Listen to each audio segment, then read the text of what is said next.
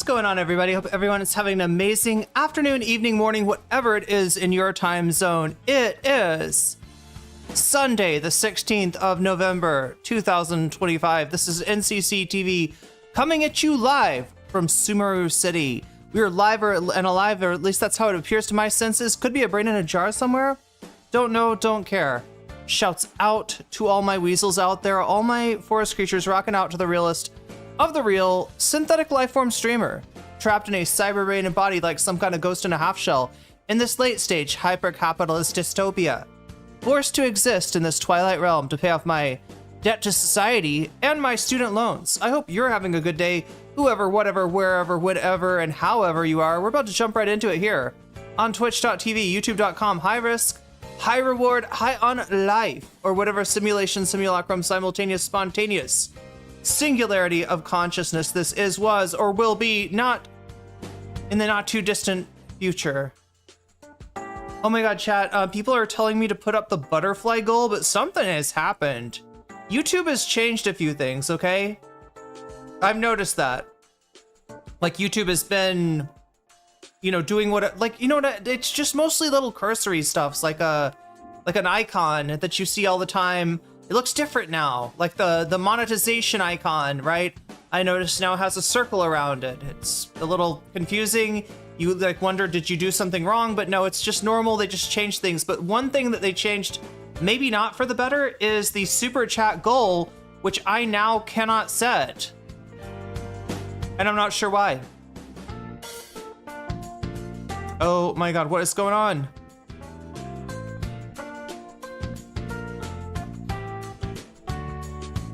Let's see if I can. So I originally changed from Firefox to Chrome just as a way of like there was a certain point at which YouTube's like uploading wouldn't work. Like some really basic functions just would not work on Firefox, right? And now I'm having a fairly basic function, a function that I use every day, not work on Chrome, and it's a little bit confusing to me. Let's see what we got here. Yeah, they're icons. So YouTube's been doing some stuff here. Yeah, it's like what is it when I try to, like, I don't know, when I try to upload, when I try to change you know, anything, when I try to save something on an upload, it kind of doesn't work. Apps and websites, wait, oh my god, it moves too fast. It moves too fast, chat moves too fast. Let's try goal. It's fucked up. Oh no, chat, it's just fucked up. And I can't even explain, I don't know, I don't want to waste too much time on it. We may not have a butterfly goal anymore. I don't know what the fuck is wrong with me. Something Plattner's been denouncing. Wait, people are talking about Plattner. Plattner has, is there something new with Plattner? There is something new with the Trump administration, right? And as much as I'd like to take us right to the Hasanabi Nick Fuentes content, which I'm serious, like, right? Fox News just put out, I mean, Fox News are such boomers, right? Like, they're getting their party stolen right out from under them by Nick Fuentes. Is the music too loud? I feel like the music is too loud. I don't know what the workaround is, chat. The butterfly goal, right? The super chat goal. So what I get when I try to set it, and I've tried on Chrome and I've tried on Firefox, right?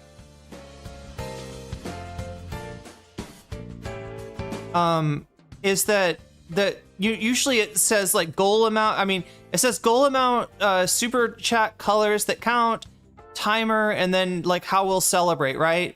So it's usually like the goal amount is 10. The super chat color is teal, the timer is 2 hours, and how will we separate? By putting a butterfly in my hair. But today, those goals are blank, and when I click on the little caret to like choose, you know, an option, it's just, there's nothing. They fucked up their website. I don't know what to say, chat. I don't want to spend too much time on it because I know this is technical stuff. It's not super exciting, and we got limited time today because, again, it's Monday, and I have a Thai class at the end of all this, so I gotta get going either way, whether we get the the one other thing I think that I might do might be able to do in order to, oh, come on. In order to set this up, maybe, can I do it? I've never done it on mobile. I don't even know if it works on mobile. All right, clicking on the stream, turning down the volume, getting an ad. Look at goal. What is this? Okay. Okay, Ka. Yeah, this is good. This is good. Okay, well, at least they mobile works. Put a butterfly in my hair. And then,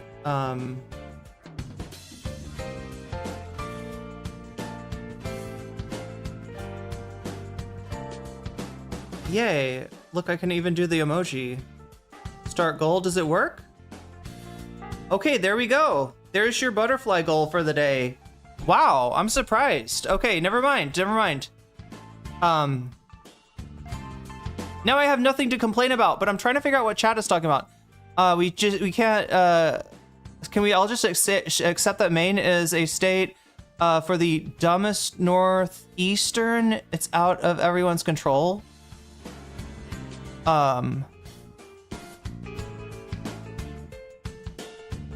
We did it. Yeah, somehow it worked.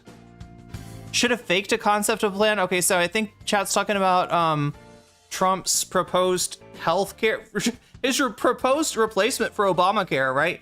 They broke Obamacare. That's what the shutdown was about, right? Are we going to continue to you know, do the subsidies that are making Obamacare work, or are we not going to and somehow, I don't know, blame Obama for it?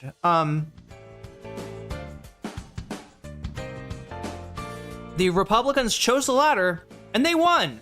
Not because they actually won, not because most people blamed them rather than the Democrats for the shutdown, but because the Democrats are incompetent and flawed and cowardly, and just like the wrong people are in power. I don't know how else to say it.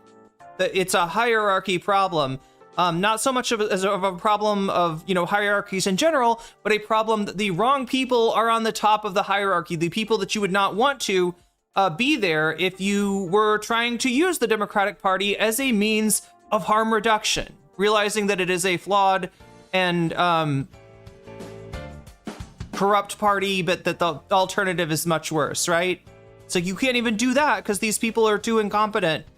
They hand them the win and they're like, oh no, we'll take the defeat. Can we get we usually have the defeat. Like that's what you get excuses. Like it's like you go to a restaurant and they give you the wrong order, right? The Democrats are like, excuse me, I didn't order success. Yes, could you please send this back? Yeah, thank you. I'll order the defeat. The defeat. I'm having what she's having, what all of these people are having, what everybody's been having since the 1980s is defeat and unforced errors, as if the Democratic Party were not a real political party, but were rather the Washington Generals.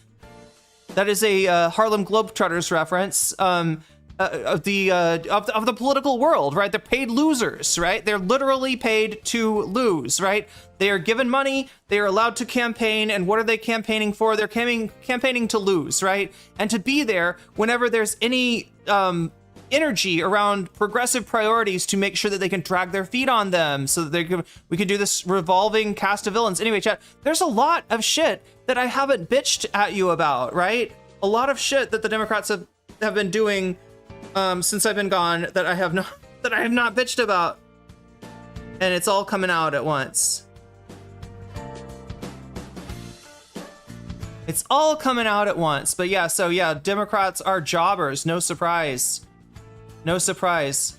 I'm trying to understand what Dabby's saying. Sorry, can we just all accept that Maine is the state? Okay, so people are talking about Plattner again. I'm just trying to figure out, is there something new with Plattner? I can change the playback speed, of the stream. Yeah, YouTube, if it ain't broke, break it. Well, I mean, that's kind of Twitch too, right?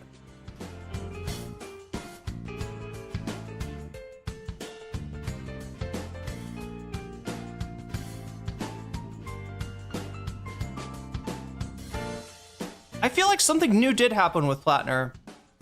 I know something new happened with Trump, and that's what this update is about, the Trump Epstein update, right? That we got to do first before we get into the story of the day, which is that Fox News thinks, or at least, who is this? What is this guy's name? Guy Benson. Anybody ever heard of Guy Benson?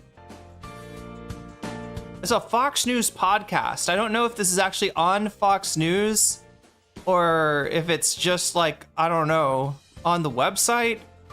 But there's a guy named Benson. How about now, Benson? His name is Benson. He basically is a gumball machine and with some very old gumballs inside. You know what I'm saying? Have you ever gotten this, chat? You go to a gumball machine, you put some money in it, you get the gumball out, and it like breaks your teeth. It feels like you can't actually chew it because it's too hard, right? That's what this guy is. This guy's like Benson with some very old gumballs in him. He looks like, right? Where's Mordecai is what I want to know. Where is Muscle Man? Where's the rest of the cast of the regular show here? But yeah, this is pretty hilarious. Clean up your own house. Guy Benson stomps the left's acceptance of Hasan Piker. So yeah, just to like, you think that we've got a Nick Fuentes problem? All right, well, how about your Hasan Piker problem? That guy shocks his dog. He shocks his dog and he got arrested by the CCP. Chat, there's been so much that's gone on.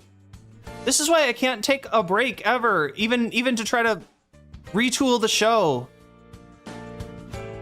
Latest I've heard of on Plattner is he's paying his wife with campaign funds. Oh no. Oh no.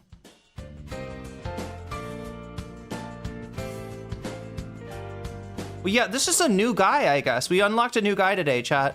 One Piece is real. Wait, the One Piece is real. The mythical MacGuffin.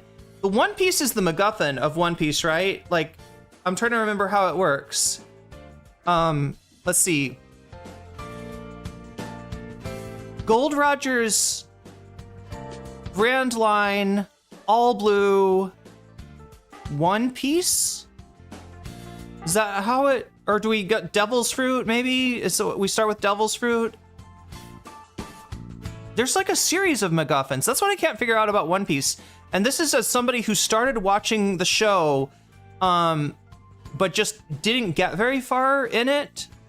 So I know the basic, crew members, but I don't know a lot about even like Chopper. I think we had just gotten. I think I stopped when it got to Chopper, right? So I kind of understand the meme, sort of. No, I actually haven't seen Chopper crying. I don't know why Chopper cries. Creating and supporting progressives, useful policy is just too far, too political for libs to engage in. They have brand deals to protect. Yeah, pretty much. Well, no, here, you want me to let you, I mean, I told you this before, right? The last time I streamed, the whole reason that the Democrats are doing this, the real motivation here is that they are scared of what happened if somebody even shows what can happen when you nuke the filibuster, which they could have done anytime. Anybody could have nuked the filibuster. The filibuster's not real. It is a set of rules that are agreed upon at the beginning of every session, right? And the convention is that we agree that, you gotta have, 60 votes to get cloture. But that's not a rule. And any, Congress could do away with it at any point. Trump threatened to do away with it. That's when the Democrats caved. I don't think those two things are unrelated. And why are they afraid of the filibuster? Now, one might be tempted to say that they want to prevent Trump from enacting, the parts of his agenda that would prevent, like Trump was basically threatening to nuke the filibuster and then enact agenda items that would make it impossible for anyone else to ever take power. Right? So one might be tempted to think, oh yeah, well, they didn't want him to do that. Haha, outplayed Trump. We dropped the shutdown. Now you can't do the filibuster. He can do the filibuster. They can do the filibuster. Anytime there's something that they want, they will do the they can and possibly will do the filibuster, right? The Democrats, what they're doing is they're rolling over so hard as to make them feel like they don't need to nuke the filibuster. And they're doing that in order that there's no pressure on them to do something similar. When they get back into power with, like, I don't know, 52 seats, it's kind of best case scenario that we're looking at for 2028 would be the Democrats, getting like 52 seats. I mean, that's, it's not likely. It's not even likely the Democrats will win the Senate, right? But if they did, about the best they could do is 52 seats, right? They're never going to get to 57. They're never going to get to 60 seats. But they might get to 52, and then they have something that everybody's behind them doing. Everybody needs them to do. People need this for their lives, right? And the Democrats, they feel they campaign on it. They're beholden, to the public to do it, but they don't end up doing it, right? The filibuster becomes a useful excuse. That's why the Democrats value the filibuster. It's not for the, to prevent the Republicans from running roughshod. It's not because they care about the institution so much. They care about democracy so much. The only reason that Democrats love the filibuster is it gives them a great excuse to say, oh, the thing that you wanted us to do, the thing that we campaigned on, we can't do it. Super chatted $9.99. The only way to defeat the Republican Party is elect Jay Jones for president in 2020. Jay Jones. That's right. I mean, Jay Jones has got some plans, right? I just mentioned the Republicans' plans for preventing the Democrats from ever taking power again. I believe Jay Jones has some plans for preventing the Republicans. Full stop. Period. End of sentence. Yes. Preventing the Republicans and their children, apparently. Yeah. Jay Jones, really interesting thinker. Really modern political thinker, some might say. If you don't know who I'm talking about, I am talking about the governor-elect of, New Jersey? Who had a scandal that looked like it might take him down for a little while, right? He was caught texting about his bloodlust for Republicans. And look, has anybody ever seen, Javi, you might have seen this, right? Saturday Night Live. Well, actually, you're probably not a Saturday Night Live viewer, and like even suggesting that you might be is a little bit insulting. I apologize, Javi. But on the off chance that you've seen this, right? I think it was in the Obama administration, Obama picked Rahm Emanuel as chief of staff. And Rahm is known for outbursts of anger, right? But now there are freaking communist invading radicals. Rahm Emanuel we're talking about. Rahm is known for outbursts of anger. He's known for saying, curse words in public spaces. And they kind of thought of him as like a mafia figure, like a Joe Pesci, right? So they portray Rahm Emanuel as a Joe Pesci. And they're making him like, no, if any Republicans get in our way, we're gonna stop. Right? He's saying all this like he's ideating on like violence. And in reality, the real Rahm Emanuel, who was Obama's chief of staff, he does probably ideate about violence, but it's not about violence against the Republicans. It's violence against progressives, right? Progressives who he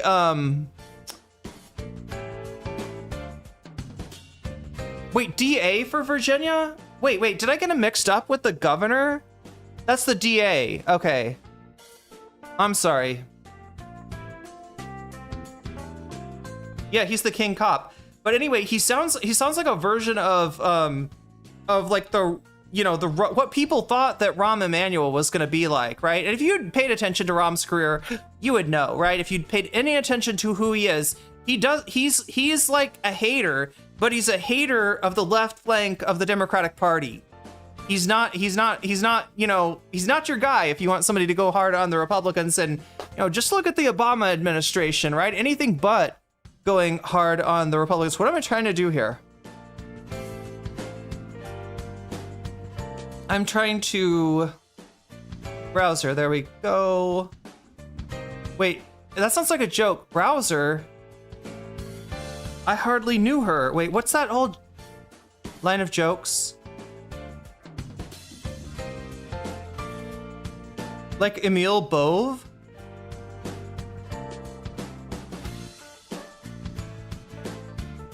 The One Piece is real, but maybe it's all the friends that we made and the governments that we toppled along the way. Yeah, well, the problem is now they're abusing that flag, chat, in Mexico. The alt-right has taken a hold of the Jolly Roger and is molesting it as we speak, right? Much like, do we know who groped Claudia Scheinbaum? This happened in the space of a week, chat. Like that, Claudia Scheinbaum got publicly groped in a really gross way, and now there seems to be something of, I don't know. People are saying like a color revolution, but it's really like, you know, Mexicans chuds being anti-Semitic. I don't know what to say. They're like spray painting like. They're spray painting things I can't say on stream this early without getting demonetized, right? But yeah, it's about Scheinbaum's Jewish identity, and it's not about Gaza. All right, these are not people that are anti-Israel. That is not where they're coming from. So yeah, we got shit's kind of gotten out of control, right? Yeah, like Trump's version of Jay Johnson would be email both. Here, what am I trying to do? I'm trying to put your super chat up on the screen, Davy. Davy Cliff super chatted $9.99. Andrew Cuomo was very upset about his loss, so he had to take a Mexican vacation. That's what happened. There we go. That explains it. Yeah, I was wondering who was responsible for that. It turns out maybe it was Cuomo.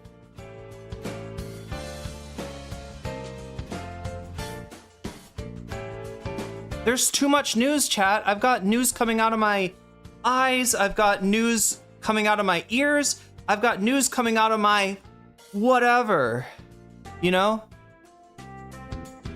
I'm having a news period as we speak. By which I mean a period of catching up with the news and trying to stay current, chat. That's all I'm talking about.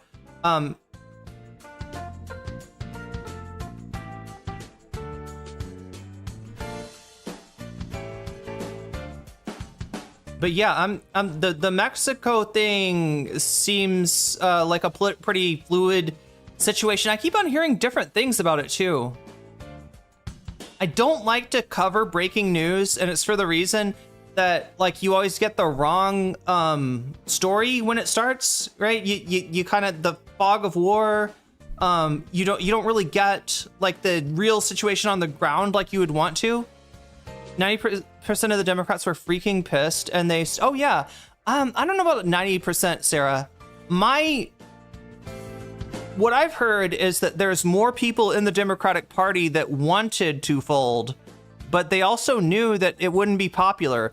If you notice, the people who folded, they were all people that didn't have to worry about a re-election, right? That's who they got to actually vote with the Republicans, right? Because they know it's a bad vote. They know it's a vote that could even prompt a primary against them. And so they wanted to take it with the least possible risk. They used their rotating cast of villains strategy to, find a cast of villains that you can't successfully like vote out, right? They're either retiring or they're not up for re-election or for whatever reason. But yeah, there are a lot of Democrats, at least on the House side, expressing a desire to replace Schumer. What's unfortunate is you haven't heard that from the Senate. Even people like Bernie aren't, in AOC, the left flank of the Democrats in the Senate are not really openly in revolt against Schumer like maybe we would hope they would be. Got to keep the pressure up. Oh, absolutely, yeah. Do not let Chuck wriggle out of this one, all right? He's done enough. He's done enough already. I don't know who they would replace. Who are they talking about replacing him with, the chat? I'm trying to remember. Ro Khanna has called for his ouster.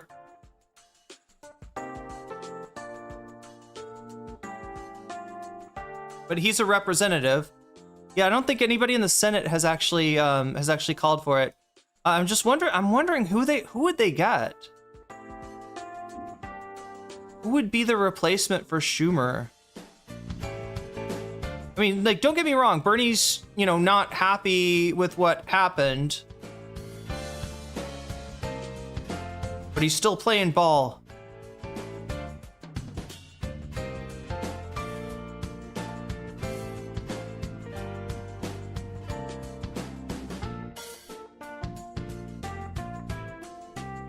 It proves to me Schumer whipped those votes up from those people who aren't worried about the re-election. Yeah.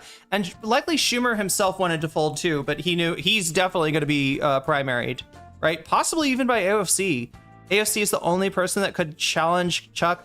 Yeah. Oh, God. See, like, here's the thing. I don't think, oh, God. So they're not going to do this change unless they kind of know who they're going to slot in there as his replacement.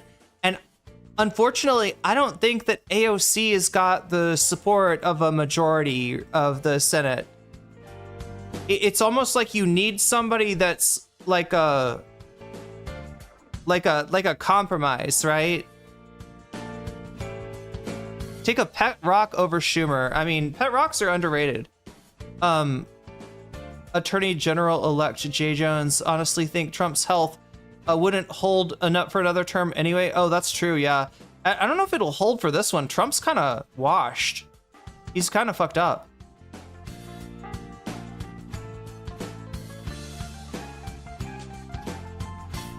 They made YouTube work less good too, damn. Ron Wyden, that's an interesting idea. Yeah, I mean, like, he's definitely somebody I have not always... It's like one of these guys that when I hear about Ron Wyden, he's either doing something really based or doing something really fucked up, right? It's one or the other. It's never, I mean, it's just usually more towards the base side. Senator Chris Van Hollen of Maryland is a good proposed replacement for Chuck Schumer. Yeah, that's probably more in the line of somebody that would have a chance of getting elected. Remember, they couldn't even get AOC in that position that the dead guy, right? They voted for a dead guy over AOC. So I don't know. Everyone in NYC is pissed at Chuck, and AOC could really realistic. Oh yeah, absolutely. Absolutely. If she activates Zoran's voter network, she could. It just depends on, you know, what her plans are. What does she want to do? Is she considering running for president in 2028? She is one of the front runners, right? Gavin Newsom has probably overtaken her at this point as far as being the front runner, but you know, if people took a minute to reflect over the totality of what Newsom has done since 2024, they might prefer an AOC. But also, I mean, there's nothing that prevents AOC from, you know, running for Senate in 2026 and then running for president in 2028.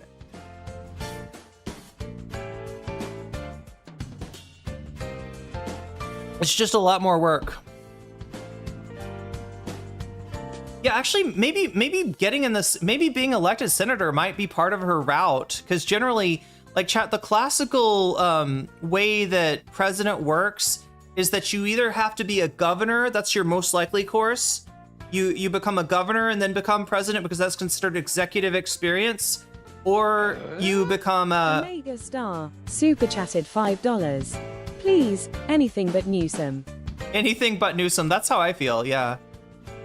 I don't know, I wouldn't say anything but Newsom. Like, I'd rather have Newsom than Schumer, maybe. I'd rather have Newsom than, I mean, I don't know. There's like a few people that, what is this? Oh God, this was Davi's banger. Davi, you should tweet that out, by the way. Wait, did I show you? I don't know which one I pulled up. The J. Jones for president campaign.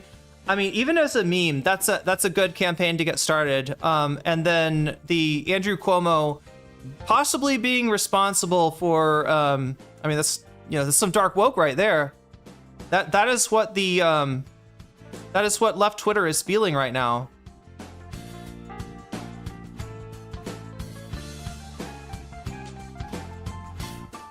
I don't think she should run for president, to be realistic. Yeah, I mean, I'm not sure how her chances would be on a national stage. I don't know if her, I don't know. Yeah.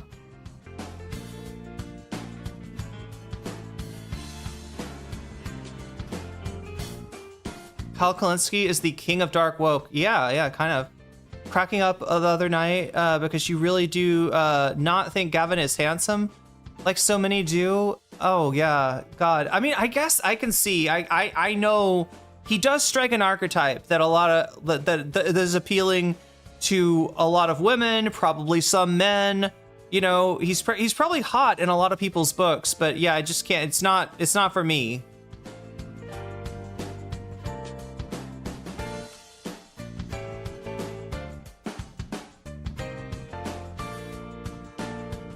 Chat, how am I ever gonna catch up with everything? We're at 3 out of 10 as far as the butterfly goal goes. At least I can see that we got 1 hour and 35 minutes to make that happen. If we get 7 more super chats, I will put this butterfly in my hair with a funny French accent on the way as well. I would put this butterfly. Why with the phony French accent? With the phony French accent, like that's one of the languages that I can reasonably speak, right? I shouldn't need a phony French accent to say way. Oh my god, I always say way. I've gotten into this thing where I can't say we. I always say way, which is like yeah, instead of yes. Anyway, sorry. Way is the colloquial way to say we. What are we? But yeah, so much to get through and so little time. I've got a hard limit today, so I should probably start. Omega Star super chatted $5. Put the butterfly in your hair. Okay, as long as you don't say it puts the butterfly in your hair, I'm okay with that.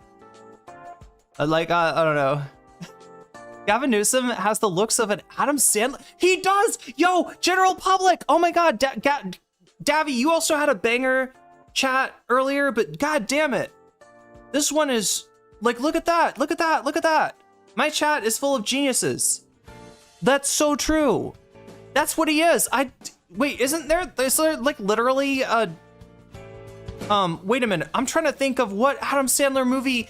There's an Adam Sandler movie that has a villain that looks a lot like Gavin Newsom. Adam Sandler villain? Adam Sandler movie? Villain? Oh, it's showing me Adam Sandler as a villain, sort of. Except that Little Nicky was not the villain. He was just the son of the devil. That's all. I've seen way too much Adam Sandler chat from dating someone who's a huge fan. Probably still a huge fan. Even liked that Adam Sandler 9/11 movie. I mean, I shouldn't say it. That's the one that everybody likes, isn't it? People like that one. People like Adam Sandler in a dramatic role. What am I thinking of, chat? Shooter McGavin. Okay, let me look that up. Is Shooter McGavin from, wait a minute, isn't Shooter McGavin from like the Norm Macdonald movie? Shooter McGavin. Oh, is that the, that's the guy. Yeah, you're right. There he is. I mean, kind of. Right, this is almost like,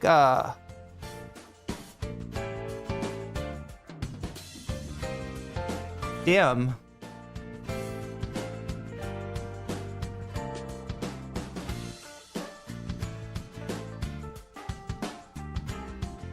I wonder if I'll be able to throw this up just like this. Boom. No.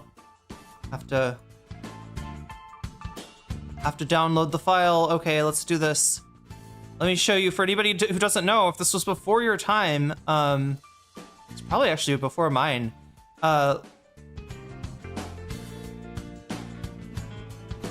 Please don't be a web BP. Okay.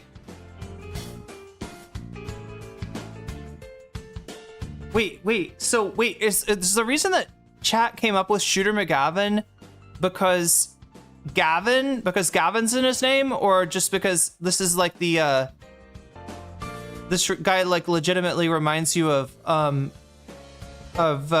Gavin Newsom?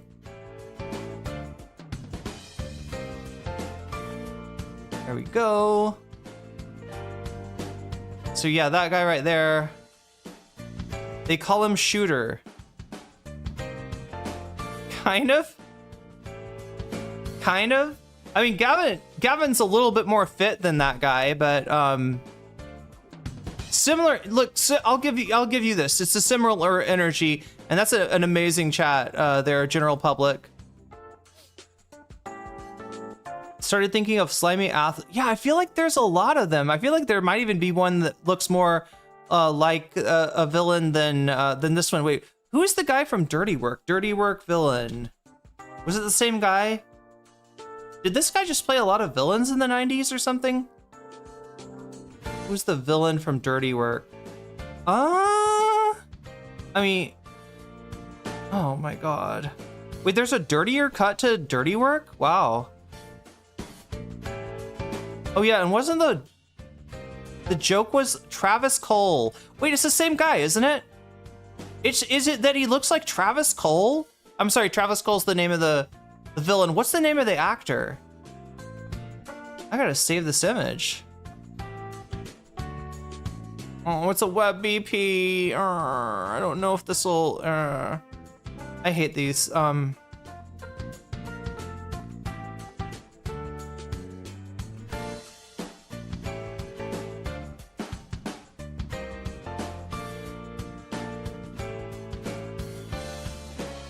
All right, get that, and then do the snip.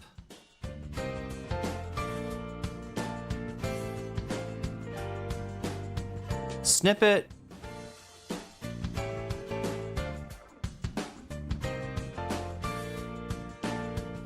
Travis Cole. But it's basically, I mean, like this genre of guys, right, is not at all dissimilar from the kind of guy that if you were in a, like, these are 90s movies, I think, right? But if you're in an 80s movie, this guy, like, this archetype still existed. And this is the archetype that's gonna buy your community center, like, out from under you and replace it with a parking lot or something. Like, replace it with some kind of... all right, so yeah, this guy. I think it's the same actor, right? Is that Happy Gilmore that Shooter McGavin is in? Wait, what did I say? Shooter McGavin, yeah, this is... Davy Cliff super chatted $9.99. Gavin can smell a loser, and that seems to be a skill no Dems have currently. Him not picking up Kamala's call to hike is the most Cali SBA. That was kind of beautiful. Yeah. There are certain times where, I mean, I appreciate a Gavin Newsom tweet. But what pisses me off about it is that it's like, that's slow hanging fruit. He's 58. Yeah, he does look good for his age, for sure. But don't you think, chat? That's like low hanging fruit.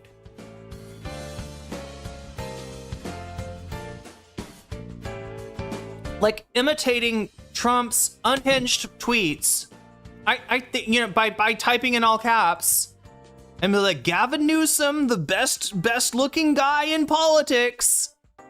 And Trump, what a loser, right? It's so easy. It's so easy. But now nobody else can do it because it's like Gavin's thing. Like, have you seen this? When other Democrats try to do the when other Democrats try to do the Trump imitation, they get shut down because they're like, that's Gavin's thing. Like, you're ripping off Gavin. But yeah, like Dirty Work. This is Travis Cole, same kind of deal. I can't remember, what was he gonna, like, foreclose on their dad's business or something like that?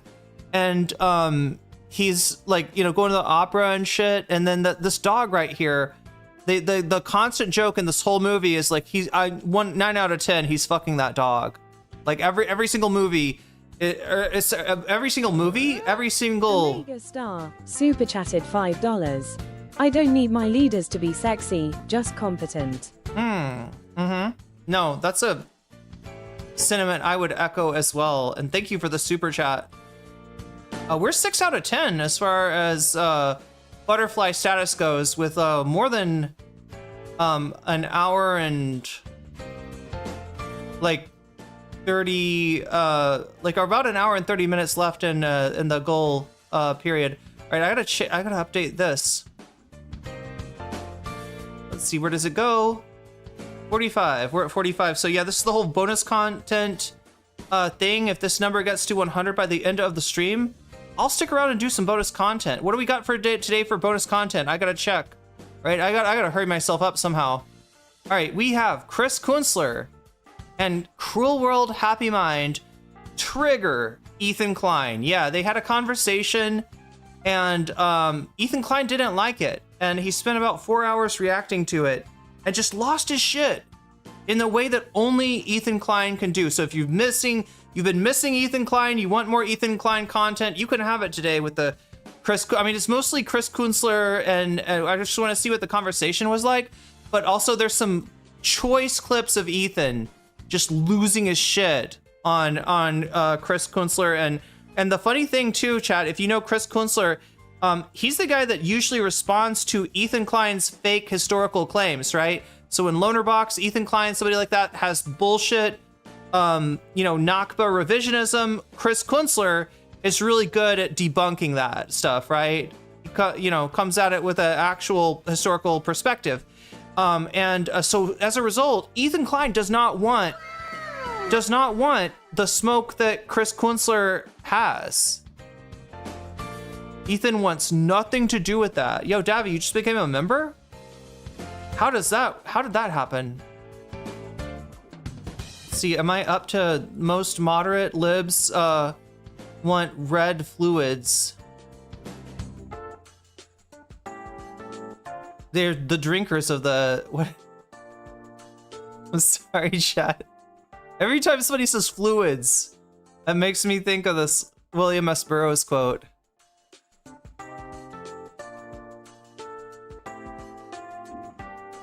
And what must William S. Burroughs mean by drinkers of the heavy fluids? I think he's thinking about like heavy water. You know what I'm talking about?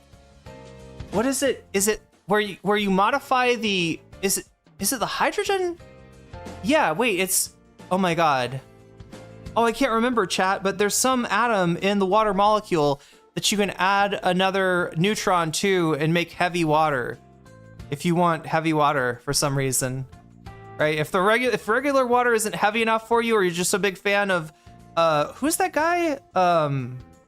Steve Martin, and you love Bowfinger and the Heavy Rain movie that he made within that movie. It's a movie within a movie, right? Then you might be interested in what is it called? Deuterium or something? Followers of obsolete, unthinkable trades, doodling in Etruscan attics of drugs not yet synthesized, black marketeers of World War III, excisers of telepathic sensitivity, osteopaths of the spirit, investigators of infractions denounced by bland, paranoid chess players, servers of fragmentary warrants taken down in Heberphonic shorthand, charging unspeakable mutilations of the spirit, officials of unconstituted police states, brokers of exquisite dreams and nostalgias tested on the sensitized cells of junk sickness, and bartered for the raw materials of the will, drinkers of the heavy fluid sealed in translucent amber of dreams. Goddamn. It's gotta involve an isotope, chat. If it's a heavy fluid, I'm pretty sure. What is this shit? Deuteria, is that what it's called? Yeah, deuterium. Sorry, not deuterium. God damn it. A stable isotope of high. Okay, yeah. So yeah, heavy hydrogen, and you. That's what I was thinking. Wait, so heavy water, is that like with two hydrogen isotopes? Heavy water. Deuterium oxide.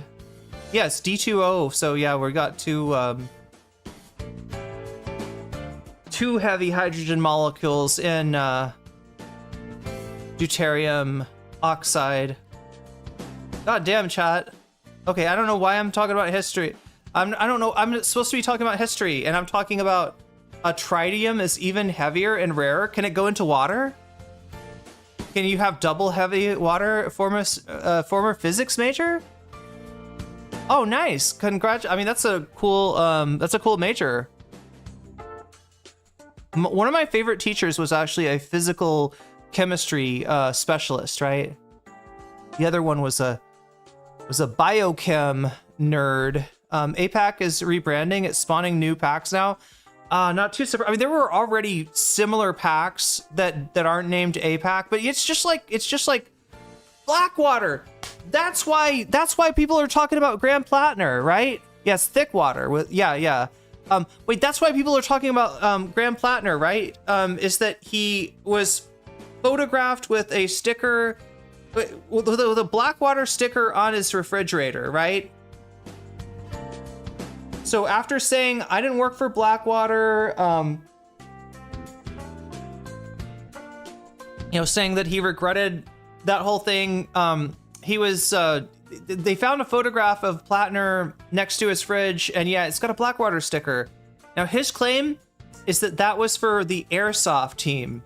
He was just on the Blackwater Airsoft team, so it's okay, right? I mean, look, here's the deal, right? I don't see anybody, wait, 2 hydrogen atoms and 2 oxygen atoms? Wait, what? Oh, I see what you're saying. Wait, oh yeah, wait, I think I know what you're talking about. So, no, it's not a single bond between the wait, is that a resonance structure? So we got 1 bond between the oxygens, and then each oxygen bonds to a hydrogen.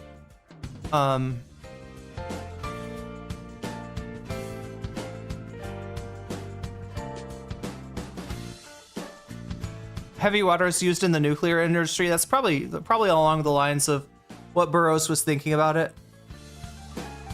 But anyway, so what I was trying to say is that Chris Kunstler is like Ethan Klein's kryptonite, right? Even Ethan knows that if he ever goes up against Chris Kunstler, because what he's trying to claim with Cruel World Happy Mind is that she's a bimbo. That's basically what he's doing, right? She's a bimbo. She doesn't know shit. Her head is empty. Right, and this is a common thing for Ethan. It's common for him to attack women. It's common for him to insult their intelligence, right? But he can't do that with Chris Kunstler. He cannot do that with Chris Kunstler. And Chris Kunstler reveals his attacks on Caseytron, on Denims, and on Cruel World Happy Mind to be mere projection. Mere projection, chat, is what I would call it. And so for that reason, the Ethan Klein response to the conversation of Cruel World Happy Mind and Chris Kunstler, it was to fast forward through every single statement made by Chris, right? So he watches it. As soon as Chris starts talking, he's like, he's fat, and he's trying to make it like, I'm not trying to promote this guy. I hate this guy. This guy sucks, so I'm not going to show him to you because it might make him more popular, right? And it's in real life, in reality, we all know that it's because he can't come back. Like the way that Blackwater changed its name from Z to Akadami. It's like, God, this reminds me of like some of the most annoying people in Twitch poll, right? They would do something toxic, become reviled and hated by everyone, and change their name, right, to a different thing, and try to like just start over and be like, hey, I don't know, I use a water bottle from a super evil law firm I interned at. Oh yeah, true. I feel like I've got some weird monograph stuff too. Nothing with Blackwater on it though. The dumbest person I've ever. Yeah, this is the whole thing. Is like his criticism of Cruel World Happy Mind is projection. If anybody doesn't belong talking about history, talking about politics, talking about really much of anything, it's Ethan Klein. Anyway, so like I was saying, that's the first topic. Let's see how you are voting right now, chat. I'm curious how the votes are going.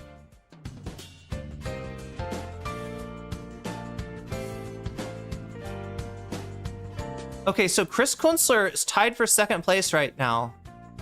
Epstein, Trump, and Baba are in first place. So you really want to know you really want to know how deep the rabbit hole goes when it comes to Epstein. Wait, what was it? Trump. So Trump supposedly, if you don't know what this is about, right?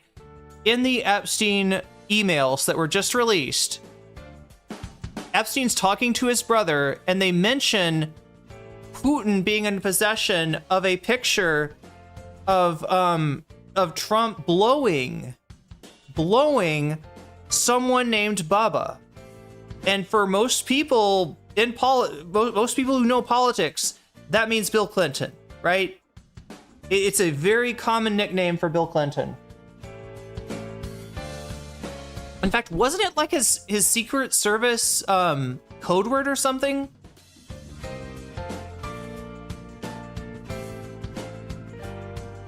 Oh, MS Now? I mean, they're forced to do. You don't understand the NBC to MS Now thing. It's not because they want to escape their baggage, right? It's that they have to. They got spun off. They got dropped by NBC, right? In fact, wait, do they even have a connection to Microsoft? When it started, Chad, if you don't know this about MSNBC, the idea was Microsoft NBC, right? So it was a collaboration. There's somehow, Microsoft, and I thought though that Microsoft may have like dropped off like a long time ago, and then it was just NBC that was affiliated with it, and now they've dropped. The official term is spun off when a corporation lets go of a smaller portion of that corporation. It's called a spin-off, right? Much like I'm trying to think of some spin-off. What's your favorite spin-off, chat? But yeah, the MS Now is a spin-off apparently, and I'm not even sure what they're even connected to. But they do seem they have not been doing good for a long time, and I don't know. I don't think the rebrand's gonna help at all either. Anyway, yeah, Epstein, Trump, and Bubba, right? So everybody thinks that Bubba is Bill Clinton. However, we do have some words from Epstein's brother, right? Epstein's brother has weighed in after the release of these emails to say that he wasn't talking about Bill Clinton. And unfortunately, that's all he said, right? That's all he said. He didn't tell us who Bubba really was. And so now people are like, Bubba the Love Sponge, Bubba Sparks. Like there are other people nicknamed Bubba. Oh yeah, there we go. Iraq's got the spoiler is that Ghislaine may have owned a racing horse named Bubba. So in the world of Epstein, right? The world of Epstein, the second most, likely person to be Bubba would have to be the horse. Which, would Donald Trump blow a horse though?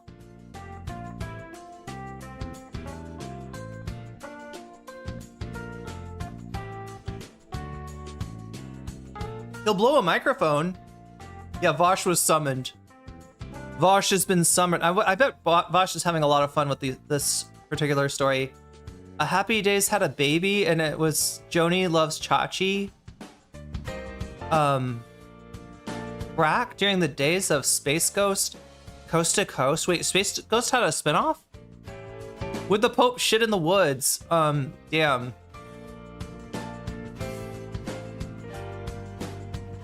I don't know, the Pope is woke, so maybe not. It's a horse, anyway. Bubba is also a horse, anyway. Omega Star, super chatted $5. A horse is a horse, of course, of course. What is that? This, I recognize that. Super chatted $9.99. I would love to see how MAGA defend Trump recreating the Mr. Hands video. Wait, there was actually a video of that? Oh no. When I first heard about Mr. Hands, I was thinking that Mr. Ed? Oh, Mr. Ed's a horse too, right? Was his nickname Bubba? How did they make him talk again, chat? Did they do something to... Were they jorking that horse to make him talk? Oh my god. A show which Brack said that was a spinoff of Space Ghost, Coast to Coast. The daytime show was G-rated? The daytime show? What, like a... peanut butter? Oh, it was peanut butter. Oh my god, no. Peanut butter on his teeth, right? Peanut butter on his teeth, not in any other place. Okay.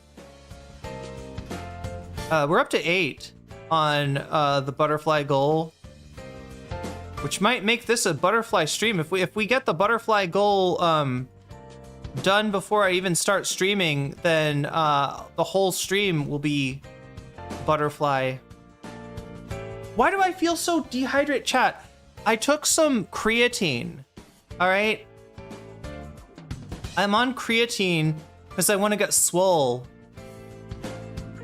And creatine's what does it, right? Creatine's what makes you swole. No, I took some creatine just as an experiment. Supposedly it has positive effects on, like, you know, your brain as well. And I just wanted to try it out. And now I am super thirsty. What does it do? Just like absorb all the water? I had put a streaming suggestion in Discord. Kyle is going after Asmongold. Asmongold tries to hit back and fails.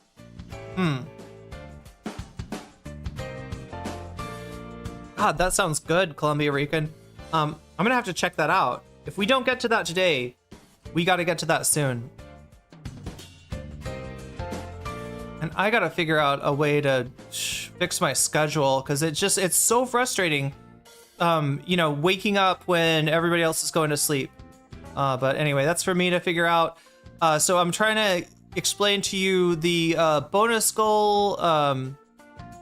Yeah, so we got Epstein and Trump and Bubba in first place. Is Bubba Bill Clinton? Is Bubba a horse? What or who did Trump blow? Maybe Bubba is a microphone, given that Trump has shown his propensity to perform oral sex on microphones. I don't know. But if we end up choosing that, we'll find out. We'll find out a little bit more. We'll go into that rabbit hole, or that horse hole, or that Bubba hole. We'll go into some kind of hole. Bubba O'Reilly. Yeah, maybe it's Bubba O'Reilly. But that's in first place right now, right? Second place is Chris Kunstler and Cruel World, Happy Mind, Triggering Ethan. Third place, near and dear to my heart, Hasan Piker went on Pod Save America not so long ago, right? They had some kind of crooked, was it Crooked Con? Yeah, I think he was at a con. So if you don't know Crooked Media, oh my God, somebody help me out with this. Crooked Media is Pod Save America and, oh my God, is it the Bulwark, chat? Creatine is overhyped in my opinion, but I don't think it reacts to my body. It makes me spend much time in the bathroom. What? No, are you serious? What does it do? It makes you, does it make you poop or does it make you pee? Or oh my God, no, I don't need like anything to do with bathroom time. Sounds like a bad idea. That was something that that I've been dealing with since I've been here in Thailand. So I get a lot of nausea. I think I finally found out what the nausea comes from. It's poop. Wait, so it makes you constipated? Does it absorb your water or something? I drank it with water, right? When I went to the supplements place, the lady was like, "Would you like it in pills?" And I was like, "No, I don't want it in pills." I knew enough to at least drink it with water because I think there is something about that, right? Wait, it's better than well, I don't know. Maybe it makes you constipated. But anyway, yeah. So I figured out what was making me. I think, right? I think there's a correlation between when I get nauseous and how much spicy food I eat, and particularly food containing bird's eye chili, right? Which is the go-to chili here in Thailand. It's what everybody uses. It's what everybody loves. People in Thailand, if you don't put enough bird's eye chili in something, they say it's not tasty. It's not good. It's not spicy enough, right? It's got to have, what is it, like Som Tum is supposed to have like 20 of those things in there. It's supposed to have like 20 chilies, which is insane. Yeah, but anyway, I think it's the bird's eye chili that was making me nauseous. So I've tried to kind of dial that back. I can't entirely like avoid it, since I am in Thailand and everything has bird's eye chili in it. I mean, not everything. I got some stuff today without, wait a minute. What do I even have? Right now, this one has, I think, bird's eye chili. I can't tell. I think there's some, yeah. I think there's some spicy pepper in there, but What is this? I just know I got some food because I knew that I wasn't gonna have time between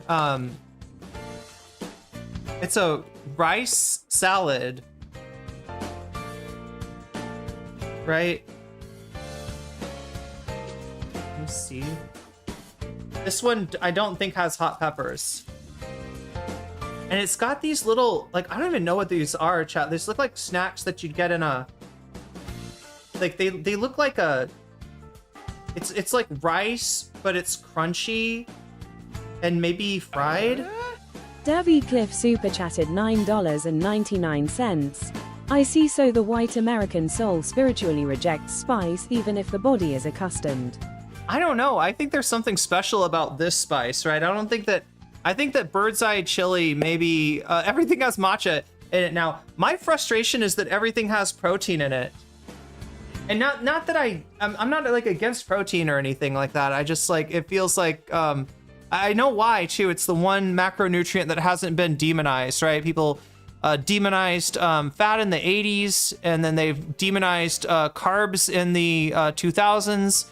And in reality, you should probably eat some of both, right? They're not bad, but overeating anything will cause problems. But yeah, because protein hasn't been demonized yet, even though what people don't know is there's this little process called gluconeogenesis that happens to excess protein. So if you eat more protein than your body needs, your body just clips off the amino heads of the protein and very easily makes a sugar out of it. So, you're eating protein to avoid carbs.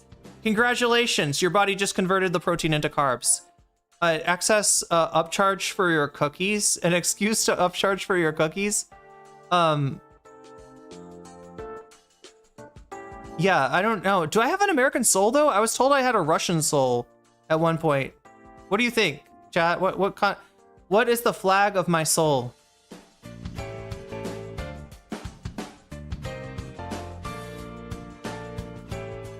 $6 for a single protein cookie versus the standard cost of a. Oh God, which protein cookies are you talking about? The Amos or like what do you call the? They're the cookies with the. I've gotten a protein cookie before. Undereating is so dangerous. I keep accidentally going into ketosis from being nauseous. Oh yeah, ginger has been a godsend. Yeah, so that's been my go-to thing, and I think I'm good now. I think I'm good. I just, whenever I start to even feel a little bit nauseous, I take some ginger, and that takes care of it. Because the other thing that fixes my nausea is something that I don't usually consume until it's like 4:20 in the afternoon, if you know what I'm saying. Trump earlier today. Yeah, that's what we want. That's what I wanted to start with. Trump earlier tonight reversed on blocking the Epstein files. Okay. So let me talk Lenny and Larry's. Maybe it's Lenny and Larry's. I don't know. Yeah, there's like two guys on the cookie, so it could easily be Lenny and Larry's. But that protein is gluten, right? That's what the protein in there is. They just put a lot of extra gluten in your cookie. I have a Russian's whole won it from a game of Shanghai hide and seek. But yeah, no, that's the first thing that I wanted to talk about, like out the gate today, is the Trump reversal, and I want to explain what's going on with that, right? For anybody who doesn't get it, we're at 9 out of 10. Wow.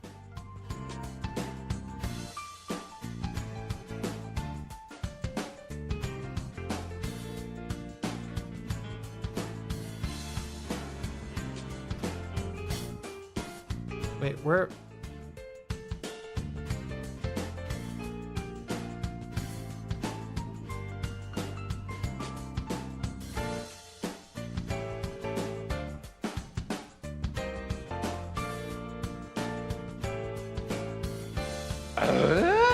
Davy Cliff super chatted $9.99.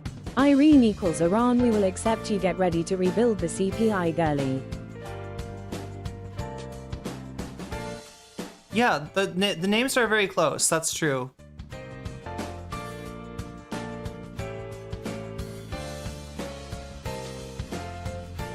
That's very true. We're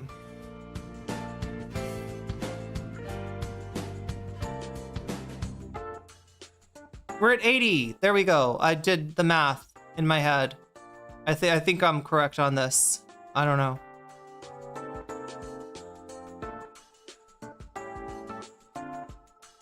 And wait, is that butterfly status right there? You got you did it, Davi.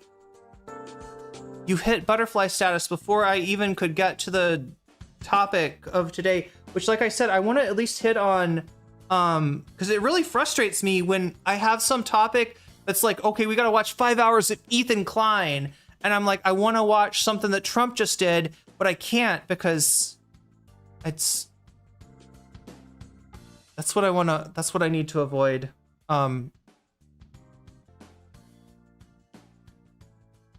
Did I explain correctly all of the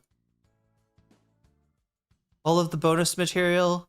Yeah, Epstein and Bubba. Oh yeah, this is the last one. It's got 9%, chat. I almost am like, should I explain this? Should I explain this? Pisco is a former friend of the VOD, right? Pisco is somebody that I had on as a panelist, right? Kind of like my favorite liberal, honestly, Pisco Liddy, and you know, he was at the time he was studying the Blade. No, at the time he was studying law. Now Pisco is a lawyer, and he is, you know, like, we split up basically because Pisco was just enmeshed in DGG. Pisco was, yeah, no 10 hours of Ethan. I know, right? No, with that's like 12 hours of Ethan. If I do if I cover 5 hours of Ethan, it'll turn into 12 hours somehow. It's terrible. And I gotta be able to cover more things somehow. I gotta break free of this morass that I found myself in. But anyway, Pisco is, you know, member of the Live and Learn podcast, which also features one of our other favorite liberals, Hutch. Yes, Hutch. Hutch, basically Destiny without the scandals, Destiny without the molestiny is Hutch, right? If you like Destiny's bad takes, but you don't like that Destiny is basically molesting everyone in his orbit, then maybe Hutch is your guy. I don't know. You're probably not watching No Comment Check though, because my takes will piss you off. But anyway, Hutch is on Live and Learn with Pisco, and I guess like Pisco kind of went for blood this time. He's usually way too nice to Hutch, but maybe this time not. So anyway, that's at 9%. I don't know if we'll get that tonight. That's the very lowest, right? Epstein and Trump and Bubba in first place. Chris Kunzler, Cruel World, Happy Mind, triggering Ethan in second place, and Hasan versus the crooked network of centrist debate bros. It's really not crooked. Did anybody come up with the idea that, like, what all is crooked? Crooked is crooked network, crooked media. Okay, so Davy Cliff super chatted $9.99. Is Hutch the Ron DeSantis to Destiny's Trump?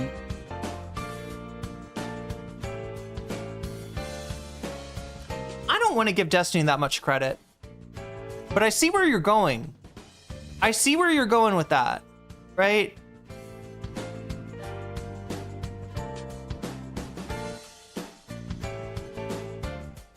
That's 90, okay.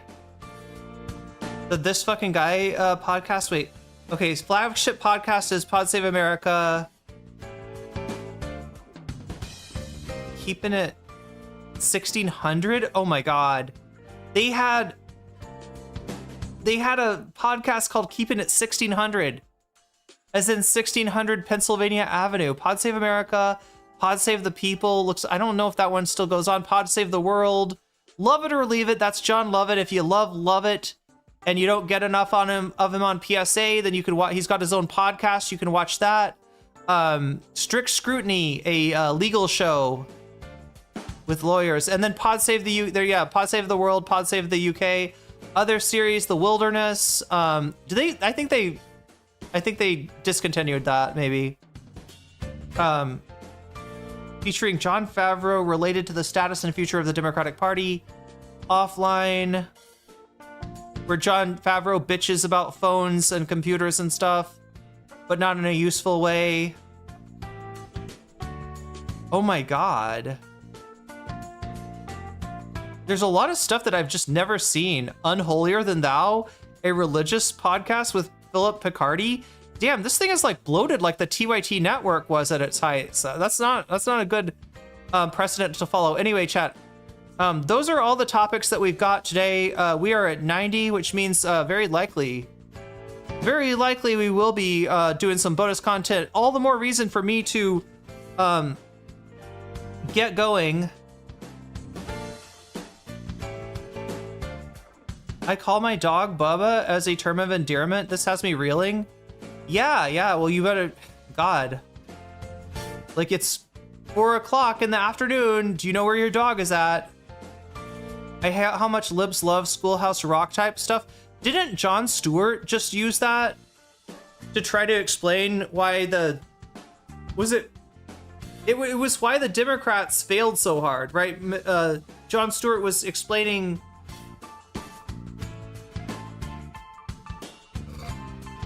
what the fuck is going on with this? Is this straw broken or something? Okay.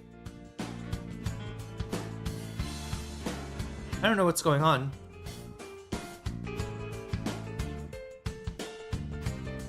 Is that why the Throtus wanted to call his big beautiful bill the big beautiful? Yeah, the big beautiful bill is about Bill's big beautiful pee-pee apparently. Chat, I'm just trying to be the throat goat myself here. I can't get the liquid refreshment to my throat though. There must be a hole in the straw where all the money goes. There's a hole in in Daddy's straw, right?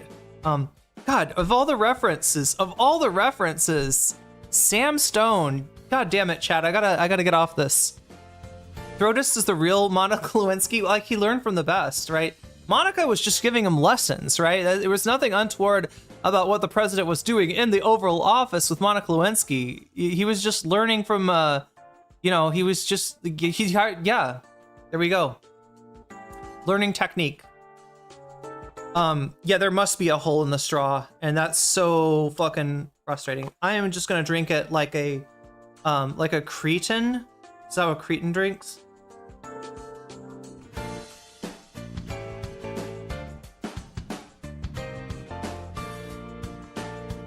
Because I'm thirsty, and it's got to be the creatine, chat. I've had a ton of. I'm not dehydrated, right? I've been drinking like a lot of water. Anyway, so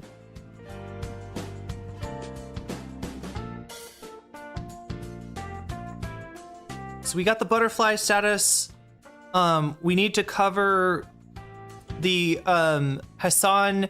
Is Hasan Nick Fuentes? That's the question that we're asking tonight. And but first we got to stop by and cover.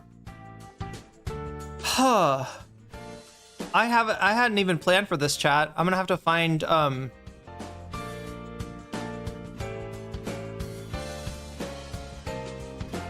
I'm gonna have to find oh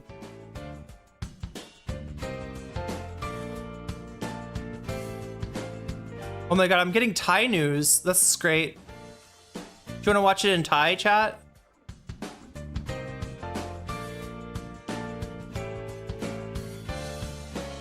Weather Channel Vaporwave. That sounds like a good idea.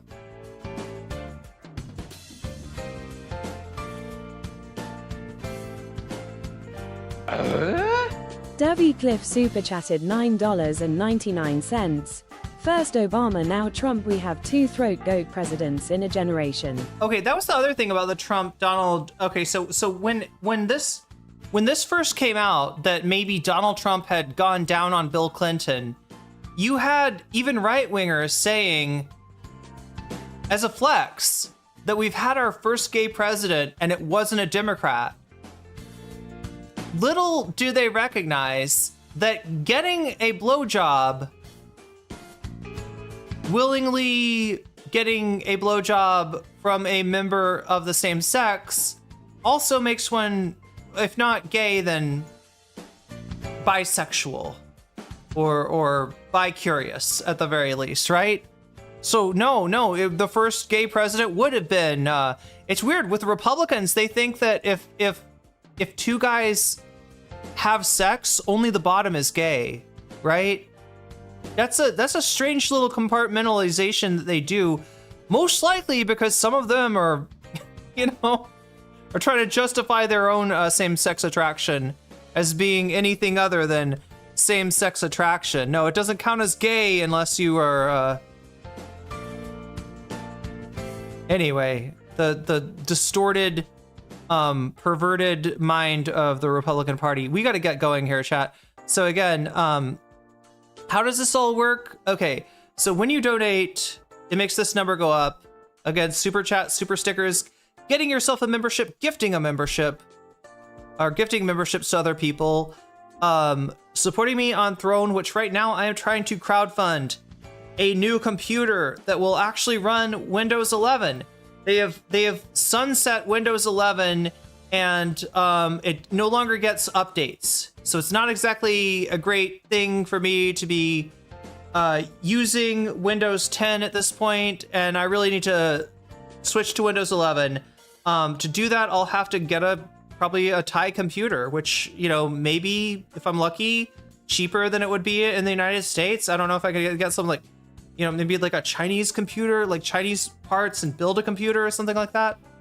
Windows not 11, 10 has gotten sunsetted, right?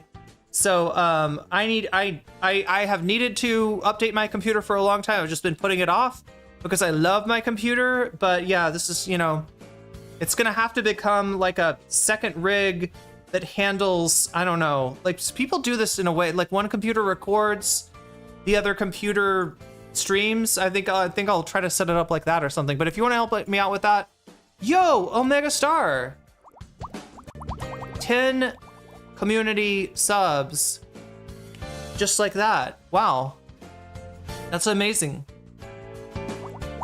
Windows 11 was programmed with AI, so it's crap. It's super spyware. Oh, I don't like any programmers in chat want to tell me how worried should I be, because what Katsune Cavalier just described there is the industry standard. It's standard practice, right? That is how shit's getting programmed. Yo, free bits, let's go. Thank you. Thank you for the 10 community subs. Thank you for the 100 bits. Very generous.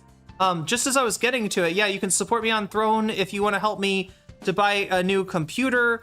You can also support me on a Patreon if you want to get your name read at the beginning and end of each stream. I'm about to do that in just a second.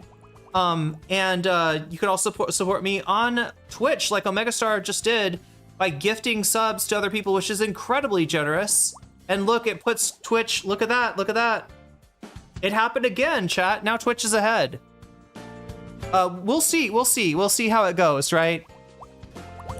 Seems like people are finding, what is it? Like they're finding Twitch subs to be more valuable than YouTube memberships. Maybe I have to upgrade the value of a YouTube membership. We need to work on that too. But thank you for the 10 gifted Omega Star. Did you know that you can get yourself a sub for free on Twitch if you have Prime and you hook up your Amazon account to your Twitch account? It gives you a free sub to use on the streamer of your choice. Omega Star, that's how far behind the stream alerts were. It just now recognized those bits, right? It had to get through your gift subs first. But anyway, you can get yourself a sub for free if you hook up your Twitch Prime to your Amazon to Twitch and you have Prime, and then you can use that to, get a free sub from the streamer of your choice. If that happens to be me, you'll get all the benefits that everybody's so excited about. The reason that everybody's becoming a Twitch subscriber instead of a YouTube member now. I gotta fix that. We gotta balance that, chat. I gotta find a way to balance that. Anyway, you can also get yourself a sub for $6, or you can gift a sub, or you can gift bits. Omega Star just shows you how to do all of that stuff. It's pretty easy. Is it okay if we ask for a shout out? It's oh yeah, no, those are that happens with the Patreons. So there, what are we doing? Shouting out Patreon. Sorry, there's like an order that I have to go in here.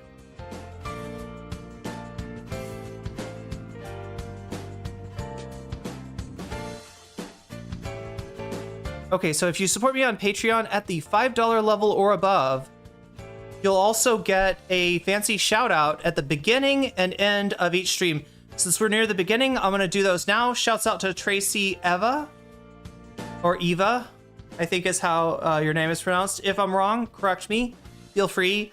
Shouts out to User, shouts out to JMB, shouts out to Brian, shouts out to Emily French, shouts out to Big Al, shouts out to Direful, shouts out to Sarah, shouts out to Izzy Mandius, shouts out to Steven Sayers, shouts out to Animus, shouts out to Oral's Ellipses, shouts out to Nadia Yvette, shouts out to Choki, shouts out to Moino, shouts out to Funky Monkey, shouts out to Temporal Insanity, shouts out to Good for Gabby, shouts out to Jewel K, shouts out to Buffy Geek, shouts out to Crystal, read that updated, shouts out to Sherry Safira, oh sorry, and a fancy shout out to Sherry Safira, to Rachel K, to Megastar, and to Zero Xerix. I've got to get going, chat. I did not mean to spend this much time. Okay, so I've shouted out the Patreons.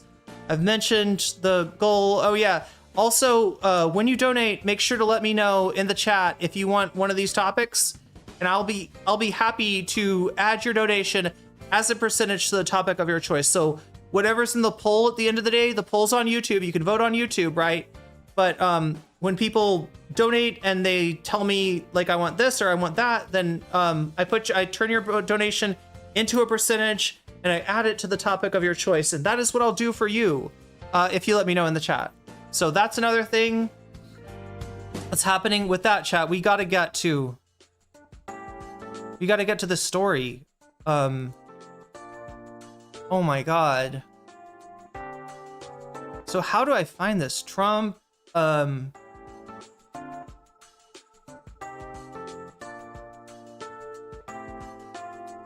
see if we got a news story on this. Okay, we do.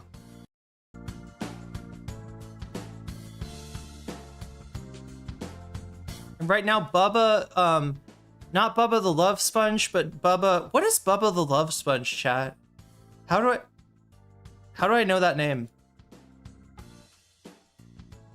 Either way, new details are surfacing from those. Either way, chat, we got to get to this. Okay, so with that, chat, let's start the stream. Boom. And there's no window. Oh my god.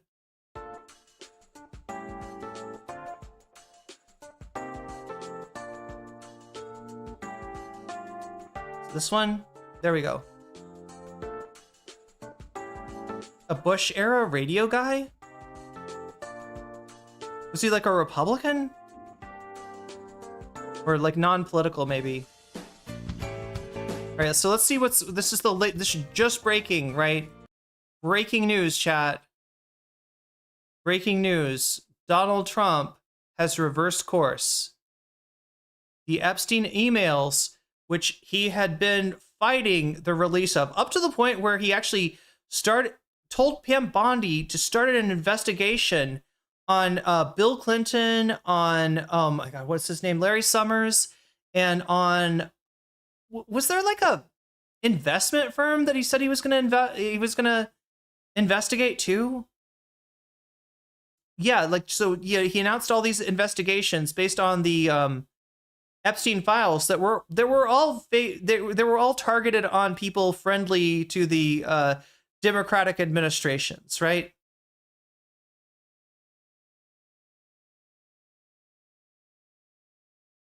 And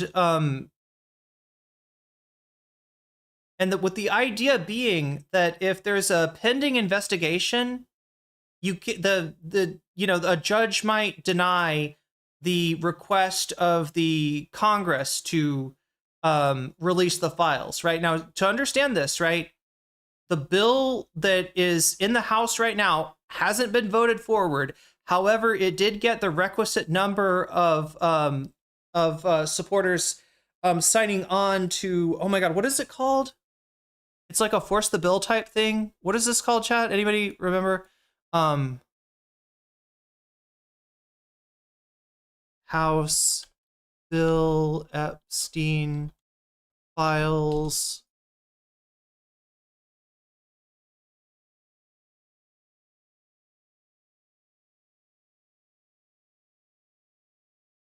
I'm trying to remember the terminology.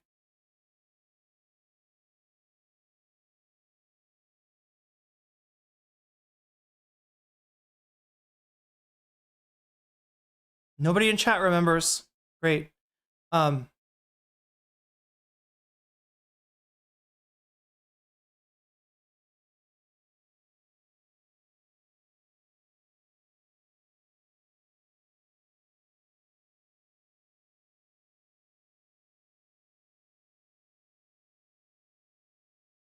There's a process that you can use when the speaker is not on board, that if you can get, like, I think 218, let's look up 218.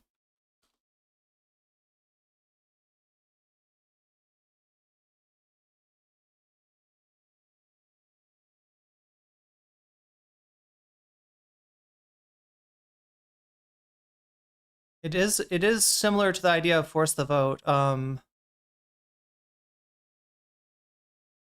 Discharge petition. There we go. Did anybody in chat get it before I mentioned it? No, nobody remembers this. Anyway, this is just a little detail. It's kind of important. There was a discharge petition filed in the House that had 217 signatures up until Grijalva was officially allowed into the House, right? Mike Johnson's been sitting on this ever since the shutdown as a way of keeping that discharge petition from going through. And so when he was finally forced to seat her after the shutdown ended, she signed, it got to 218, discharge petition is good. So what that means is that it forces a vote to happen, even though MAGA Mike Johnson doesn't want the vote to happen. You can discharge from any position, really? It's called the discharge. Wait, I'm sorry, that's a joke. Directive is making a joke there. I was like, anyway, petition. I'm sorry. We said position. I thought you were making a sex joke. I don't know. I thought it was a different kind of discharge, like the discharge we're talking about with Bubba. But no, it's the. Okay, I got it. Anyway, chat. They voted on the the discharge petition has gone through. That means that there will be a vote on it, and it's scheduled, I think, for this week, right? So now it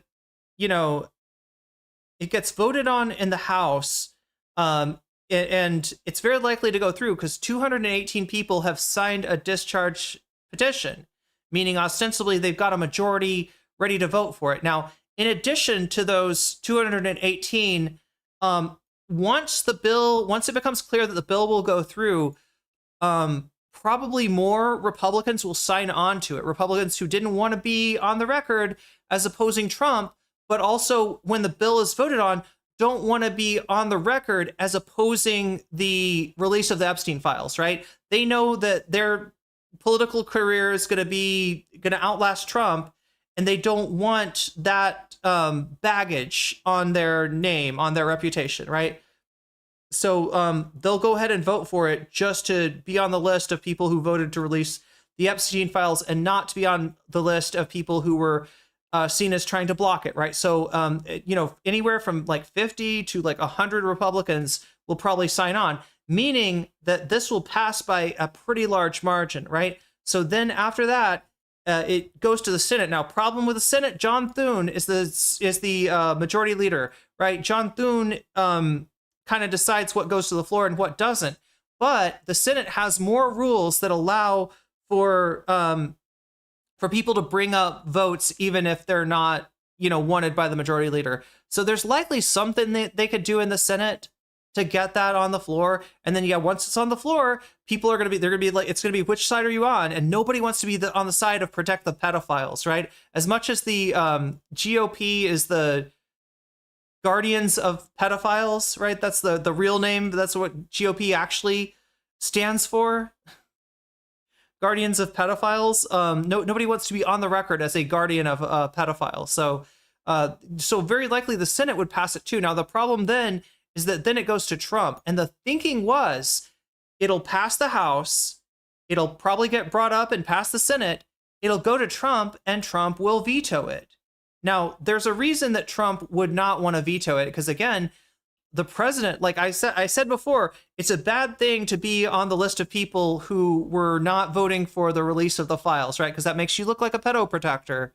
But it's a worse idea as a president to veto a bill that's just like release the Epstein files when you campaigned on releasing the Epstein files. So that became just untenable for the Trump administration to do. They can't do that. He can't be the one to block it, right? So what does he do, chat? What do you do if you're Trump? Well, if you're Trump, your superpower, your ult is to lie. That's Trump's special move, to lie. And so the lie that Trump is going to tell is that he was always for the release of the files. And now he's saying that he wants his Republicans to vote for the release of the files. This is gaslighting at a national level. New details are surfacing from those 20,000 documents released in connection to late sex offender Jeffrey Epstein. Now some of Epstein's accusers are joining in the push by lawmakers to make even more of the investigation public. And our chief White House correspondent, Peter Alexander, has the latest. This morning, the Jeffrey Epstein fallout is growing after the release of tens of thousands of documents from the late sex offender's estate. Now a push for more transparency, including from some in the president's own party. I don't think this is going to go away, and as a moral principle, I think they ought to release the records. President Trump, for the second straight day, ignoring questions about their friendship. Shortly after the materials were released on Wednesday, the president, who's never been accused of any wrongdoing linked to Epstein, dismissed it as a hoax. Now, for the first time since the House Oversight Committee made the documents public, we're hearing from the family of Virginia Roberts Giuffre, one of Epstein's most vocal accusers, who died by suicide this year. The White House revealing Giuffre was the victim whose name had been redacted in a newly released email, in which Epstein claims she spent hours at his home with Mr. Trump. Giuffre's brother, Sky Roberts, speaking to NBC's Hallie Jackson about her name being revealed. I just want to remind President Trump and the White House that survivors are not political toys. Giuffre never accused the president of wrongdoing, and in her posthumous memoir said Mr. Trump couldn't have been friendlier. The new document kind of echoes what you heard from Ghislaine Maxwell about Trump being a gentleman. Shortly after the materials were released on Wednesday, the president, who's never been accused of any wrongdoing linked to Epstein, dismissed. This is an Idaho local station. Look, as much as I want to say that these are Trump dick riders, I think it's more likely they're afraid of getting sued. I think that is something that they've gotta be. They gotta put in there, that he hasn't been, that no charges have been filed against him related to Epstein, and that no one has come forward. I don't think, and I don't know if that's true, though. I don't know. Is it true, chat, that nobody's come forward and, and accused Trump? I thought there was at least one testimony where Trump was mentioned. I know Dersh was accused, but then he threatened to sue, and that accusation was retracted. I don't know about Trump. But anyway, I'm guessing that this, I just had to roll it back to see if Trump had said this in the Truth Social that he bleeded. That's what it's called. You bleed a Truth Social. He bleeded this out, and I wanted to see if Trump was the one saying he's never been accused, never been accused of any wrongdoing. It sounds like a Trump thing. The president who's never been accused of any wrong, never done anything wrong. Although they keep on trying these hoaxes. But no, it's actually the network that is probably covering their ass, if I was to guess, by saying that. It as a hoax. Now, for the first time since the House Oversight Committee made the documents public, we're hearing from the family of Virginia Roberts Giuffre, one of Epstein's most vocal accusers, who died by suicide this year. The White House revealing Giuffre was the victim whose name had been redacted in a newly released email, in which Epstein claims she spent hours at his home with Mr. Trump. Giuffre's brother, Sky Roberts, speaking to NBC's Hallie Jackson about her name super being chatted revealed. $9.99. President Trump The and the White Nomen House Lula that Epstein connections shook me to my core. Alexandra Pelosi was right. Faves have been implicated. Faves have been implicated. Yeah, Gnome. Lula. Yeah, Lula da Silva and there's a lot of names coming. In fact, it's almost getting cut. Like it's not the kind of news that it would be, like the revelations that have been revealed by these emails. Now, again, remember, these are emails. This is Epstein, typing up boomer emails back and forth with people, and possibly just shooting the shit, possibly joking. It's not like a statement. You know what I'm saying? But it is, it is new information, and people are hungry for that information. They're hungry to know. There's just so much mystery around this, given the original sweetheart deal by Jim Acosta, who later became Trump's, was hired into the Trump administration, right? It kind of looks like, that a Trump loyalist gave Epstein a sweetheart deal, possibly to keep him quiet. Everything looks like very corrupt and very confusing and very mysterious from the outside, and so people are hungry for information, even if it's not. Now, I don't expect there to be any like smoking guns, any like this person did something illegal to a minor on Little St. James Island or in Epstein's home, right? I don't think there's going to be anything that's just like definitive like that. I think it's more likely we're going to find out just more about people's relationships with Epstein. And yeah, Gnome is one of the people who we're finding out about. Columbia Re super chatted $5. I'm wondering if Trump's sudden reversal has to do with Indiana State House not pursuing the districting, and even left for vacay to not deal with it. Yeah. So yeah, there's a lot so here's the deal. As far as that goes, right? Trump ruled the Republican Party with an iron fist, with knowledge that if you didn't follow Trump, if you pissed him off, you would end up just like all the Republicans, like, starting with like Liz Cheney, right? That he has basically, chased out of office, right? And so as long as that was in effect, as long as Trump is seen as somebody who may hold power for, years going forward, right? He was able to have that power. Now he's looking a lot more like a lame duck, not just because he can't run for another term, and now is even downplaying the idea that he would try to do some shenanigans to run for another term, but also, and in fact, that's the reason that Bannon and him tried to release stories implying that maybe they would run for a third term somehow in order to keep this from happening.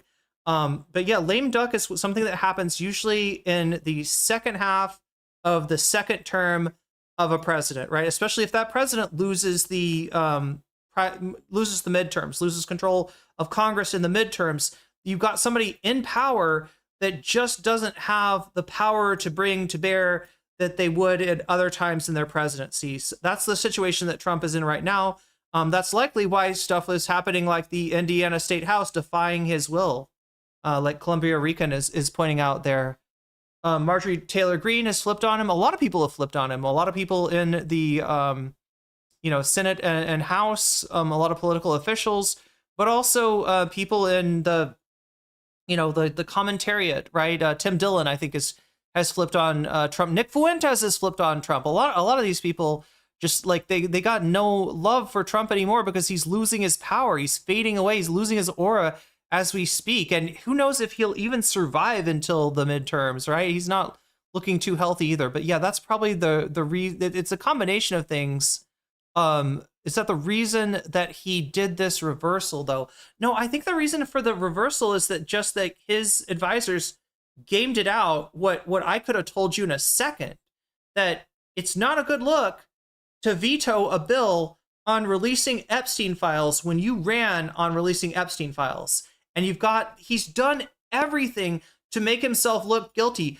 Republicans are asking now, well, if there was dirt on Trump, if there was bad stuff in the Epstein files about Trump, then why didn't Biden release it, right? Why didn't the Democrats release that? And the truth of the matter is it didn't look like there was going to be anything revelatory in the files until Trump promised to put the files out, had Pam Bondi give influencers folders that didn't give any new information, right? So she acted like they did the performance of releasing the files releasing the files. And even with those folders, they said part 1, implying that there was going to be part 2, part 3, part 4. And then Pam Bondi comes out and says, there's no Epstein files. There's no list. It doesn't exist. Really funny, because just the other day, you said those files were on your desk. So they've done everything to make themselves look more suspicious. The only reason that that the sharks are circling both on the Republican Party side and on the Democratic side of things when it comes to Donald Trump is because he looks guilty as fuck. He's managed to make himself look guilty as fuck. This is an unforced error. So I think that's the reason for the reversal.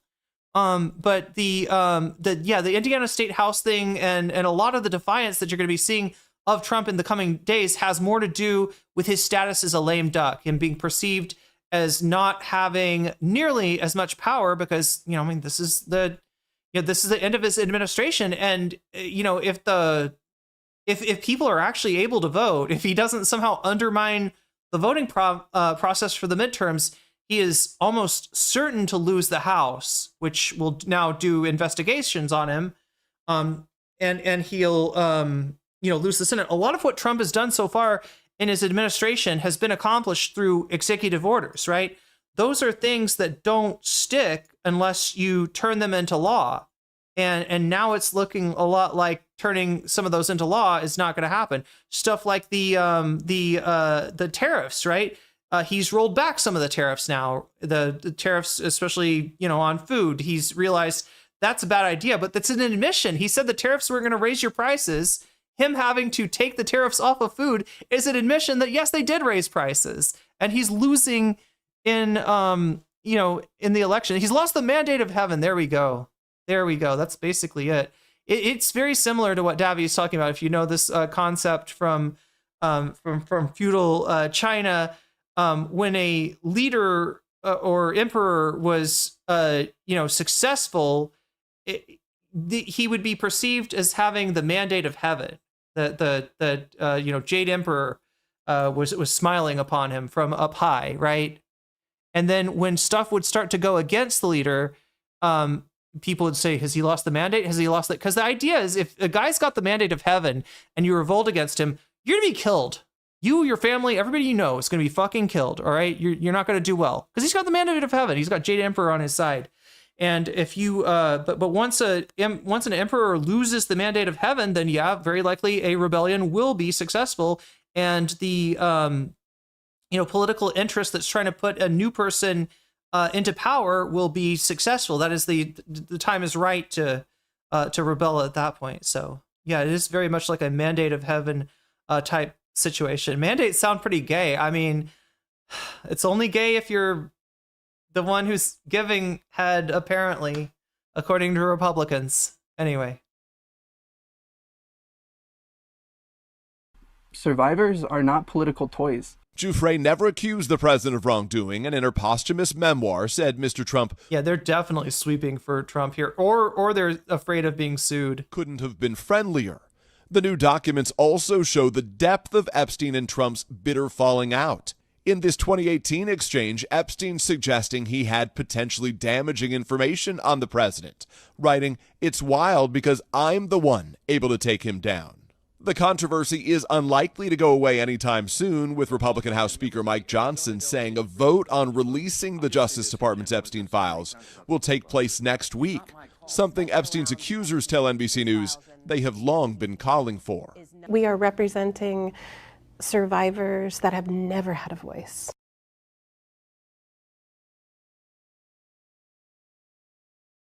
Turning now to the emails themselves, which we've been teasing here for a little while, let's actually get into some of them. Crystal and Emily went into the three big ones that happened yesterday, which you'll recall, but it's actually worth knowing the House Oversight Committee ended up releasing some 22,000 new pages. Now, I want to say at the top, part of the difficulty for people like us is that they have put them out as individual images, not as searchable PDFs. So we have to individually go through all 22,000 files. I mean, it would take weeks, if not months, to actually go and read. I've done my best, and we have collated a lot of stuff here that various researchers and all of them have flagged. But we want to give you a fulsome taste here of some of the Trump stuff. A fulsome taste? Emails. Let's put the first one up here on the screen. Bro, considering that we're talking about a potential fellatio sesh between Trump and Clinton, could you please not say taste? Thank you. Oh yeah, Steve Bannon's all up and down these too. Actually, you know, that makes me think there's a lot of stuff that I haven't heard about in the you know, in the email release. Like, you know, Elon Musk is pretty implicated in the Epstein files. Was there anything on Elon? There's a lot about Bannon here. There's actually a lot about Michael Wolff. I don't know how. One in chat if you know who Michael Wolff is. I've not covered this guy at all because he's a charlatan and he's a liar and he's a scumbag. But he is close to a lot of information, right? And he's in this shit too, plotting with Epstein to try to, you know, exert power over Trump, right? So, which is funny because he's been on this, oh my God, what is it? Daily Beast? I think they have a podcast that has Michael Wolff as one of its co-hosts. And the other co-host kind of let him have it this time, as far as saying like, well, a lot of people in our comments don't trust you anymore. Like, what do you have to say about that? And then, you know, sort of calling him out for being a scumbag, despite the fact that they based a podcast on this guy. Green. This is B2, actually, guys. Let's just jump ahead to there. Jeffrey Epstein, this was a June of 2019 email where Epstein says specifically, quote, "Recall Prince Andrew's accuser came out of Mar-a-Lago." So this is Virginia Giuffre. And this is in a text chain that was with Steve Bannon. So this is from June of 2019, and saying, quote, "Can't believe nobody is making you the connective tissue." And he says specifically, Prince Andrew and Trump today, too funny. So presumably there was some meeting. There was a that meeting happening between Prince the two. Andrew and Trump that day. Right. So that's what Epstein and Bannon are like joking about. I mean, this is only months before he's dead in federal prison and indicted. Just flagging that one. Let's go to the next one. This is nuts. Okay, so this was a email chain with Landon Thomas Jr., who is a New York Times reporter who worked there for years, who it turns out had this deep and long relationship with Jeffrey Epstein, and he's sending. Yeah, so this is another class of people, I guess, that have been exposed by these emails. People that were in contact with Epstein. This includes, he's talking about a New York Times reporter right here that apparently was using Epstein as a source, apparently pretty close contact with him. And then you're going to see, I'm assuming Sagar will want to bring this up because he's a Republican, that there were Democrats trying to trying to pick Epstein's brain as far as questions that they should ask Michael Cohen during the Cohen hearings. Sending him some stuff specifically about the Trump campaign, kind of asking him for some questions here about previous BuzzFeed news articles about Trump and Jeffrey Epstein. And what he says is, "My 20-year-old girlfriend in '93, comma, that after 2 years I gave to Donald." So what that shows is, you'll recall, Michael Wolff and others had talked specifically about this girlfriend that they appear to have shared or whatever, who was 20 years old in the year 1993. There were several. All right, Chad, I don't know why my stream deck's not working. Davy says, also Bannon received $5,000 for his birthday, 8 months out from his birthday from Epstein. Well, look, clearly, Davy, that was for financial consultation. Epstein is a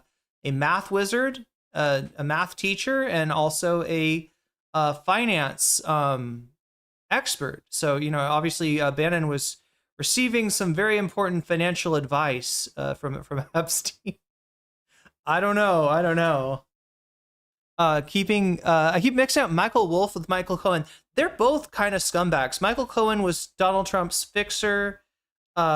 Michael Wolff, God, what would you call him? Oh my God, I need to do a little bit more research. I gotta admit, there's stuff about Michael Wolff's background that I'm not super familiar with. But if you don't know what a fixer is, right? Imagine you're a politician, you're trying to run for president, shit hits the fan, and you need somebody that is a lawyer that has, contacts all around that can kind of fix problems for you, right? That's I'm doing a bad job. Run PR, yeah, that's a big part of what a fixer does. But anyway, Michael Cohen is the fixer of for Donald Trump, was the fixer until he wasn't, until he flipped on him. This is what Epstein comments on in the emails, is that like these people out here, they don't know what it means to have your fixer flipped. Davy Cliff super chatted $9.99. NCC, have you seen the Larry Summers stuff? He was asking Epstein questions on how to deneg co-eds as a 60-year-old. There's so many on this chat. I should have just done I knew it. I should have done an Epstein stream. How about this, chat? Epstein stream tomorrow. We'll cover a little bit of this just to catch up on it. I mainly want to catch you up on the why Trump is taking this new strategy.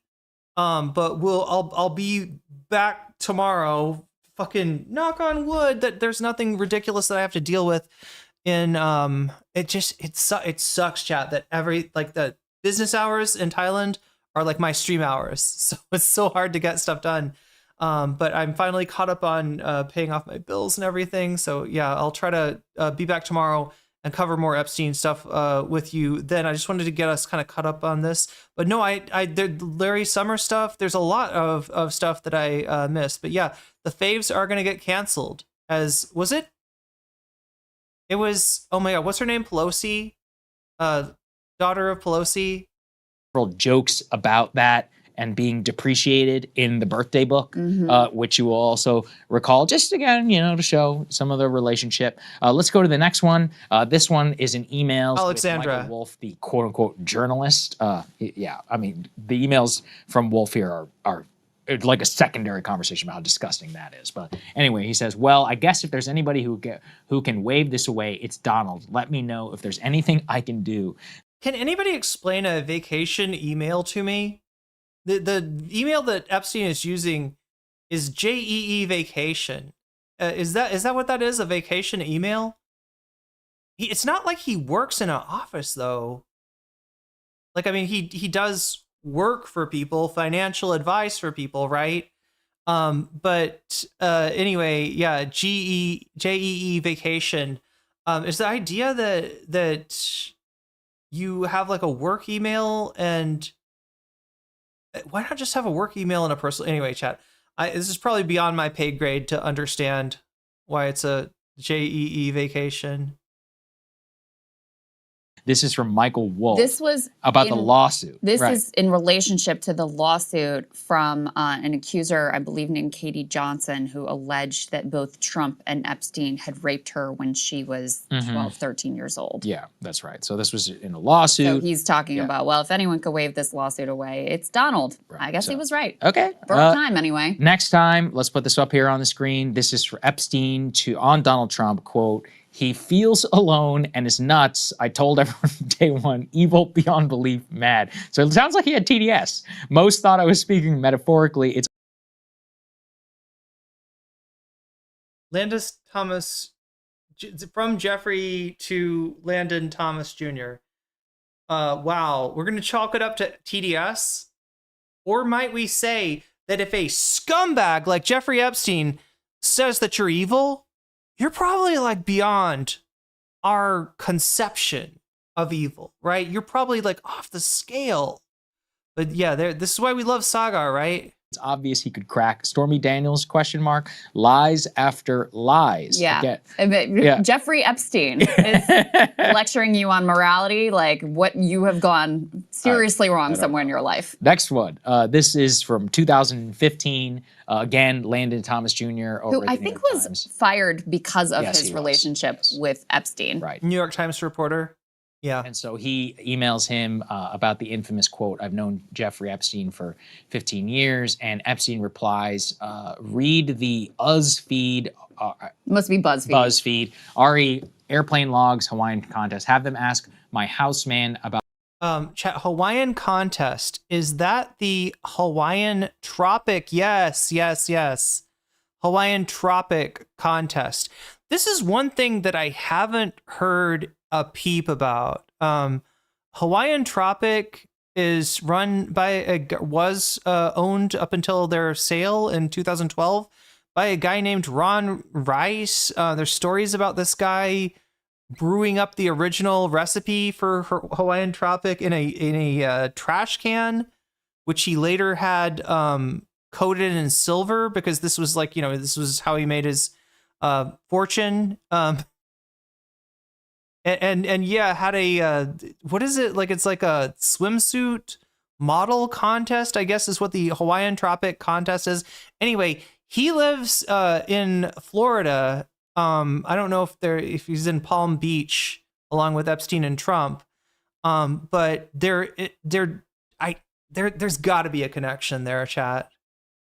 I don't know what it is, but I would be so surprised if there wasn't. I do know, or from what I've read, I've been seeing a lot about the Hawaiian Tropic girls, in other words, girls involved in this swimsuit competition, being, ending up at, now, I mean, like my understanding, are they all of age? Is the Hawaiian Tropic contest 18 and above, maybe? Anyway, more on that later. I feel like there's something that we're missing here. Ravi Cliff super chatted $9.99. I do find it hilarious Epstein getting upset about the guy calling a girl a broad now that dark woke. Epstein was woke. Yeah, that's right. Hey, don't call her a broad. Oh my God. Have them ask my houseman about Donald almost always walking through the door, leaving his nose print on the glass. I mean, you can almost picture this event, right? As young women were swimming in the pool. Read the BuzzFeed my airplane logs. There's a BuzzFeed. Okay, God. BuzzFeed Epstein logs Hawaiian Tropic.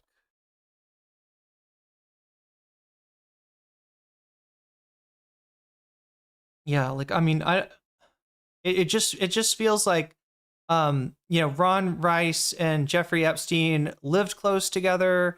There's definitely some kind of what, like maybe him providing, or I think it's that he would invite some of the models involved in his swimsuit competitions to a party at Epstein's house. And if you don't know, a party at Epstein's house would be, I don't know, like a 30-to-1 ratio of girls, of women to guys, right?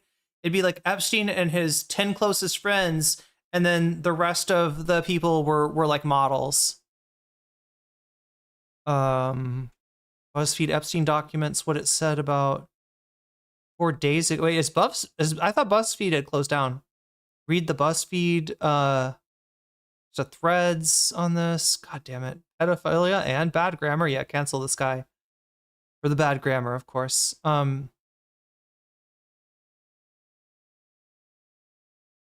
Anyway, I can't find the BuzzFeed article.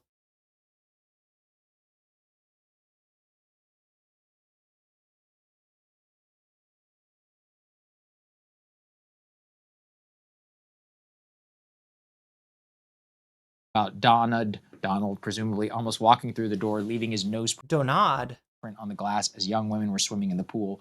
He was so focused, it walked straight into the door. Pause on that one for a second, because he's talking about, so they're talking about Trump. Landon Thomas Jr. says, now everyone coming to me thinking I have juicy info on you and Trump because of this. The story will never die. And then Epstein replies, read the BuzzFeed, read my airplane logs, and Hawaiian Tropic contest. So some sort of a beauty contest. And then have them ask my housemen about Donald almost walking through and leave as young girls, blah, blah, blah. So anyway, he's just... Like, it isn't some kind of beauty contest. It's a pretty well-known one, right? I feel...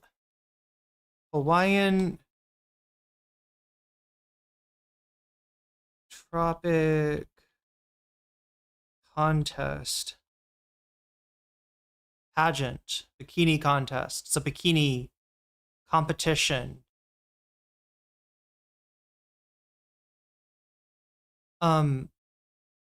Just a freaking Wikipedia would be fine. Okay, Hawaiian Tropic. It's about the Miss Hawaiian Tropic International is the name of the competition they're talking about. They sponsored a swimsuit competition. If you win, you get to be a spokesmodel. Many winners appear in advertising campaigns, swimwear, erotic magazines, lingerie. 2008 Hawaiian Tropic brand celebrated the 25th anniversary. Okay, so this was in Las Vegas in 2008. Former state directors transitioned to Swimsuit USA. Okay, so it's called Swimsuit USA now, but let's see if we can find anybody famous that was a winner. I thought that one of Donald Trump's wives had won one of these competitions. Not seeing any names I recognize.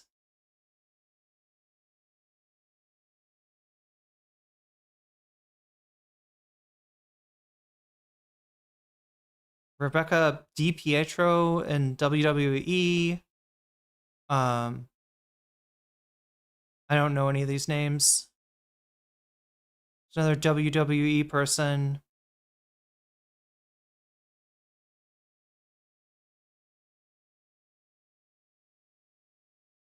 I thought there was...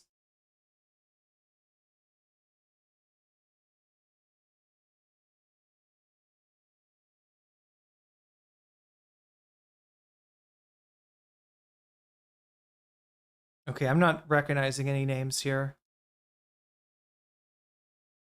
Wasn't Marla Maples involved in this thing? Donald Trump's first wife? Gesturing towards some of the dirt that he would have. Right, that was in a Trump exchange about that. Okay, so yeah, that's what. Let's go to the next one. This was about Ghislaine and more. Or sorry, this one was a very weird email from a victim where they say, "I'm at the door. I will wait for my time. I don't want to come early to find Trump in your house." Laughing emoji. Laughing emoji. This is from 2017 in December. There is no evidence because Trump was president at this time about a visit. I mean, you can't really go anywhere without the White House press corps. But I guess they were still joking about it or alluding to something while at this time period with one of the victims. Again, it's this. I see these being passed around, but I'm telling you, I mean, I was covering the White House at this time. It's literally impossible. You can't go anywhere. So I mean, yeah, it could be a joke. It's got laughing emojis, but it also could be somebody that had a bad experience with Trump, downplaying that experience. The 17. This was the year that Jeffrey. There's an email. They're going to get to this in a second, I'm sure. But in 2017, somebody asked Epstein what he's doing for Thanksgiving, and he says, "I'm spending it down here in Florida with blah blah blah blah and Trump." Right, and I think that's what Sagar is talking about. Is that Trump was president in 2017. There's pretty good records of where the president goes, and he has to take security, the Secret Service along with him. So maybe the claim that Trump was, doing Thanksgiving with Epstein might be a little bit of a seems on the surface at least to not be true.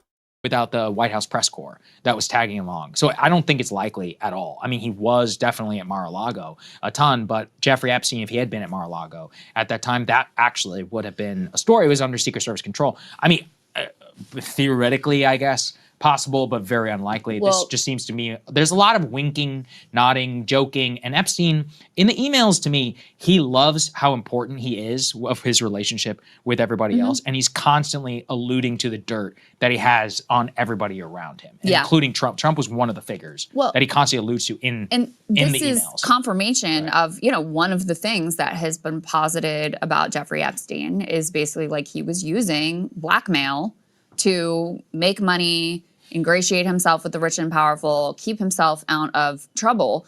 And you can see him using those tactics in this email, saying basically, I've got, I could take down this person. I've got information on that person. And then you also see him having these high-level meetings with, heads of state and leaders from countries around the world. So you really get, Trump included in this, but even separate and apart from Trump, you do see how he really operates and the way that he presents himself in these emails. Back to the question about his connectivity with Trump. What's the year that Trump claims he cut off all contact with Epstein? It was like 2004 or something like that. Early 2000s is when they supposedly, I think they did actually have some kind of falling out over like this mansion that they both wanted. 2007, right? Or some sort of it was that, and also Virginia Giuffre being stolen from the Mar-a-Lago. spot. Yeah, don't believe me. Trump said that. Trump said it, and Epstein, it's like, no, he literally confirms it in these emails effectively. In any case, but you have some indications in these emails. This one being one of them, but others as well. That Epstein still, if wasn't in direct contact with Trump, he was certainly in contact with Steve Bannon, who was, obviously a Trump world insider.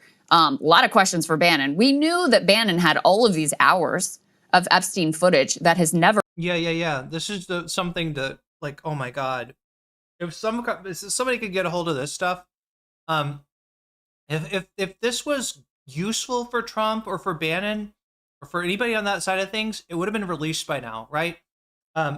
Apparently, Bannon was coaching. I think the official story is he was coaching Epstein in terms of his was he gonna plead the fifth though? You would assume something like Epstein would plead the fifth, but it's something about coaching him on his testimony, right? That Bannon was trying to do, and he took videos of that. We haven't seen that yet. Never been released, and then you see him regularly texting back and forth with Epstein. Again, this is a longtime Trump world insider that is clearly continuing to communicate with Jeffrey Epstein right up until he is dead.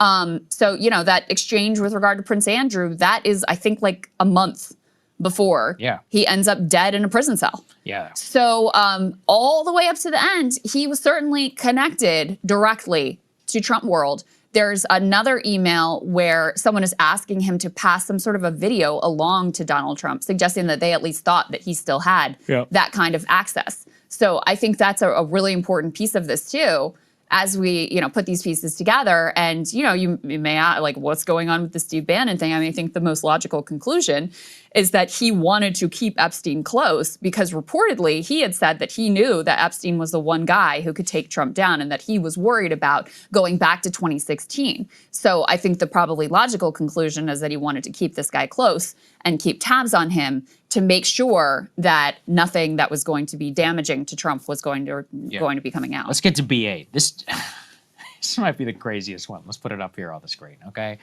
Trump said he asked me to resign, never remember, ever. Of course he knew about the girls as he asked Ghislaine to stop. That was one of those that was released. Of course he knew about the girls. Yeah, of course he knew about the girls. And that seems to confirm the Virginia Giuffre at Mar-a-Lago. That dovetails with that story about Virginia Giuffre being quote-unquote. To be fair, I will say what the MAGA people are all showing is what Virginia Giuffre did testify under oath that she never saw Trump do anything wrong, which I don't think is all that exculpatory. guess, because for Trump per se, because that's not really the alleged accusation. The accusation here was about knowing about this and some of the relationship that preceded. But did want to throw. But read this part from Michael Wolff too, though, because so the first part of the exchange is this is when I believe they're talking about this potential CNN debate. Oh no, this is later. This is 20. Yeah, it's 2015. This is 2015. Okay, so 2015, they're talking about this potential CNN debate exchange and brainstorming how they would want Trump to respond, which again indicates that there's some way to get this information to him and to press him to respond one way or another.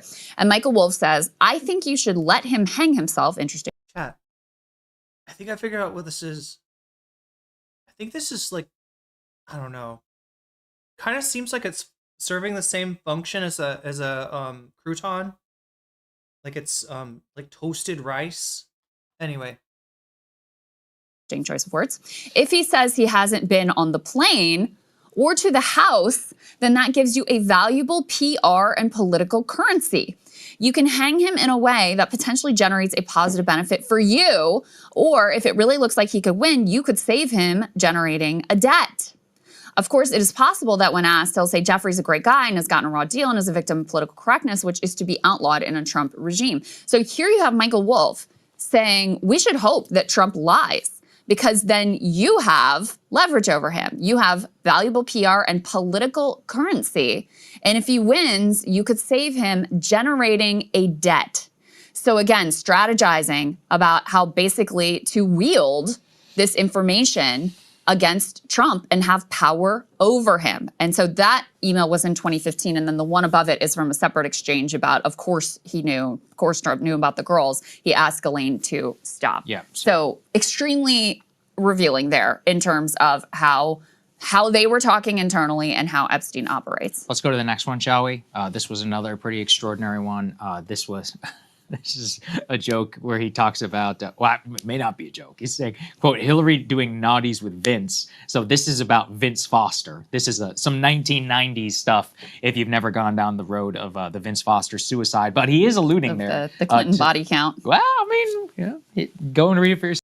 I'm sorry, but that shit's discredited. Look, Bill Clinton's a scumbag, right? If you tell me that maybe he did something with a, underage girl that provided for him by Epstein, I'm likely to believe you, okay?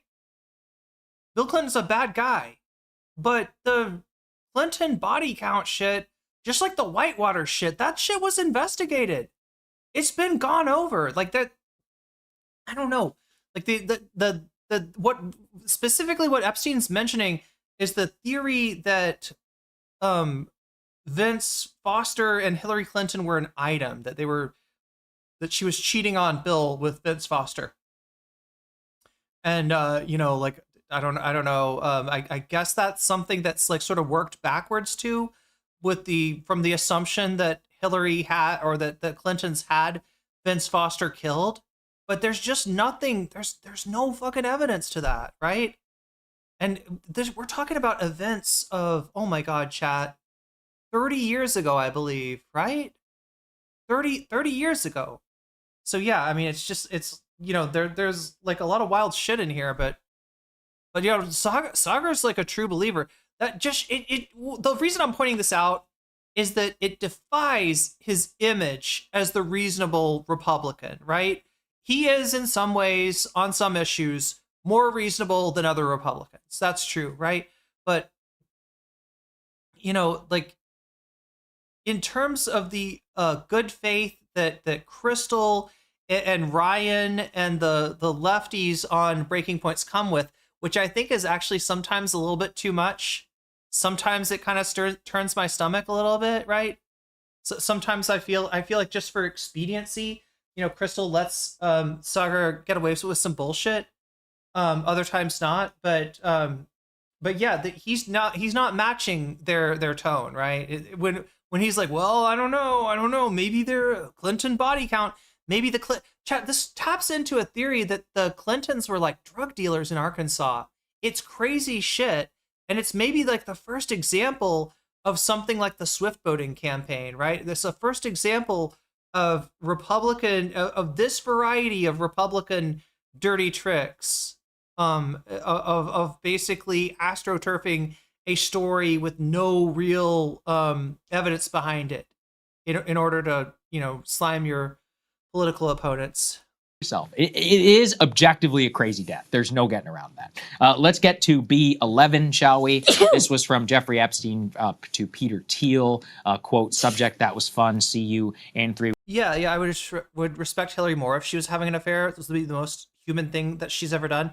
Yeah, and not letting Bill have all the fun either, right? Weeks. Just put a pin in that. I will return because it actually just tells you about how crazy his inner circle was. Go to B12, shall we? This was another one. Quote, I've would got you like photos of Donald and girls in bikinis in my kitchen? This was from December of 2015. Let's go ahead and skip to B14 just because I want to show everybody how deep he was still in DC. This is an October 2017 email from Larry Summers, who, remember, is like former president of Harvard. Yeah, good point. Lost Light, 2005. Point of having Sagar there is to have a right winger there. I mean, he's one of the right wingers. Like Emily, what's her fuck is the other one. You don't know. I mean, I get exactly what their meta. They're trying to use the Rising meta. If you remember, a few years ago, a show called The Rising. Super chatted $9.99. As leftist crank, there is genuinely a lot of proof because Arkansas was the main point where the CIA moved drugs. Really? Okay, I need to learn more about this. Is there a TrueAnon podcast I should watch, Davy? They created that meta. Yeah.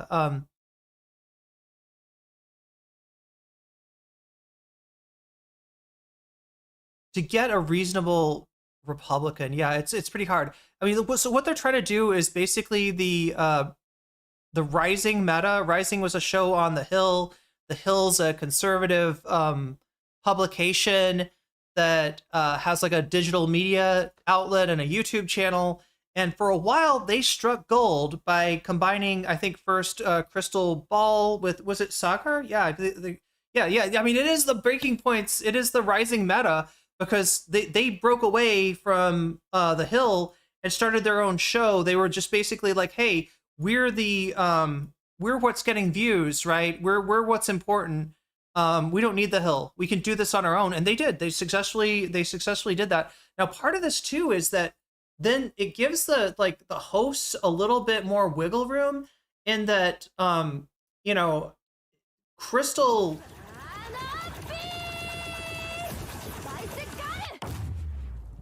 Welcome, Raiders. Welcome, streamer. Good to have you with us tonight. We are ass deep in the Epstein files right now. I'm trying to get to the story of the day, which is about Hasan and the comparison of Hasan Piker to Nick Fuentes, served up to us by none other than Fox News. But we kind of got to get through this Epstein stuff here. So I'm at wit's end here. Can we get a shout out for our friend there, Echoplex Media? Let's see. I'm reclaiming being mentally unstable conspiracy person from the right.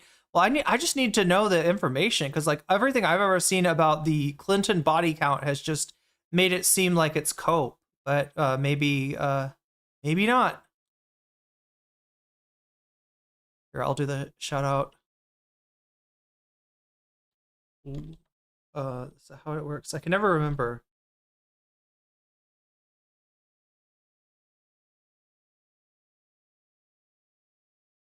Did I do it? Yes, I did it right. Okay, there we go. Seen several. Yeah. No. Sometimes Crystal does dogwalk Sagar. I thought I sort of alluded to that. I mean, I've got a few complaints about the way that they run things. There's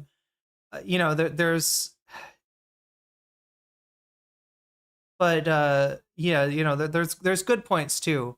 It's just that, hearing Sagar bring up the Clinton body count, it's not quite Pizzagate, but it's actually a precursor of Pizzagate. I think it's the same, like I was saying, the same kind of meta.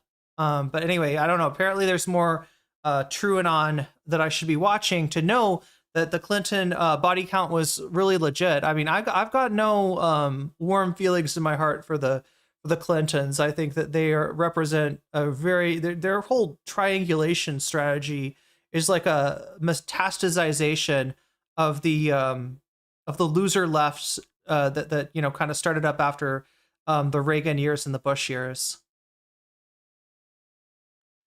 But anyway, yeah, that is their formula, and part of it too is to nobody gets canceled, right? So if Crystal were to say something like off-putting to people on the left, then they'd still have viewers from the right. In fact, maybe even more viewers from the right, because there's like, ooh, Crystal is based now. They'd be treating her the way that a lot of right-wingers are treating Anna Kasparian right now. If Sagar, you know, does something that pisses off the right, he doesn't get canceled. That's part of the whole meta of this thing. But it's not just, you know, Crystal and Sagar. It's, you know, it's a whole team. It's pretty large. Pizzagate is nonsense, but don't let lib brain rot capture you. There is conspiracies. They're way more boring than what you might think. I agree with, right? That's why I don't believe in the Clinton body count. That shit's exciting. I would love to know about the secret underground drug trafficking world of the Clintons and how they made money off of I don't know, cocaine or something in the 80s. But I just haven't seen anything that seems substantial. But I'd love to know at what point Brace Belden you know, releases those receipts. I'm assuming it's Brace Belden. It's fun. It's a fun conspiracy theory to meme about. Yeah. And honestly, that might have been what Epstein was doing, right? The mention that's just the whole thing about like emails is you can't really tell what somebody's serious about, what somebody's joking about, like, right? Because, you know, it's like in between two friends. It's in between two people that know each other, right? And he could be joking about Vince and Hillary, or maybe Vince and Hillary was real. I don't know. But the fact that Sagar is just so reticent to let go of the Clinton body count is a little bit striking to me. The guy who defended Trump during his impeachment, which one? Yeah, I think you're right, Directive. He defended Trump up until what, January 6th or something? What if Epstein was just a boomer irony lord? There we go. Or even better yet, what if Epstein wasn't a real person?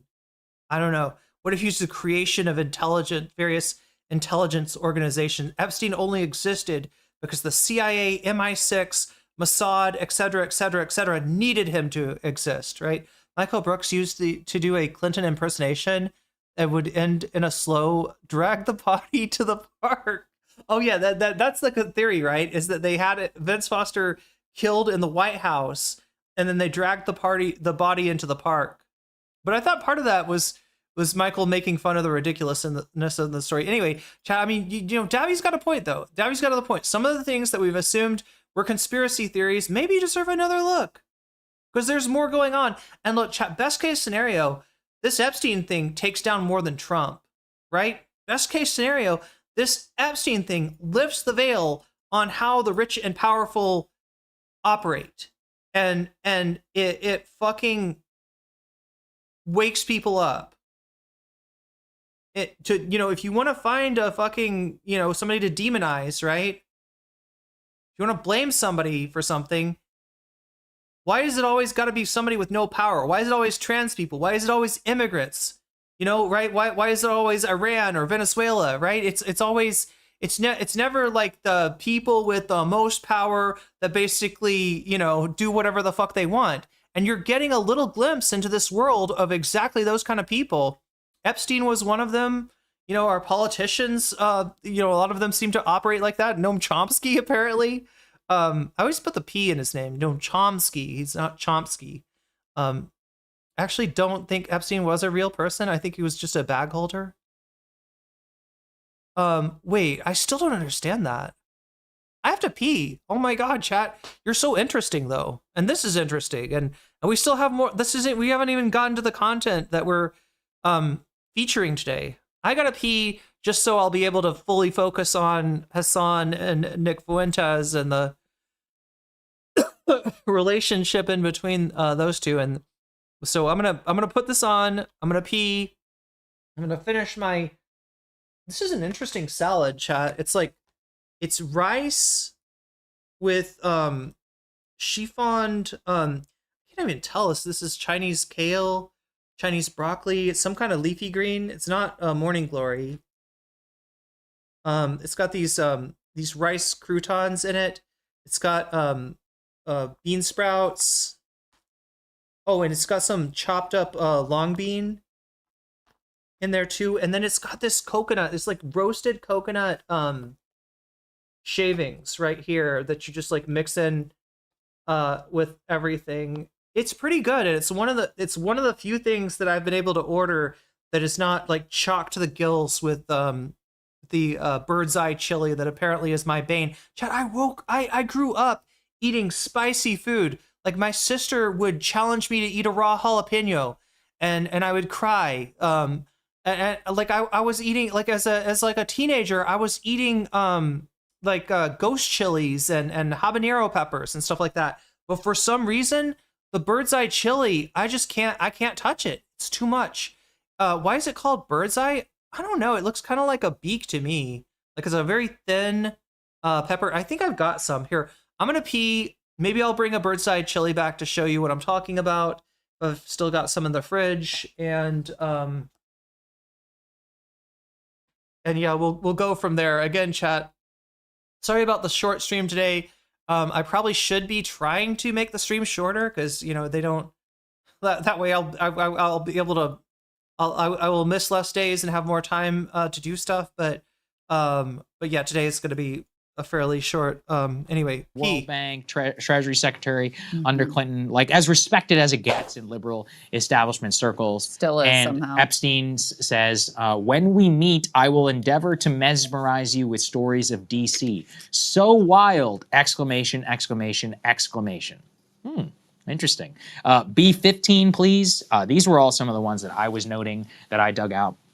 So here is Epstein keeping tabs on Alex Acosta before Alex Acosta's hearing. He says who will represent Acosta at hearing, and his lawyer, Roy Black, who, by the way, helped Epstein with the sweetheart deal with Acosta, says he will be by himself, perhaps Trump aide, to assist and to accompany him.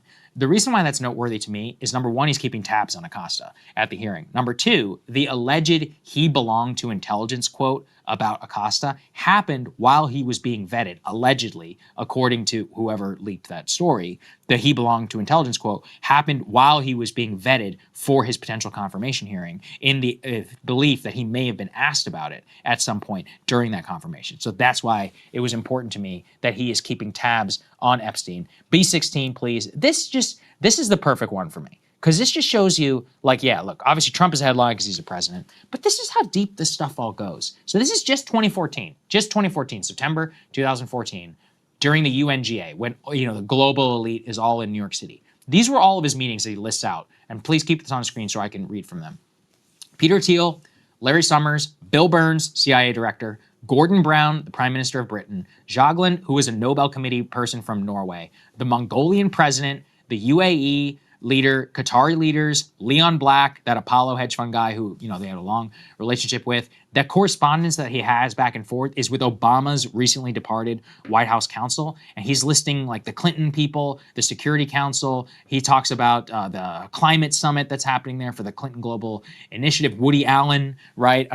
Fair weather friends, I guess, there between the two. But my point is just like, you can see how deeply interconnected that he was into this global elite. Like, it's not just Trump, it's like everybody, Indian energy ministers. And just to flag here, the Mongolian president part is, remember, one of the first stories that Ryan reported is that Epstein helped broker an Israeli security agreement between Israel and Mongolia. So here you have him meeting with this head of state around the same time that he's working on behalf of Israel to broker this security. So this just is confirmation of the drop site story, number one. But number two, look at the level of access that this guy just had. I mean, it's just so crazy, from prime ministers, CIA directors, billionaires, Nobel Committee, sultans of Dubai, people at Harvard, Woody Allen. I mean, it's everywhere. It's entertainment, it's the presidency, it's finance, it's like at the highest levels of government, including, many of these people, they never even answered, like Bill Burns, when those stories came out. He was literally our CIA director under Biden. And everyone was like, oh yeah, he was asking for career advice from Epstein in a lot of his emails. So it goes deep, man. I- It's an actual, like, this is a full-blown conspiracy. And I want to be clear, I'm not alleging that they all have compromat or any of that stuff on them. I really actually don't think that's the case. I think a lot of it was money, influence, and power. That's enough. You and I have lived here long enough. We know. And people will just look past it. But what I think I would hope most moral people are above is you usually Google the people that you're associated with. This is a registered sex offender at the end of the day. And none of them cared, as long as, you know, you can get access to money and to power. And he used the fact that other wealthy, famous people continue to associate with him to be like, well, I mean, Bill Gates still hangs out with me, so like, it can't be that bad. Like, you know, sounds a lot like streamers. Sounds a lot like streamers. Yeah, it's a whole thing like that. That the when a powerful person has some inconvenient baggage, they're sometimes able to leverage their power to make others stay in their orbit in a way that gives the appearance of, well, you know, if there was anything too bad going on, why would Bill Gates be there, right? Bill Gates is, you know, currently is you know, incredibly powerful, right? You know, he wouldn't mess with anything like that. But the truth of the matter is, it's like weirdly like self-reinforcing type of thing. Acosta gave him a sweetheart deal. Yeah. So chat, this is the bird's eye chili. I don't know why they call it a bird's eye. I mean, it kind of looks like a bird's beak, maybe. This one's kind of dry. I think the drier they are, the less hot, and the redder they are, the less hot. I don't have any of the green variety, which are the super spicy ones, but I only have Yo, Lord Fortuitous, good to see you. Whether you're powerful or not, or a miser, the judgments of the courts will render you black or white. Hey, how you doing? Good point. And that's what you'd think, right? That's what you think is that, like, you know, the fact that he's literally a convicted sex offender would make people, you know, flee from him. And some people did, but too many very powerful people, you know, did not, which means that he's got some power. Now, is that power the power to, like, allow millionaires to do horrible things with underage people? Maybe is it, you know what I mean? Is it something related to intelligence, right? What was this power that Epstein held that kept people that should have known better still in his orbit? But yeah, chat, this is what it looks like when it's fresh. And I mean, yeah, it just looks like a regular chili, but I swear to God, it's not. There is something profoundly evil about this pepper. I can stand, like, I could take a bite out of this right now and I'd be fine, right? In terms of, like, the heat to my mouth, but it's the next day, right? The next day, right, when it's not in your mouth, but it's somewhere else in your digestive tract. That's the problem. That is the problem. And it's even worse with the green ones. The unripe bird's eye chilies are even hotter than the red ones. Epstein was making deals to sell Israel anti-air systems. What else was he doing? Something in Kazakhstan, right? What was he doing? I remember there was something about Kazakhstan. Is that Borat's country?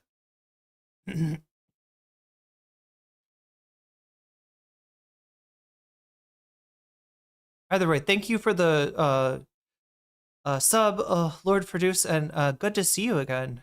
We're gonna get through this. I promise you we're gonna get to the oh my God, I gotta check time. What time is, oh my God! All right, let's go.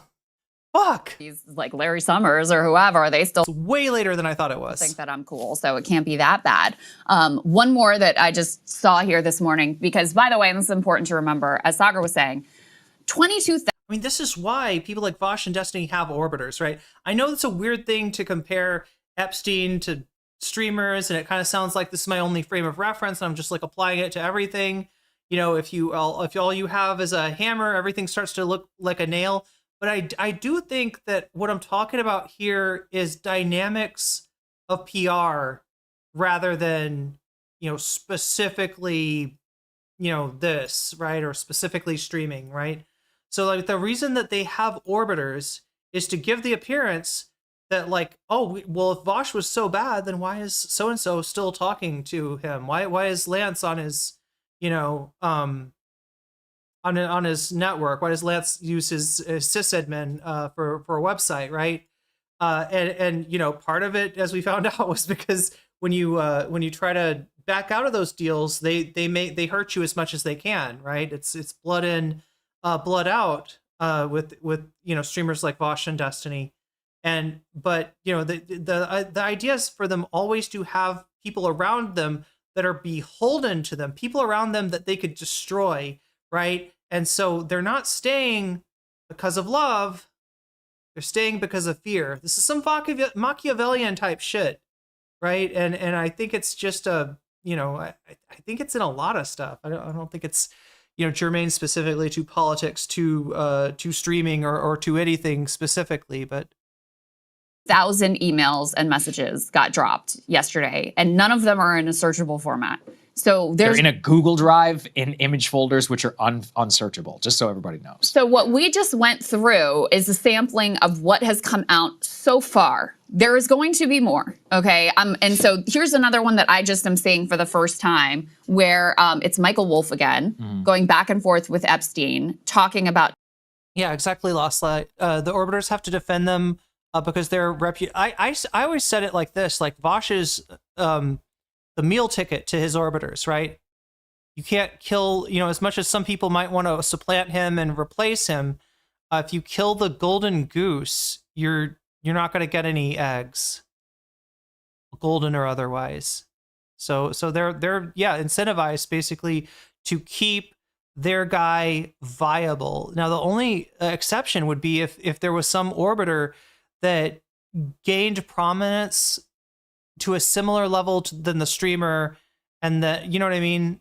Maybe that person could, maybe they could duke it out, but it never seems to get to that point, does it? Trump. This is in early 2018. And so Epstein replies to him, "The rich and powerful always send lawyers letters. A book about any one of them takes more time to publish, as I must be, and I am meticulous about documentation and backup." Now, again, maybe that's not true. There are some, indications from the FBI search of his townhouse and, victims saying that. Omega Star, I don't think I added your subs, did I? Oh my God, chat! I gotta admit, I'm kind of overwhelmed today. There's just not enough time, and like should say 21, but then should say 81, right? To add Omegas, and then 82 because Omega did a super did 100 bits after that. So there's that.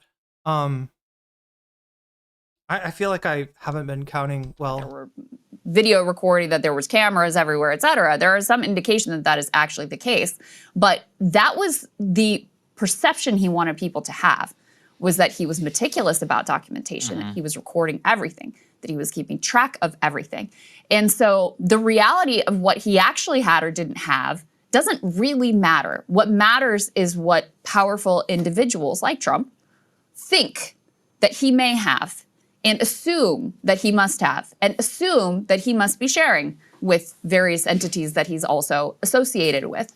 So, I think that one is significant as well in terms of the way that he's portraying himself as this sort of like all-knowing, all-powerful, with all the receipts to back it up kind of a guy. And so there's, the power, the proximity to power, the genuine influence. I mean, the amount of, now we've seen, it honestly goes beyond what I expected. The amount of globetrotting power that he had to shape world events is mind-boggling to contemplate.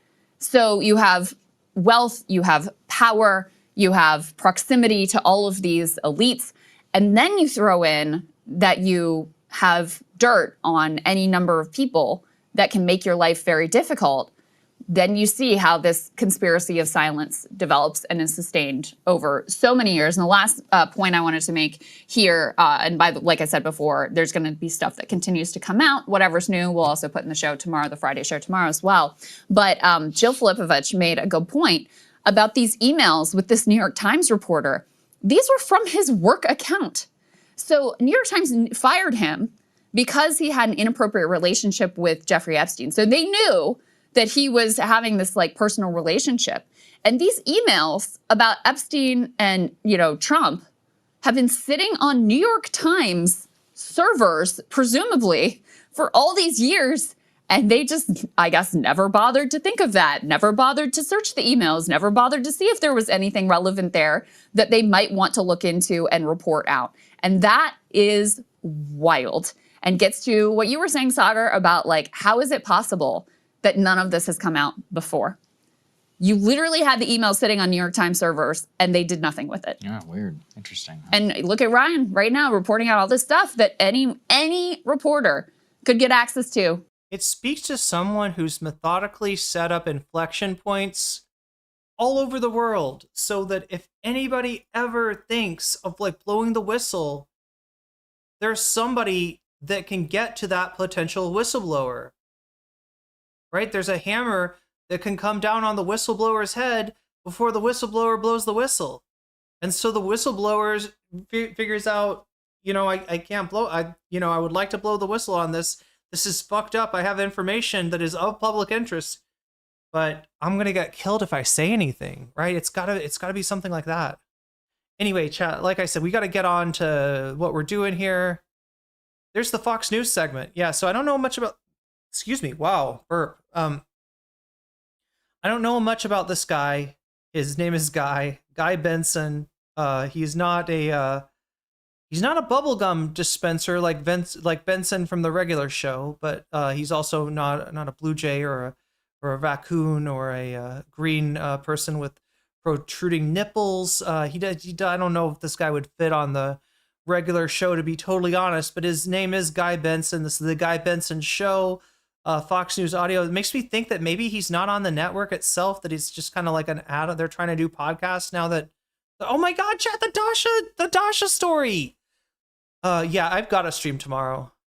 There's too many things. In fact, I don't even know if I don't hurry up, I'm not going to get done the Boeing method. Yeah, exactly. If I'm not careful, I'm not going to have time for the bonus content. So let's go ahead and watch this. This is a guy named Guy Benson, and he is calling out the left for being so accepting of Hasan Piker, when really he's just the Nick Fuentes of the right. We thought we were getting the Nick Fuentes of the left. We thought we were getting a Joe Rogan of the left. Instead, we got a Nick Fuentes, and this guy is going to tell us how a raven is like a writing desk, or in other words, how Hasan is like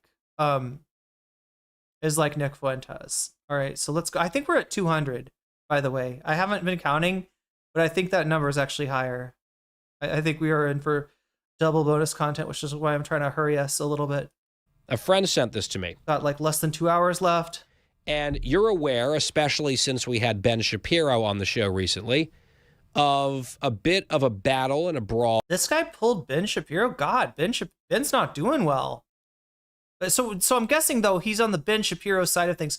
Another story, chat, that I've yet to cover that I really need to get to is the right-wing civil war, right? This is kind of centering around Ben Shapiro and Tucker Carlson, although it really stems from Tucker Carlson's conversation with Nick Fuentes.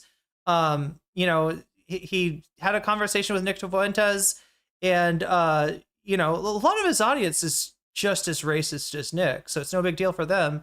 But Tucker's friends with people on the right that aren't, are still in the disavow Nick sort of mode of things. And so he caught heat from that. He didn't apologize. He didn't back off.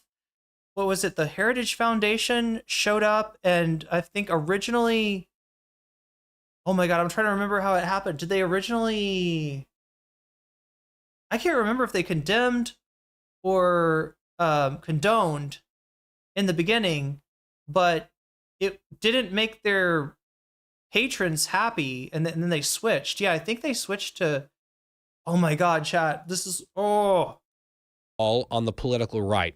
Something of a schism about what types of people should be considered part of the political Ben is over, or worthy of being platformed. Who do you ignore and ostracize?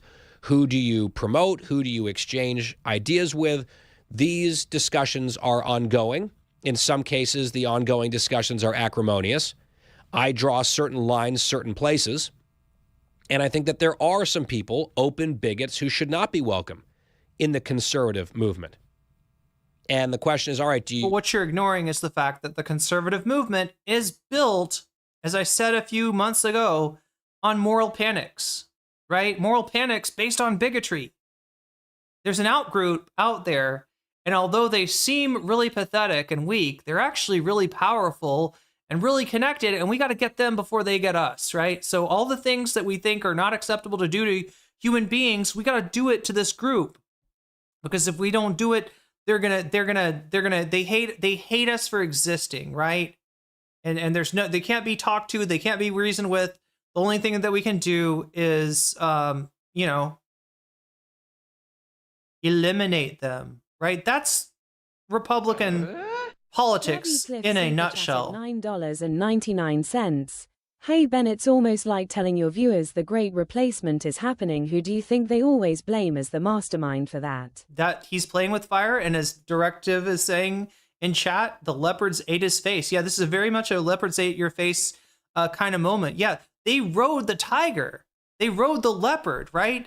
They used this. They harnessed this. Their movement is based on this.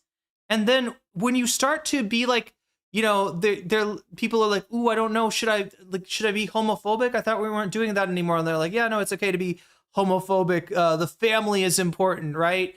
Ooh, should I be racist or not? Well, yeah, no, it's okay because those are illegal immigrants and they're trying to ruin our country, right? And then when they say, ooh, maybe we should be anti-Semitic too, and Ben Shapiro says, no, you absolutely should not be anti-Semitic. That's wrong. That's evil. You're like Hitler. They're like, but Hitler's kind of cool. And you realize that you have led them in this direction.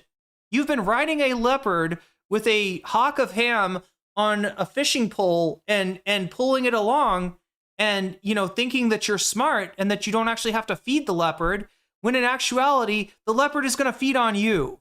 And that's what's going on for a lot of the right wing right now, Ben Shapiro included. Do you have conversations with them publicly anyway? Do you platform, quote unquote, them? Do you push back, or do you try to convince some of them to maybe move in a better direction? I got to point out too, platforming is not normal right-wing language, right? Right-wingers are not accustomed to thinking about platforming, right? It's a left-wing usually concern because you don't want to give somebody access, to your audience when they're leading people in like a bigoted direction.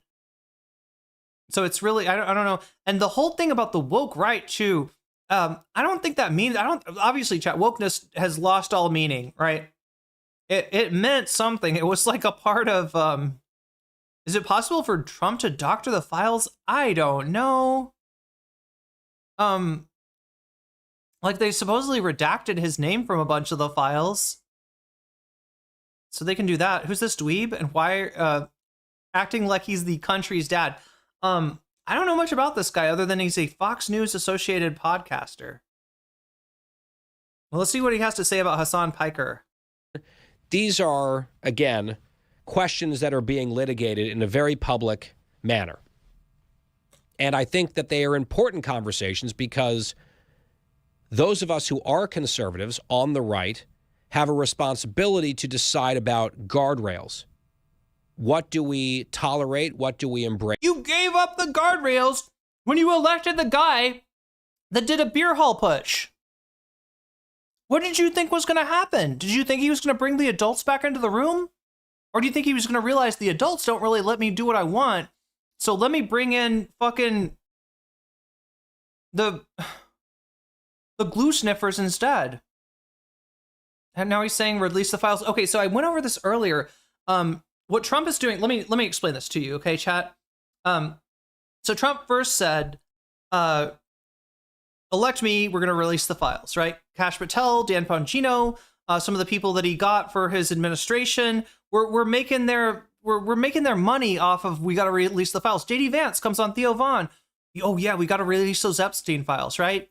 You got so much of this. And then Pam Bondi, gives binders to the chosen influencers. These are the Epstein files binders. They open them up and they find out there's no new information. This is all information that we've already seen, that's already been accessible. There's nothing new in here. Why is she giving us out binders with no new information? Well, it's just part one. Maybe we'll just wait for part two. They waited for part two, but instead of part two, what they got was Pam Bondi saying there is no list, there are no files, it's all a Democratic hoax. The investigation is closed. There's nothing to see here, right? So basically what Trump did, his 180 on Epstein makes him look really guilty. And so, since then, there's been a petition, a discharge petition floated around the Congress. It was hovering right under the requisite number of votes, which is 218 for the longest time. Finally, some of the Democrats replaced some of the members of the Democratic caucus who had died in office with other members who were currently alive. And the latest one of those, Representative Grijalva, was the 218th vote on the petition, right? So you get that out, you basically force a vote with 218 signatures on the petition. So Trump, in reaction to this, asks Pam Bondi to undertake an investigation of Bill Clinton, of Larry Summers, basically of Democrats, right? All this information comes out in the files after the shutdown's over, released from the Epstein estate by the Democrats, and then some more files released by the Republicans. But he's heavily implicated in it. His response is like, we're going to investigate the Democrats. Okay, well that's fucked up and not helpful. But whatever. Let's get those files. Oh no. You're not going to be able to get the files because a pending investigation it can be used as an excuse to deny a Freedom of Information request, right? A FOIA. And so this was on purpose, right? Trump set this up for Pam to do an investigation to basically be able to say, we can't release the Epstein files, even though you've, potentially, like they would have to overrule Trump, right? They would have to win by huge margins in the House and the Senate in order to even get this out. But Trump, up until recently, has been acting like his plan was to veto the bill if it ever got through the Senate. And obviously this looks really bad for him to veto the bill, just like for the Republicans to vote against the bill to release the Epstein files makes them look like pedo protectors. Same thing in the Senate. For Trump to veto it makes him look like King Pedo, which, for all we know, he is. And so the meta here of Trump changing course, which I covered that a little bit earlier, if you want to rewatch the VOD later on, the meta of him changing course on this and telling Republicans to vote for the files when they come up is like this, chat. Imagine I have a dog, all right? And I want to impress you about my dog's obedience. My dog's been to obedience school, and I want to show you everything that my dog can do. But it turns out they didn't train my dog very well at obedience school, right? And I say, I say sit, and the dog starts chewing on my shoes, right? So let's say I say, chew those shoes. Good dog. Yes. See how obedient he is? He chewed the shoes, right? That's pretty. I got a chew my shoes command. And the dog starts to take a massive dump on the floor, and then I say, take a shit on the floor. Good dog. See how well my dog is trained? That's what this is. That shit is passing Trump or no Trump, right? So he's telling them to pass it to make it look less like he's being undermined, which he is, right? And to try to gaslight us all into thinking that he was for the release of the files the whole time. And some people are dumb enough to buy this, right? He wasn't lying when he said that he could kill somebody on Fifth Avenue and not lose a single vote. There are people willing to be fucking gaslit by this guy. Race, what do we reject as a movement? And if you let really ugly things infect the movement, I think that is ugly, it's unhealthy, it's immoral. But the question... You don't have a movement, sir. You are a conservative. The left has movements. Conservatives have moral panics. They have the opposite of movements. The question is, where do you draw the lines? Who enforces the guardrails? And there's a lot of disagreement about that. And I think I've made pretty clear where I stand on a lot of it. That being said, one of the groups that is featured in this conversation, and I don't really want to spend a lot of time talking about them, but they are known as the Groypers. I think that's the name that they picked for themselves. And one of their leaders is this guy that Ben Shapiro... Every time you describe the Groypers in this boomer-ass way, it gets them so excited. They've got to love this stuff. They're called the Groypers, Chad. It's this group. They have a cartoon frog, kind of like a Pepe, only uglier. And they all follow Nick Fuentes and America First, and they tend to be Catholic converts, and this is them telling their lore.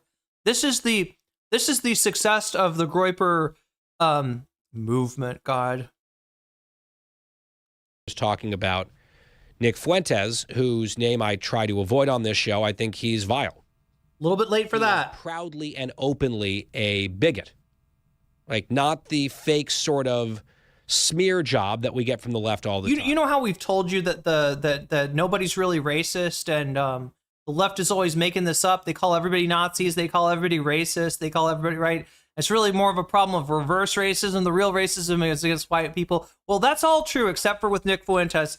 He's the one real bigot. I'm sorry we didn't mention that earlier, that yes, there can be, there is beyond the pale on the right too. I'm sorry we've always told you before, there's no such thing. But no, there actually is, and it's Nick Fuentes. Anyone they disagree with, anyone slightly to the right of, an average progressive, they call a bigot. Not that kind. The real article, the genuine thing. Deeply, deeply awful.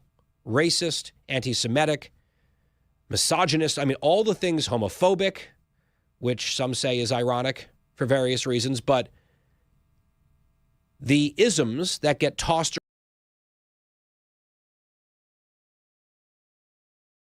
Bro, Nick Fuentes will straight up call you an F slur, okay? He will straight up call you an F slur. So for you to come at him with the now some people say that it's deeply ironic that they're homophobic. First of all, you're not talking to my audience. You're talking to Fox News audience. My audience gets that you're calling him gay. All right? Fox News audience, they're drooling on the floor. Like, you got to lead them to, you can't make an illusion, you can't make an inference. They're not going to get it. But second of all, it's weak sauce when he's calling you the F slur and you're saying that some people say that him being homophobic might be a little bit ironic, right? Some allude to a certain cat boy. Like, no, you're not. You're coming to a gunfight with a spoon. What are you doing? What are you doing? This guy is like unaliving himself on, in content. I think too much promiscuously on the left as a means of shutting people down and silencing them. Those phenomena still do exist, unfortunately, in our society. And they exist in certain people. I'm sorry, chat. Did we talk about Adam Sandler earlier? There's an Adam Sandler reference here. Some of whom are not even interested about pretending that they are not open bigots. In a major update with Donald Trump. The Groypers are out there, and there's a lot of people on the right saying, okay, how do we restrain their influence? Are we worried about the number of young people, especially young men on the right, who at least are sympathetic or closet or not even closet fans of that movement? There was a piece about how many of them might be lurking on Capitol Hill as young staffers and aides to Republicans. And I think these are important things to address. And I do have concerns, some serious, on this subject. That being said, a buddy of mine, that's the multiple wind-ups here, A buddy of mine sent me an opinion piece and podcast out today from the New York Times from Ezra Klein. And the subject is the groyperification of the GOP. All right, so here's Ezra Klein, who's a lefty commentator who has struggled with some of his lefty fan base and his bona fides recently because he's co-written a book, actually with a buddy of mine, Derek Thompson, that was very successful, very popular. Barack Obama loved it, called Abundance. And it really makes... It's pronounced abundance, and that actually says something. The Derek Thompson, whoever the fuck that guy is, the second author on Abundance, is friends with this guy. The argument for a pro-abundance, a pro-growth series of policies, a lot of which I would agree with, not all of it. Ooh, that's damning. Is seen as an affront by the left-wing, progressive, socialist side of that political movement. So they have come under pretty withering and often, I find, very unconvincing attack from those people. How dare you support abundance? We want socialism. They view it as a betrayal ideologically. So he's taken a lot of incoming for that. And recently, he's been, I guess, trying to get back in their good graces. So he was really pushing the government shutdown. He was very angry at the Democrats for ending their government shutdown. And now he's talking about, how terrible the groypers are on the right. And in doing so, in the podcast, Ezra Klein cites positively a guy called Hasan Piker as some sort of arbiter, I guess, of whether or not the groypers are odious. And they are morally odious. But I have absolutely no interest whatsoever in taking lectures from Ezra Klein or anyone else who is going to positively cite Hasan Piker about the growing influence of extremism in our politics. Okay, so chat, oh my God, I wish I had time to show you this, but Ezra Klein does mention Hasan Piker positively somehow in his latest episode on New York Times. He's talking about the groyperification of the Republican Party, and he just offhanded mention of Hasan Piker in some kind of positive way. God damn it.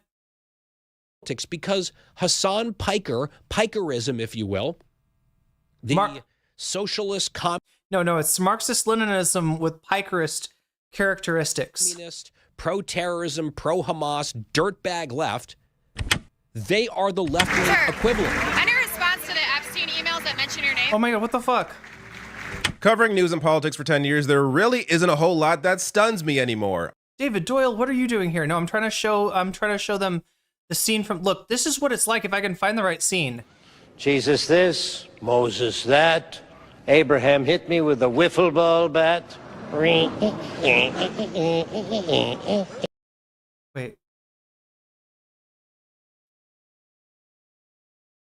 Sure did say a lot of hibbity, jibbity, bibbity, swibbity. But has he ever really done? Okay, where I've got to find the part. This unfortunately, there's no subtitles to this.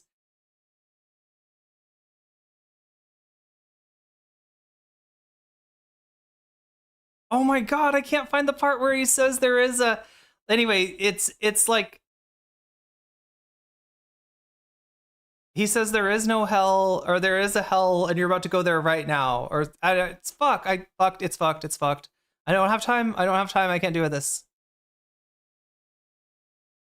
Pikerism is groyperism, just on the left. So if we're supposed to be fighting the groypers on the right, Ezra, I would say you should be cleaning up your own house on the left and fighting the Pikers. And Pikerism, not positively quoting him about how bad the other side's extremists are.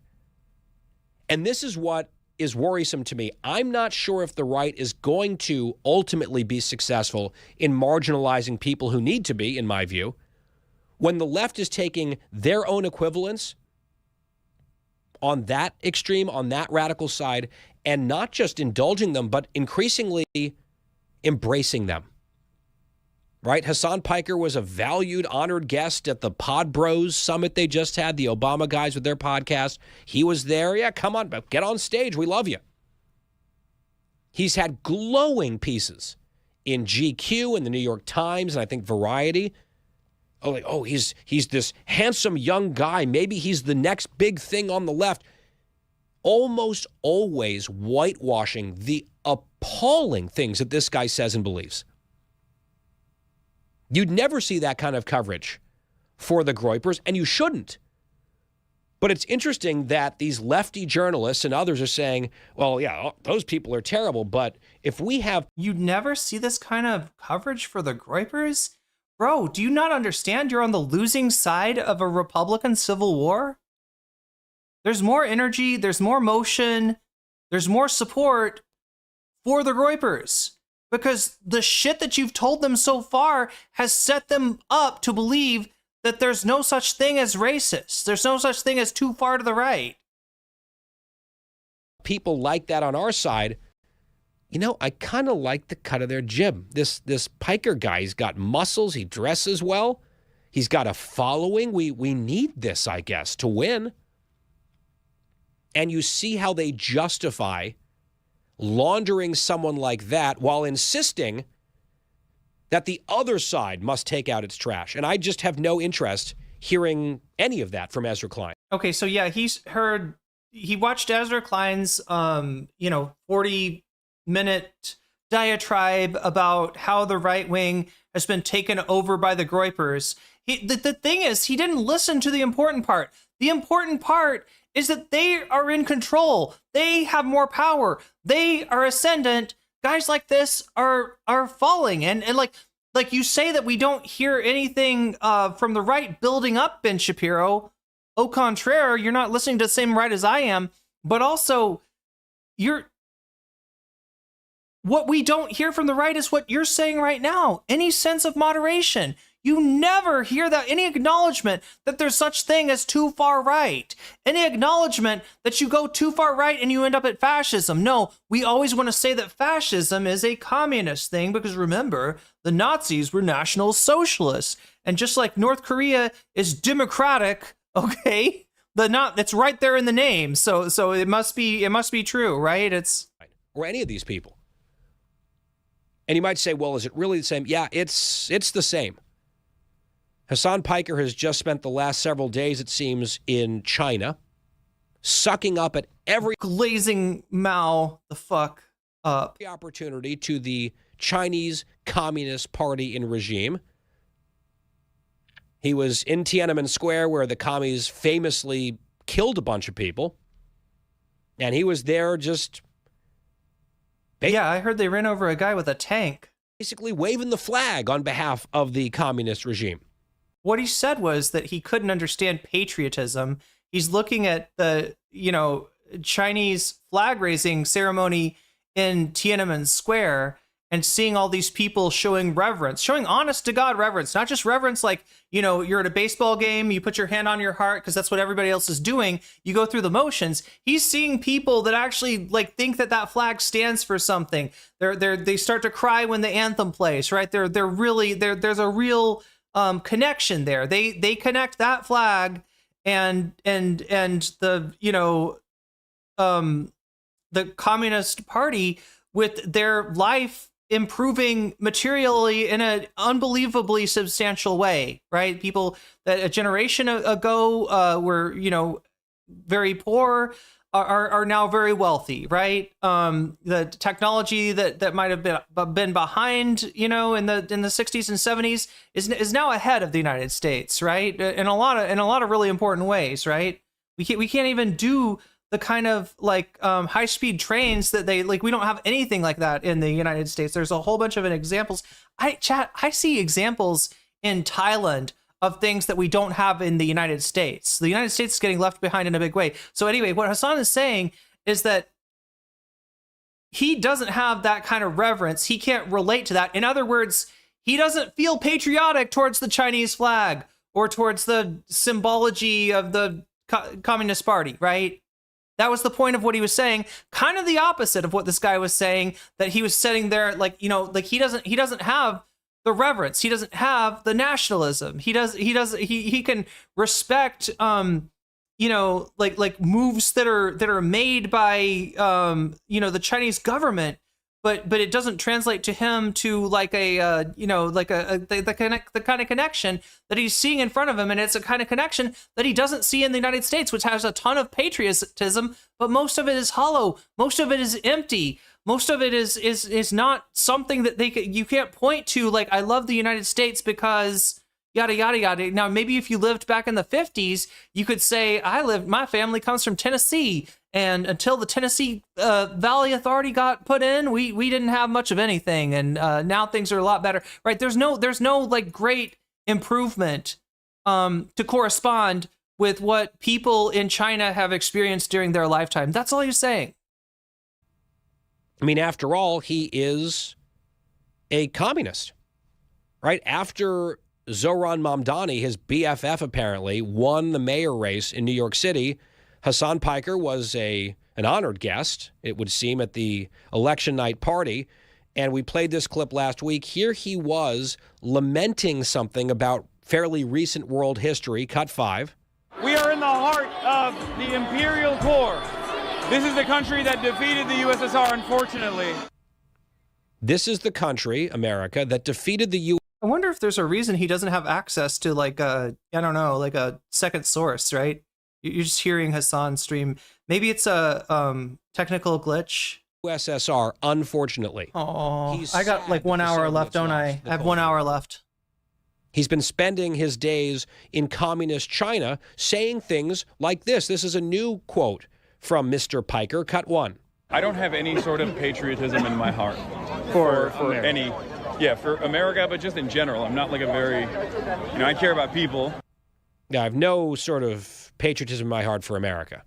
Yeah, that seems pretty clear. You wish we lost, apparently, the Cold War. You could watch this on Hasan too, because he reacts to this. But yeah, what he's disappointed about with the United States defeating the Soviet Union in the Cold War is that while they had a rival, right? While they had a rival superpower in the form of the USSR, the United States acted in a way to try to win the hearts and minds of its citizens, right? The United States had competition, in other words. So they had to moderate the way that they act in the interest of the capital class in order to kind of cut in the workers as well. You can see this in that famous graph, right? Up until between the 40s and the 70s, the rise in production, in other words, the amount of value that American workers are adding, are creating in capitalism, is moving up at the same trajectory as their pay rate. Does that mean that they're getting paid for the value that they're added? No, that's not capitalism, right? There's always going to be exploitation of the surplus labor value under capitalism. That's one of its defining characteristics. But up until the 70s, when the rich did better, we did better, right? That cuts off, in the 70s, and it's right around the time that the USSR was taking a nosedive.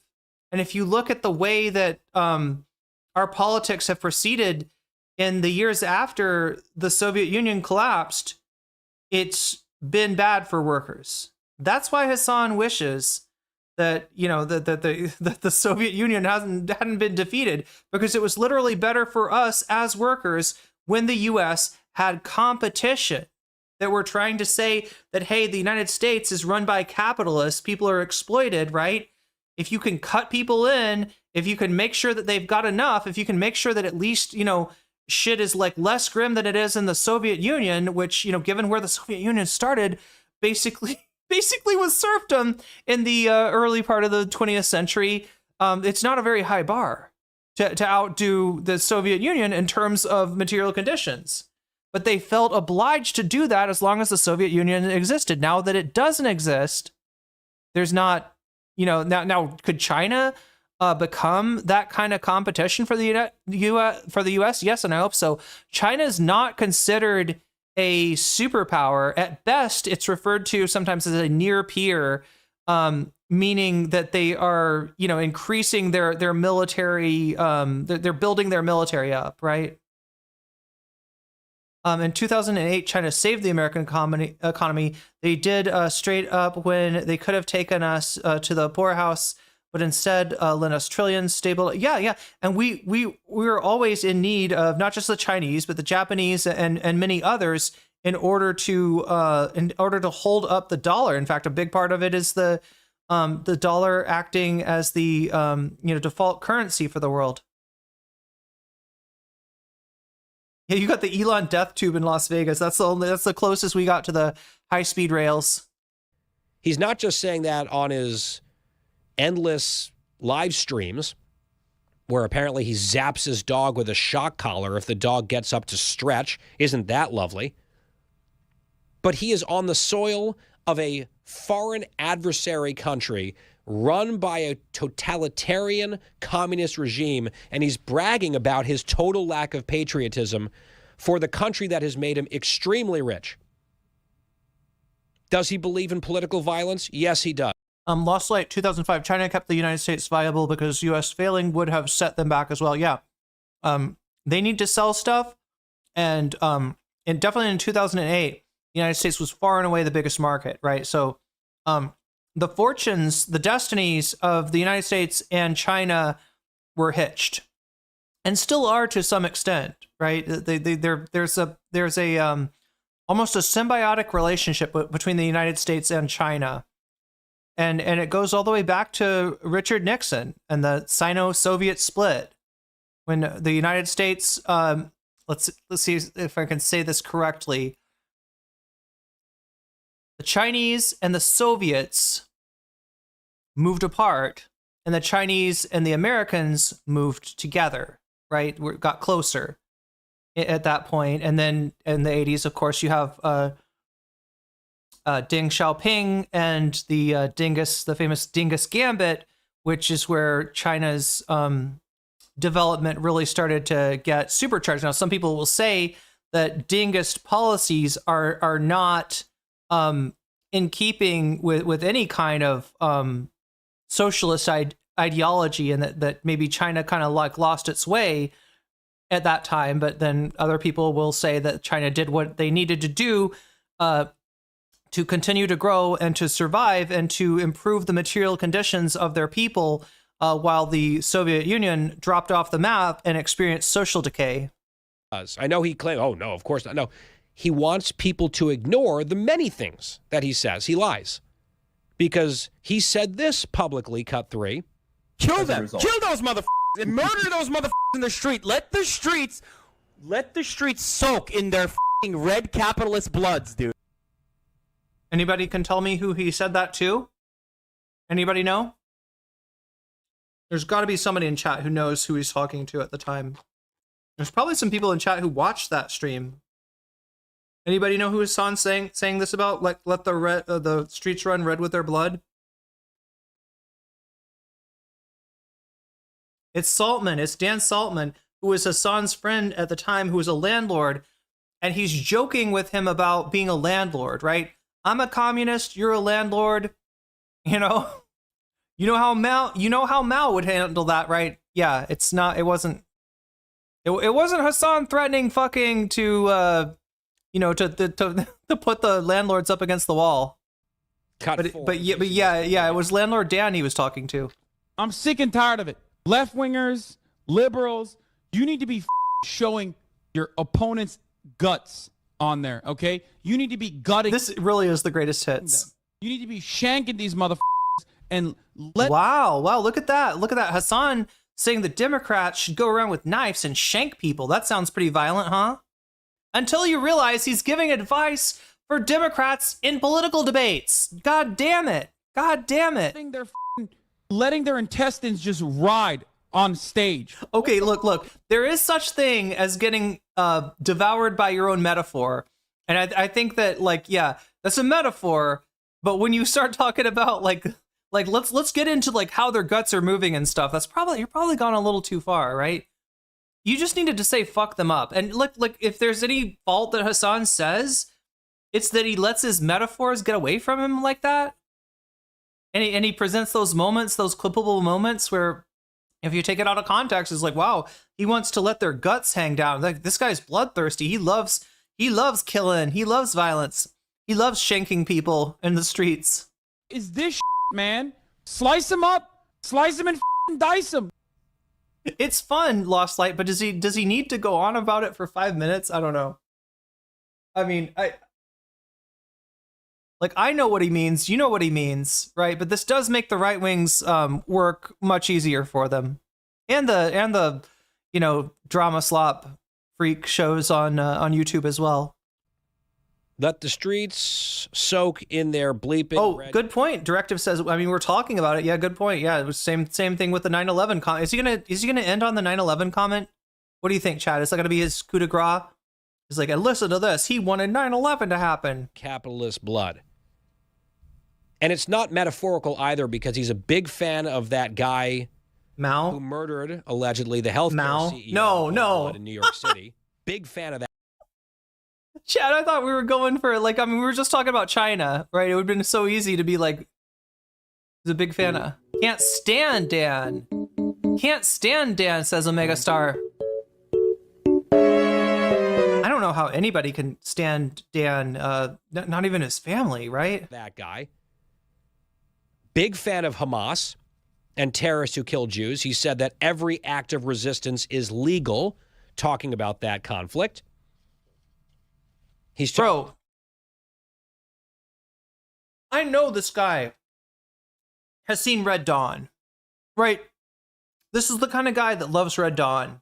He's probably got a Blu-ray version of it, signed by the director or something. I don't know. You know what I mean? He's, if you don't know, Red Dawn is a story of Soviet invasion of the United States, made in the 80s when something like that could have never happened. The Soviet Union was already falling at that point. But the idea is that the USSR overnight invades the United States, and there's all these American I think they're kids or something, right? And they're like, God, that really sucks. We got invaded by the Soviet Union. Nobody's gonna fight back. Hey, we're not supposed to go out like this. Let's become the Wolverines and we'll fight back. And they actually successfully somehow repel a Soviet invasion, right? So look. If you were in the 80s and you're a kid on a bike, and you get invaded by the Soviet Union, and you got to ride your bike around and kill some Soviet soldiers, right? Are you a murderer? Chat, we had a minor F there. We had a little F minor there. I hope we're okay, though. Let me know. F minor, the relative minor of A flat major, if you're familiar. Anyway, I think we're good. So anyway, yeah. So if you were to kill the Ruskies, right, as the Wolverines did, you'd be okay. That's your country. They invaded you. You were under occupation. You weren't just murdering people because you're bloodthirsty. You're not just doing terrorist acts because you want to force your political ideology on other people. You're defending your country. That's resistance, all right? And that is what people in Palestine are doing. Talked about how the Jews of Israel are all inbred. I mean, it's just one bigoted, racist, extreme thing after another. Oh, what does he think? He said he doesn't have any patriotism for America. Yeah, no kidding, because he not only is sad that we lost the Cold War, that we won the Cold War, that his preferred side, the Soviets, lost the Cold War. More recently, he also feels like, yeah, we deserved what we got on 9/11, cut 8. America deserved. I gotta say, but by Hasan Piker logic, the Soviet Union deserved to lose the Cold War, right? And America deserving 9/11, or what he's saying here, is intended in the same sense, right? Does the U.S. deserve 9/11 because all the people that died on that day were scumbags and they were the very worst and they deserved what they got? No, that's not what he's saying at all, right? He's saying that when the U.S. intervenes, it does intervention like the Gulf War, right? Stations troops in Saudi Arabia. When the United States uses bin Laden as an asset to go after the Russians when they invade Afghanistan, you got to expect some blowback. That's the sense that they deserve that. So in the same sense that the Soviet Union deserved to lose the Cold War, as they, as their government acted incompetently in any number of times that sealed their fate. Anyway, ironic. 9/11, dude. F it. I'm saying it. Like, we f***ing totally brought it on ourselves, dude. Holy shit. We did. We did. In a video game, whatever, hypothetically, politically. He's so eloquent, isn't he? If we didn't have a bleep machine, we couldn't play any of this stuff over the air. That's the person that is getting rave reviews and these glossy magazine covers and long stories about how fascinating he is and how wonderful he is from all these mainstream publications. And then one of them, the New York Times, has Ezra Klein out there saying, "Ooh, but look at that awful knuckle-dragging right-wing problem that they have with their extremists." And in that podcast episode, he cites the man that you've just been listening to, Hasan Piker, a communist, anti-American, pro-terrorism, dog-torturing lunatic, pro-political violence psycho.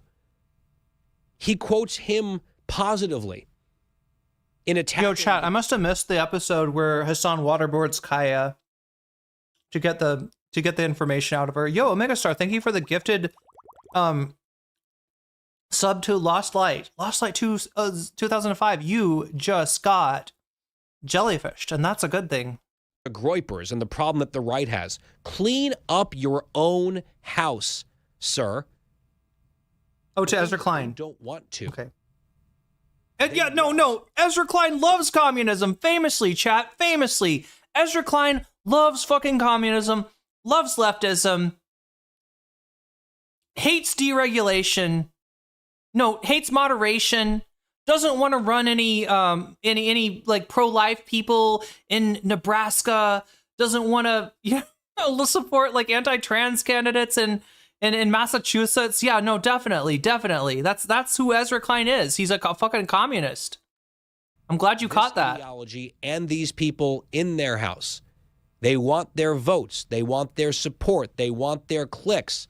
And then they look down their nose from their very high horse about extremism on the right. Let us deal with that. We're actually having this fight on our side.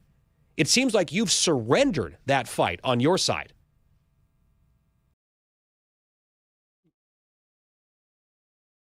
This couldn't be any more projection. We're living in the mirror world, chat. Everything that he's saying is something that somebody should have said to the right. But from what I've seen, they didn't. And I don't think this guy said it either.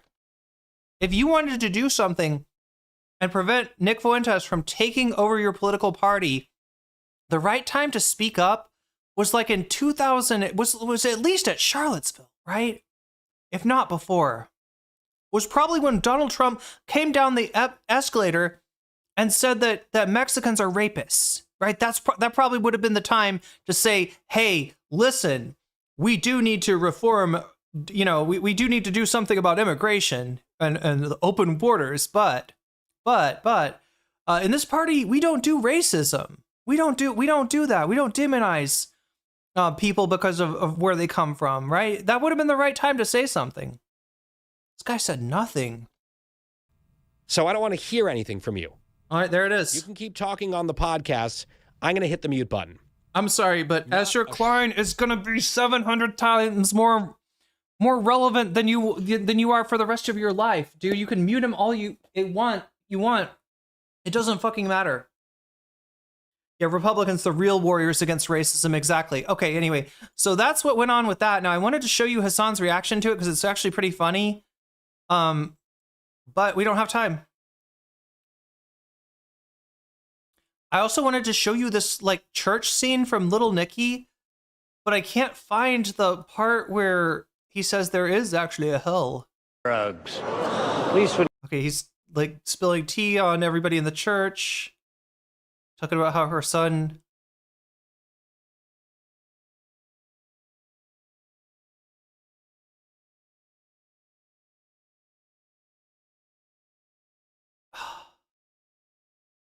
I don't know if I can find this, chat. The line is,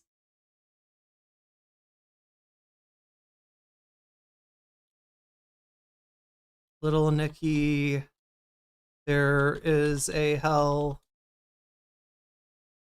Look, I know it sounds risky for me to play a Adam Sandler movie on stream. Okay. I'm gonna have to just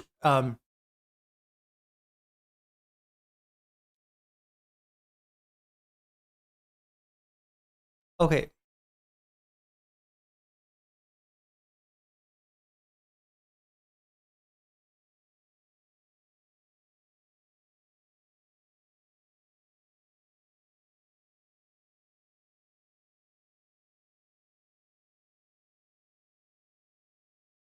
Welcome to the party. This is like the one of the sons of the devil, right? Welcome to the party. It's he enters a church, right? So the son of Satan, the Antichrist, I guess you might say, enters a church and says to the congregation, "Welcome to the party. It's so nice to see you all here. I'm so proud of you. You've taken to sin with such minimal prompting. You're acting as if there is no heaven or hell. Well, I've got news for you." And then he lifts the cape, and it turns out he was the priest, right? He turns back into the cardinal, and he says, "There is most definitely a hell, and you're all going to go there. You're all gonna go there when you die, which is in about 15 minutes." And then the deacon freaks out, is like, "Holy shit, we're all gonna die." Anyway, that's what they're recognizing, right? There is no hell, right? You know, they were all acting as if there was no there was no meaning to anything. There was no such thing as racism, no such thing as fascism, no such thing as going too far to the right. And Nick Fuentes is your proof that that's incorrect. Anyway, I have such very little time. It's not a great movie, Chad. I only saw it because my ex was obsessed with Adam Sandler movies, so I'd not necessarily I mean, it is one of his better movies, but I just wanted to bring that up to give like a, I don't know, it reminds me of that, right? You know, we were acting as if there are no Nazis, there is no fascism, there is no racism. Yes, there is, and your party is about to become ground zero for, you know, fascism part 2. It was a dumb fun watch. Yeah. I mean, it wasn't. Like I like. There's some Adam Sandler that annoys me. That's not one of them. That's a movie I can watch. Anyway, like I said, chat, I have 45 minutes left to go. We got to get you the bonus content that I promised you. What won in bonus content? It was Epstein, Trump, and Bubba. And also, wait. I think we got to 200. I didn't count. I don't know. I don't know what's going on, chat. I just like, I've been struggling this whole time. They got high on their own supply. They drank their own Kool-Aid, pretty much. Fuentes is on the ascendancy. Yeah, exactly. This guy, it's what he's saying is so ironic. You're not fighting Nick. You can't fight Nick at this point. Those that fight him are going to be cast by the wayside. He's going to defeat you. You're going to be over. You're going to be ruined. And you're probably going to get fucking doxxed and like fucking harassed by Nazis for the rest of your life, right? You make yourself an enemy of the Groypers and of Fuentes. At this point, that's a suicidal mission. You could have maybe fought them off, but you would have had to recognize the threat earlier. And you would have had to identify that threat in Trump. And you, for fuck's sake, you would have had to resist the temptation to vote for the guy a second time. The leopards are real, and they are eating your face, right? That's the point. Anyway, chat, Epstein, Trump, and Bubba.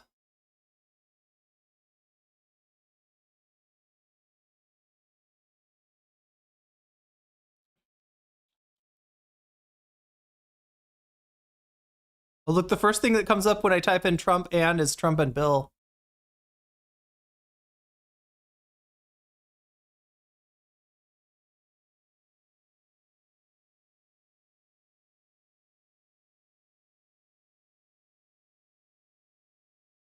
Donica Lewinsky? Are you serious? Donica Lewinsky? Is that what they're calling him?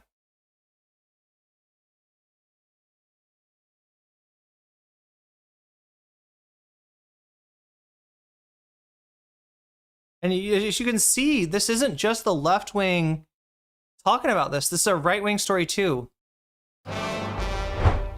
We haven't watched this guy in a long time, but I remember really liking his videos. This is Jesse Dollamore. Donald Trump has brought a lot of joy to many, many people. Who knew that some of that joy that had been brought to people would end up being Bill Clinton? This entire Donald Trump, blue Bill Clinton saga that has begun brings me much joy, I'll tell you that. Who knew? Let me also say this. That when I was a young boy and Ronald Reagan was president, I never imagined that I would grow up to be this man talking about politics in this day and age. And in that day and age, with such a nice suit. Like, damn, dude. Look at the drip. Admire the drip.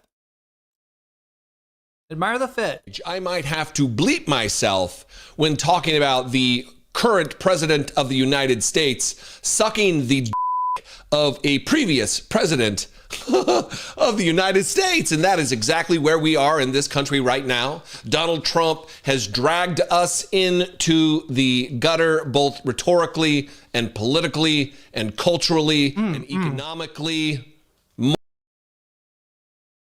One might even say sucked us into the gutter. Morally, ethically, have I already said those? I mean, come on. So this is what this is all about. If you don't know, I had somebody email me or text me. A buddy texted me yesterday. And I've been seeing this all over the place. What is this? Where is this from? And now I have the email that was in the pile, the tranche of emails from the Epsteins. I don't know if YouTube has been taking people down for showing this image, but the part that's cropped is that Donald Trump has got his hand in front of Bill Clinton's crotch and is like simulating touching him, right? Is trying to put his hand in front of Bill's crotch in a way that makes it look like it's on his junk, right? State. And this is exactly what this is. It's an interaction, an email exchange between Mark Epstein, the brother of Jeffrey Epstein, and Jeffrey Epstein, in which he asks the question, does Putin have the photo of Trump blowing Bubba? Not, does he have a photo? Does he have a photo of that? No, does he have the photo? Does he have the photo? Meaning there's a photo. They know there's a photo. Does Putin have it? Wow. No, okay, we don't know there's a photo. All right. And Jesse, you gotta take care of yourself. Make sure you don't get sued, bud. We don't know there's a photo, for the record. All right. But yeah, the way they're alluding to a photo in the email. What was it? A joke? Is Bubba not Bill Clinton? There's a lot that we don't know, but yeah, we don't know if there's actually is a photo. We do know that Epstein was talking like there was. So I'm going to go through this. I've outlined it so it's easier to read for myself because it's reading from bottom to top. We'll put the email on the screen here. Again, this is March 2018, an email exchange between Jeffrey Epstein and his brother, Mark. This is Mark Epstein to Jeffrey. How are you doing? A while back, you mentioned that you were pre-diabetic. Has anything changed with that? What is your boy Donald up to now? Jeffrey Epstein replies, all good. Bannon with me. I'm assuming that's a reference to Steve Bannon. Unless Ghislaine Maxwell also has a horse named Bannon. Mark Epstein replies, ask him if Putin has the photos, photos, plural, more than one. Ask him if Putin has the photos of Trump blowing Bubba. Now, this would seem outlandish. Donald Trump would never, the alpha man, the mighty masculine man, the straight, notably virile dude would never put himself in a position to be sucking the d of Bill Clinton. Also, we'll wait for that. Wait. Also, honestly, like, who could stay hard for mouth love from Donald Trump? Wouldn't that be the opposite of an aphrodisiac? Like, don't you kind of have to be at least a little bit attracted or not utterly repulsed by somebody to receive said mouth love? I don't understand this, chat. I don't think it's real. I don't think that we can joke about it, but I don't think that. I think Epstein was joking. Yeah, Hillary maybe. God. There's not like video evidence of Donald Trump being weird with a microphone, is there?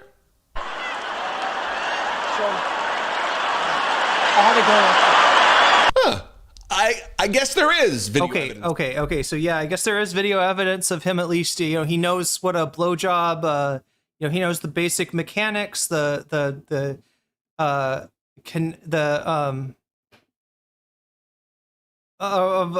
such act. I also gotta say that there is a bit of a constellation. Now, again, chat, I don't think that Trump is into guys. I don't think that he blew Bill Clinton. I don't think, any of that is true. He may be, gay or bi in his heart of hearts. He definitely acts in a way that, is consistent with like gay culture at the time. He's into musicals. He thinks YMCA is a banger. Not that everybody that likes YMCA dances to YMCA is gay, but he's who was he friends with, right? Roy Cohn. Sorry, I'm getting people mixed up. He's flamboyant, yeah, in a certain way. So like, look, there's stuff here. The other thing, remember him talking about Arnold Palmer's gigantic horsecock? Of Donald Trump being weird with a microphone, broadcasting to the world his fellatio skills, I guess. I guess Bill Clinton wasn't available during that rally, so he had to substitute the microphone. Anyway, the emails go on. I asked if Putin has the photos of Trump blowing Bubba, to which Jeffrey Epstein replied. The Village People are one of the few musicians that let him play their music. Yeah, oh my gosh. I wish I could show you, chat. Do you think we get away with TMZ? I don't think so. I think I get busted. If I play you TMZ, I'm going to get copyright claimed. I did find a TMZ video of the writer of YMCA. There's two writers on it. One of them has passed on. The other one's still alive. And he's the guy that allowed Donald Trump to use their music, right? He now claims to not be gay. I don't know if he's saying that he was gay and he no longer has sex with men or whatever, but the official story is that his writing partner was gay. He was not. He was writing it so that it could apply to gay people, or it could apply to straight people. And first and foremost, his biggest thing is he doesn't want any of the media referring to YMCA as a gay anthem, right? In fact, he's threatened to sue. Now, that's not a real lawsuit. It could never happen. If he ever did try to take anybody to court over calling YMCA a gay anthem, he'd be laughed out of court, right? But no, he did let Trump use the music, and I think that he's made money off of it. I don't know if he's actually gotten paid from the Trump campaign, who famously doesn't pay anyone. Probably not, but more likely the song and the music has been more popular. It's got a new audience, right? Right-wingers did not used to want to listen to gay anthems, right? And say what you will, whether or not the author wants to claim it or not, YMCA has been adopted as a gay anthem, and straight people that aren't homophobes listen to it too. But until recently, there just wasn't a lot of reason for far right people to listen to YMCA. Trump gave them a reason. He probably made this guy money.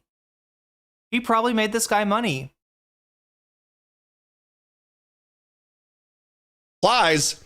And I thought I had Surus. Now, I had to look up what Surus is for all of my understanding of the English language. There are many. It's like issues, basically. many thousands of words that I don't know, and Surus is one of them.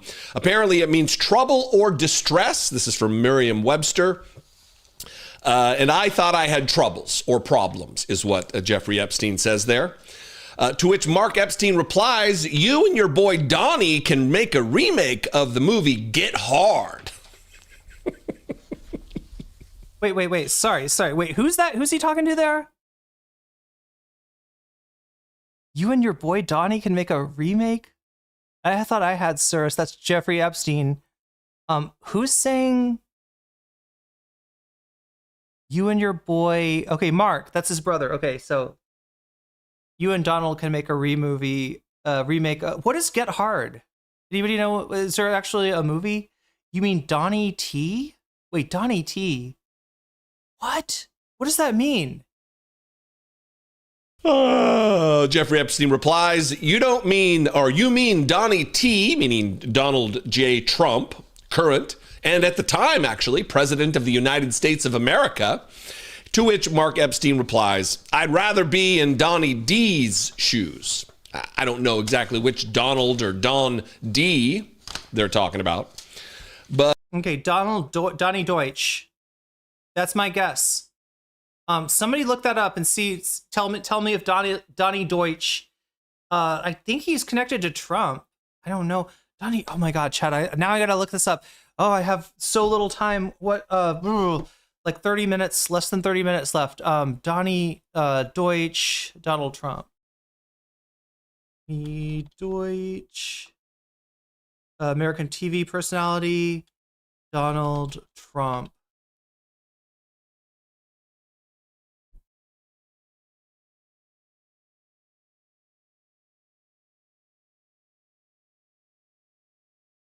There's a Saturday Night Live where Trump goes on a rant against little Donnie Deutsch. Okay, so it sounds like Donnie Deutsch was not pro-Trump.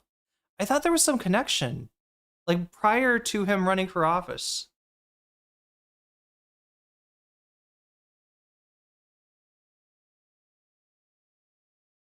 I mean, Donnie Deutsch is just a shithead pundit.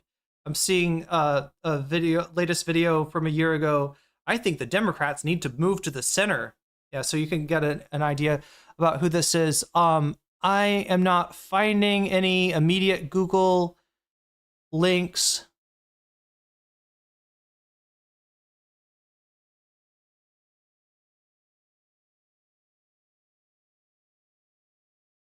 Donald Trump appears on Donnie Deutsch's show in 8 years ago.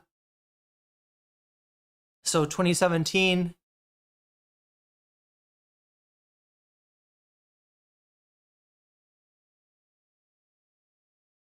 Yeah, I'm not seeing Trump mentioned on his wait,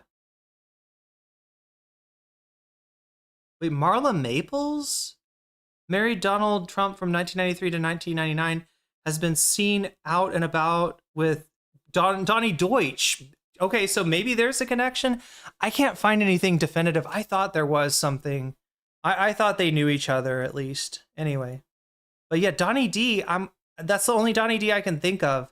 And then he says, you mean Donnie T, and he spells Donnie Donni and then Tteee. Sounds like some kind of inside joke from Jeffrey Epstein to his brother. But look, what do you think? Do you think there's actually a chance that Donald Trump actually went down on Bill Clinton? Down on the of Bill Clinton? I find it unlikely. I think Clinton could do better. If he wanted to be with guys, he could do so much better for himself. There's probably a million guys that would, be interested in Bill Clinton. But man, anything that is sending Donald Trump over the edge, and trust me, believe me, I think you probably see it with your own eyes, he is spinning out of control. Whether that be on Air Force Donnie Darko, telling reporters it's Donald Duck when they ask very appropriate questions that the rest of America wants to know. That if there's nothing wrong, there's nothing to be revealed relative to you about the Epstein files. Okay. So people are telling me about the movie Get Hard, Will Ferrell and Kevin Hart, called Get Hard. What was it about? To release them. Probably not fellatio. You be quiet. I'll only ask the questions to which I think I'm equipped to answer. This is the question that reporters need to be asking. Hey, did you fillet Bill Clinton? Did you give head to Bill Clinton? Did you suck the of Bill Clinton? Okay, realistically speaking, no, do not waste time with this. There's so many questions that if I had access to Donald Trump, I would ask him. I would want to really ask him. That would be useful, that would be interesting, that he might actually answer meaningfully, right? Don't waste time, don't get distracted, right? I mean, this is all funny and we can meme and shit about this, but in terms of journalists, this is fluff. This is confetti. This is catnip. Have you had Bill Clinton in your mouth? We know his name is in your mouth a whole bunch right now, but has his actual manhood, his member, his phallus, has it been whirling around inside the mouth of Donald Trump? Is that what phalluses do inside? Whirling? Are you supposed to whirl it, chat? Am I not doing it right? I don't know. This is where we are in America right now. We're not attending to the business of the people. We're not seeing that prices are lowered. We're not dealing with the housing crisis in America or the affordability crisis in America, rising prices at the grocery store, rising prices in your utility bills. Instead, the matter at hand is whether or not Donald Trump on the penis of Bill Clinton. Could be. I would love. How were the emails obtained again? They were in the possession of the Epstein's estate, and I believe it was either a House subpoena or it wouldn't be a FOIA request, right? It would have to be I think it would have to be a subpoena. Love your opinion. I would love your thoughts. Have you followed the story? What else is in the tranche of email? Look, I haven't gone, there's like 20,000 or something. There's a lot of emails in there. I don't know the exact number, but what else is there? I said when I read the very first three that the oversight Democrats released on Blue Sky, that there's certainly going to be more here. This is not going to be the most damaging. The ones where it said that Donald Trump spent hours with one of the underage victims alone in Jeffrey Epstein's house. The ones where they talk about, I know how dirty Donald Trump is. And of course he knew about the girls. I'm not even talking about that. Those are bad enough. Here we're getting to all kinds of other salacious, weird soap opera-y stuff. I gotta say though, looking at the picture, right, there's a little bit of like a guilty, there's like a guilty look in Donald's eye, and then Bill, you could almost imagine him being like, hey, you don't do this in public. Like, I don't know. Look, it's not a judgment against two men having sexual activity with one another. Who cares? Who cares? But when you present yourself as something and then you are not that thing, there is some little concern there. And Donald Trump certainly has done that in many, many ways. Anyway, what do you think? I invite you to this conversation. You can comment below. Please keep yourself safe in the YouTube comment section. You don't want to be getting banned. You don't want to be getting your account shuttered. So be easy. Take care of yourself and your account when talking about this particular matter. Okay, so he's worried they're going to say be too explicit. Yeah, the real concern, is like if you say anything that sounds like it is endorsing violence. As far as I know, that's what the Republican ops are looking for, more so than like, I don't even know. I don't know. Does YouTube ban you for explicit comments, or does it just? I think it just erases the comments. Anyway, don't test that, child. Don't find out. I don't want you to get banned either. That's why I'm bleeping myself here. Anyway, you can do so in the comments. You can. Okay. Anyway, so that is that story. Now, chat. We did hit 200. All right. I didn't tabulate everything, but I am like 99.999% sure that we hit 200, which means I'm supposed to give you a little bit of the Kunstler. We're serving Kunstler today, apparently. I'm always serving Kunstler, but no, in specific, Kunstler, Cruel World, Happy Mind.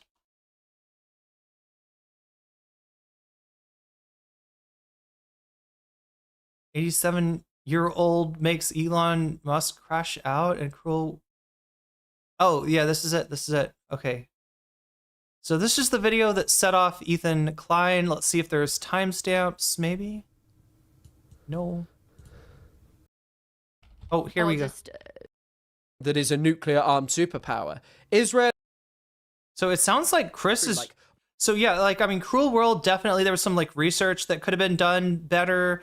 And you know, she didn't feel super confident about stating anything definitive about history or anything like that. So I'm guessing that's kind of what at least some of the discussion is going to be. So I guess no H3 fans yet, I guess. No, I think that all comes later, of clips of people being like, this thing was said, and oh my God, can you believe that this is a thing? And trying to claim that, you know, you're sort of an evil monster, and that I've, you know, helped you to be an evil monster. But okay, so you're prepared. You're that's good to know. I don't personally, like, I understand it's different for you. I mean, we'll talk about this, but I guess probably in terms of the videos you've made, I'm guessing you haven't had, like, previously too much pushback like this, at least. Yeah, I mean, that's one thing that I'm sure you're very used to with the content that you make, where I'm sure you could probably give me a lot of advice in this instance. This is very different for me. I started making content because I actually have really crippling social anxiety. So making content where I'm basically talking to a wall and I can prepare what I'm saying a little bit better, edit it down. That helped me a lot, actually, with my social anxiety, and to learn that people aren't as bad as you would think. So this situation has been interesting in that manner, because it was actually really helpful. Because when it comes to Ethan Klein and his community, it's the opposite, right? You know, she's talking about making content and you know, being somebody maybe with social anxiety, and you think that people are going to be super mean to you in the comments if everything's not perfect. They're going to rake you over the coals, and then you actually make some content. You make the best content you can. Maybe there's some mistakes, some imperfections, and people are really nice and understanding, and maybe even help you out a little bit of like, hey, you know, if when you're making that edit next time, try using one of these transitions, or, you know what I mean? It's definitely something I've experienced, right? When I had audio problems, I had people in chat, instead of yelling at me and making fun of me, they, you know, were like, hey, try this setting, right? So that's what she means by people are nicer than you think. She's talking about the audience, right? Her YouTube audience is nicer than she thinks. Now, dealing with Ethan Klein and his fandom, we often find that you just don't, if you're a normal person, it's hard to imagine that the level of disingenuousness, the level of narcissism that you will see from Ethan Klein. Anyway, I can't talk too much, chat, because we've got limited time. I want to show you some clips from Ethan's response too. So initially, you know, which is actually one thing I've realized a lot when I'm talking on live stream, is I say, you know, a lot. I guess we'll have a, you know, counter. But talking to a camera, editing videos down, and interacting with an online community helped me really break out of my social anxiety, especially during the pandemic when I was very isolated.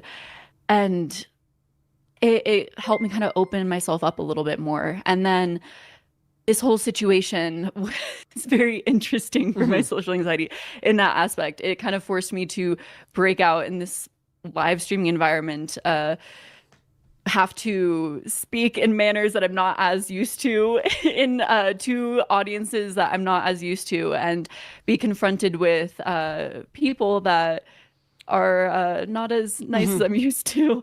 But in that, and as many people have picked up, I have people-pleasing tendencies. I have a lot of issues that I've been working out in therapy for years. And so all of that has kind of coalesced in this situation.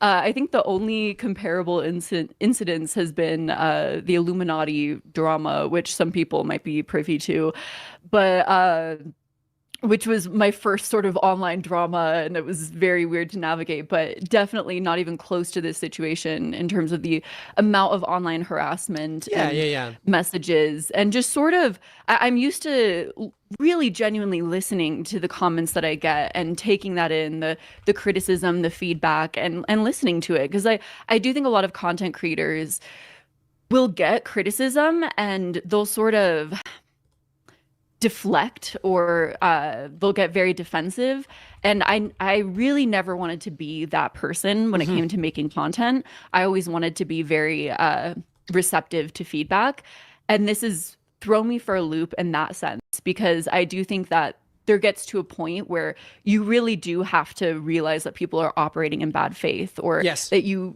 there's certain things that you shouldn't listen to, or you shouldn't take in a very genuine way, because they're not operating genuinely. No.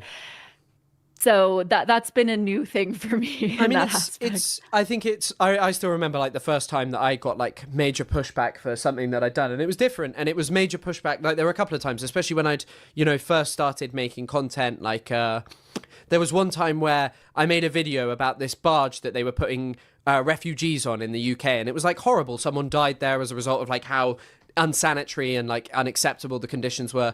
And I remember I had like 300 likes, and I had 200 comments from real accounts that were just like, they deserve worse, they deserve to die. And I was just like, I really struggled, and it was pushback that I'm like, these people are crazy, like these are crazy things. But hearing that kind of stuff is still difficult. And even yesterday I did a live where I'd sometimes do these kind of debate things, and one of the people was eventually he was trafficking some very anti-Semitic things. And unfortunately that, of course, like because of the way TikTok Live operates, all of a sudden there were a lot of people enjoying that who were not my regular viewers, but were like people spamming in the chat like, oh, we love this, and just having to sit there and block them. And like, it just feels a bit, I don't know, it just feels difficult, and pushing, like, I don't know, like pushback like that where it's like, and people saying things about you that aren't true, like, oh, you support Israel because you don't want to engage in like anti-Semitic conspiracy theories, is crazy to me. Because normally when I deal with someone like that, it's not like a chat full of morons, it's like one person who says something. But I guess like as well, it's not that you haven't made videos about controversial people, right, as well, because you've spoken about people like Myron Gaines and like all of these people who are really controversial, horrible figures, right? Yeah, I mean, that one was very interesting, because I thought it would be very funny to wear a shirt in that video that said ban male podcasts. This recent incident definitely has me feeling that way as well. No,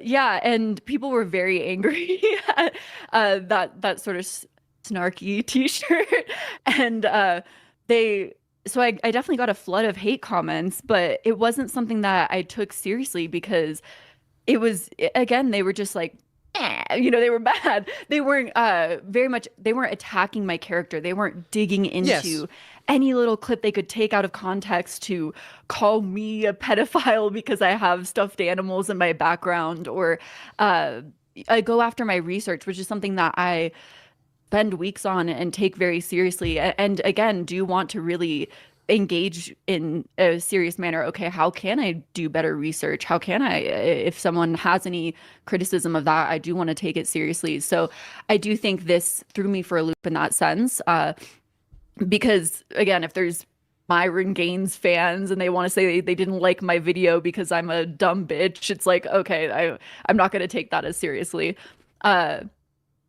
Yeah, I think that but again, your work, it sounds a lot different, because it's, I feel like you're in this sort of, I mean, not sort of, you're in a very intellectual field, and I think that people that try and engage with it in an intellectual manner kind of fall short, maybe, and that can kind of cause a lot of insecurity in different people, a lot of anger, a lot of, and I've noticed when that happens and people get defensive, it causes them to sort of reflect that onto you. Did CWHM do like a Creepshow art video? I feel like I remember vaguely. And I don't want to say that her name being brought happened up. with this situation. Again, I'm not saying that because I think I handled a lot of things terribly, which is what a lot of this conversation, I want that to be, so that people can learn from me.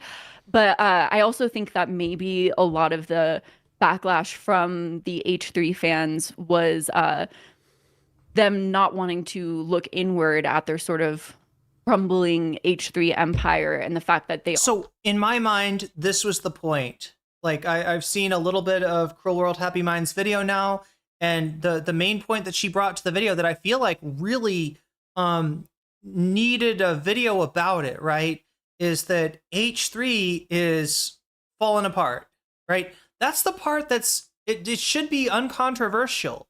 Whether you're an Ethan fan, whether you're an Ethan hater, we can all admit that like a couple of years ago, H3's community was twice as big, if not bigger, than it is right now, right? That whatever's happened, it's resulted in fact, I think even Ethan would admit this, right? I mean, it's not like he wants to talk about this, but it's true, and he knows it. And the thing is that I get a lot of delusion and cope from H3 fans where, I mean, I guess if you just don't watch the numbers, then you don't see them going down, but the numbers are going down. They've gone down fast, and, you know, they're the dead enders. They're the people that are left behind, right? Most of the community is gone. Most of the community wants nothing to do with Ethan now. And that's the one thing that I would love to just have an admission of, like, okay, can we say, you know, if you're an Ethan fan, you could say it's Hasan's fault. He was evil. You know, the supporters were too woke. You could say that, you know, people believed things about Ethan that wasn't true. They thought he was anti-Palestine. He's really pro-Palestine. Sure, go ahead and say that. I don't agree with you, but like I get where you're coming from. When you say that Ethan's community is doing fine and it's better than ever, you just lie. You couldn't be more wrong, right? You say what you want about Ethan, you say that you think he was right, but you can't say that what he did was successful. Are so isolated and you know, not wanting to reflect on this sort of outward opinion. I don't know, you know, like, again, a lot of people on the outside were like, oh, this video was very balanced. Again, when the H3 fan base is like, oh, you didn't do a lot of research, I'm like, yeah, I agree with you. But on the other side, when they talk about Ethan's black... Okay, so yeah, my criticism of the video is that, look, it's hard to do a 3-hour video of anything. Wasn't it like 3 hours, chat? It was a very long video, right? But the most difficult thing is if your subject matter, if the thing you're covering, it's incumbent on getting the facts correct, then no, you need to do more research, right? But at the same time, putting together a 3-hour video, pulling together all the clips from all over, from all over Ethan's career, like she really does start at the very beginning, like stuff that I didn't know about Ethan, right? That really does shed some light on it. So I'm glad to have that kind of breadth, but that sets you up in a situation where you're not able to fact check some of the stuff that you're reporting on. You say it thinking it's true, and the H3 fans, when they watch it, they know that it's not true because they're part of the community, right? It's just and yeah, so there's some unforced errors there. Maybe the video would have been better, could have been better if it was shorter and more focused. Maybe that would have made for a petty video if the whole point of the video was that Ethan is losing. Then, you know, you could say that's petty. You know, you're not like, maybe comment on you know, whether you think he's right or wrong. But I feel like she covered some stuff that she covered it from angles that nobody else has hit it from, and that I think are actually important. So, I mean, I don't know. I would love to see like a revision of the video. Maybe a shorter, pared down version of it too. Because again, 3 hours, if you're going to do 3 hours worth of material, that research and getting everything right and fact checking everything, it's nearly impossible to do. It's the kind of thing that you'd have to take like a year off, right? And obviously nobody, if you're not ContraPoints, you can't do that. although it feels like I've been gone for a year, she and Adam McIntyre filled in a lot of the old Frenemies lore for me. Yeah. So there was definitely some important stuff in the video that filled in some gaps that I had as well, right? But yeah, that's the positive, positivity about it. It goes earlier than anything I've ever seen. It covers something that I think a lot of people are kind of sleeping on or ignoring, which is the objective reality, the material conditions, if you will, behind the H3 podcast. And the criticism is I don't know, maybe 3 hours was overly ambitious. And they're like, well, they're sort of defending his blackface and saying, well, you didn't look at our side of things and how he didn't really do that. I'm like, well, actually, since that video, there's been a lot more instances of I've got 3 minutes left that have come to view, and I could have provided a lot more of that. Oh yeah, no, him denying the blackface thing is absolutely ridiculous. Let's see if I can fill in any more information. Here's some of the clips of Ethan reacting to this. How is that possible? They think that we're like this terrible people, and like you would think our audience would be, We're indoctrinating them all to be pro-Israel. They're all so pro-Palestine. They're just like more aware, thank God, of anti-Semitism, more sensitive to it. Yeah. Everyone else who didn't care left.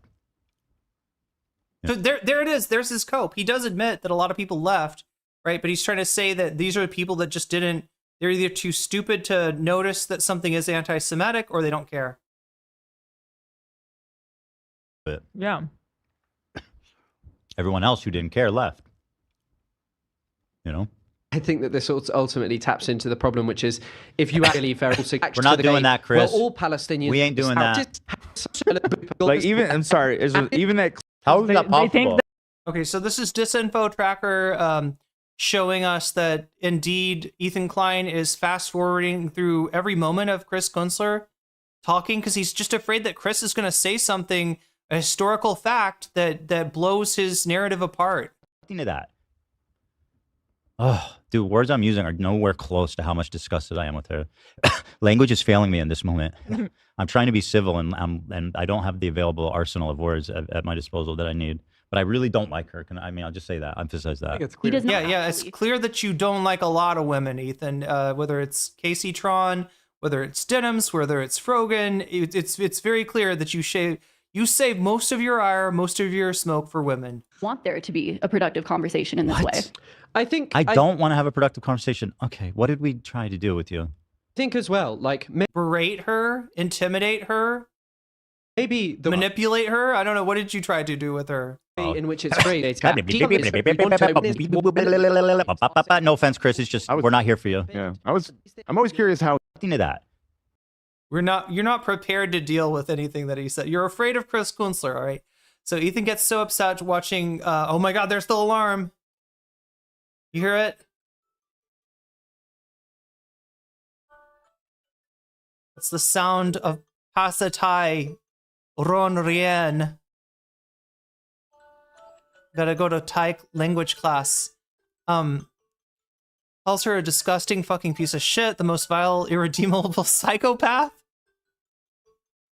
It's gotta be hard to make that sale to somebody that is, like when your opponent is so, overly nice to you. But yeah, that's what Ethan's saying. For American Eagle. It even compares Sydney Sweeney to someone like YouTuber Ethan Klein, who said a lot of very controversial things recently, as well as over the many, many years that he's been a content creator, and who we may cover in the upcoming month. Ethan Klein is also still out there making content all the time. So is the standards for what is cancelable when it comes to women just wildly different? So I think it was cut off a little bit from the beginning. No, that was pretty much it. She was just saying, talking about Brad Pitt beating his children. She's saying Brad Pitt beats his children, still get roles. You said shit, you still are doing well. But Sydney Sweeney's getting canceled for American Eagle. But she's comparing me to beating Brad Pitt, who beats his children up. And she's saying, can you believe this guy's still making videos? And she has the audacity to sit there and fucking pretend like she's in any way impartial. What a disgusting fucking piece of shit. She is probably the most, in all my time on the internet, the most vile, irredeemable, psychopathic, bad faith. About literally everybody. No. No, you literally like Somebody roll the compilation right now. Find it. Find the last time I It'll said be it on the about someone. subreddit. Cut. Fine. Anyway, I know you guys say I said that, but this time it is definitely for real. You can tell because this is our second emergency broadcast. Well, you guys can just judge for yourself based on the shit she says. But I'm so disgusted that a parent, especially of all things, can just sit there and fucking say shit like that about me. What have I done exactly? And I love how she goes, Ethan, it's not all so many horrible things. I'm not going to mention what they are, but Brad Pitt beat his children. Ethan, who's done horrible things, we all know, right? And but yet, Sydney Sweeney. And like, what the fuck do I have to do with Sydney Sweeney or Brad Pitt? Dumbass. Yeah, I guess I don't think we have the context for that. Chat, I got to get to school right now. I hate to leave you this quickly. Let me at least shout out the Patreons. If you support me on Patreon at the $5 level or above, you got a shout out at the beginning and ending of each stream. So let me go ahead and, also, like, I want to note that we have a new sign up for the Fancy Weasel $5 level. That is Tracy Eva. Thank you for signing up and, adding your, like, if you sign up for, I try to add everybody's Patreon the day that after when if you sign up and it's in between streams, I try to add you for the next day. So we got double content thanks in part to you signing up, Tracy.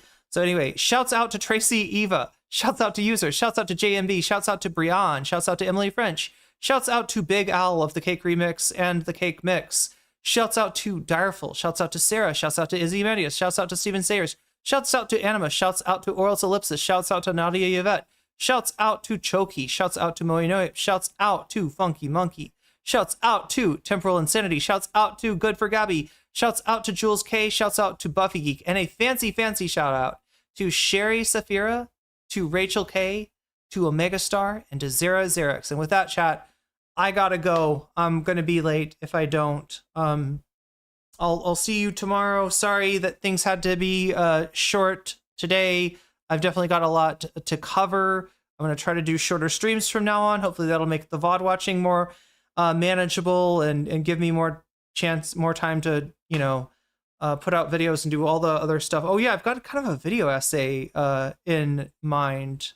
So maybe be on the lookout for that if I can anyway, chat, I gotta go. Much love, everyone. Thank you, mods, for keeping us safe. Thank you, Thumb Gang, for liking the video, helping it get out to more people. Thank you, everybody on Blue Sky that supports my Blast Off tweet every day. I appreciate that as well. That's another way to get my stuff out to more people. And with that, chat, I gotta get going, and I gotta get my ass to class. I will see you tomorrow. Until then, bye-bye.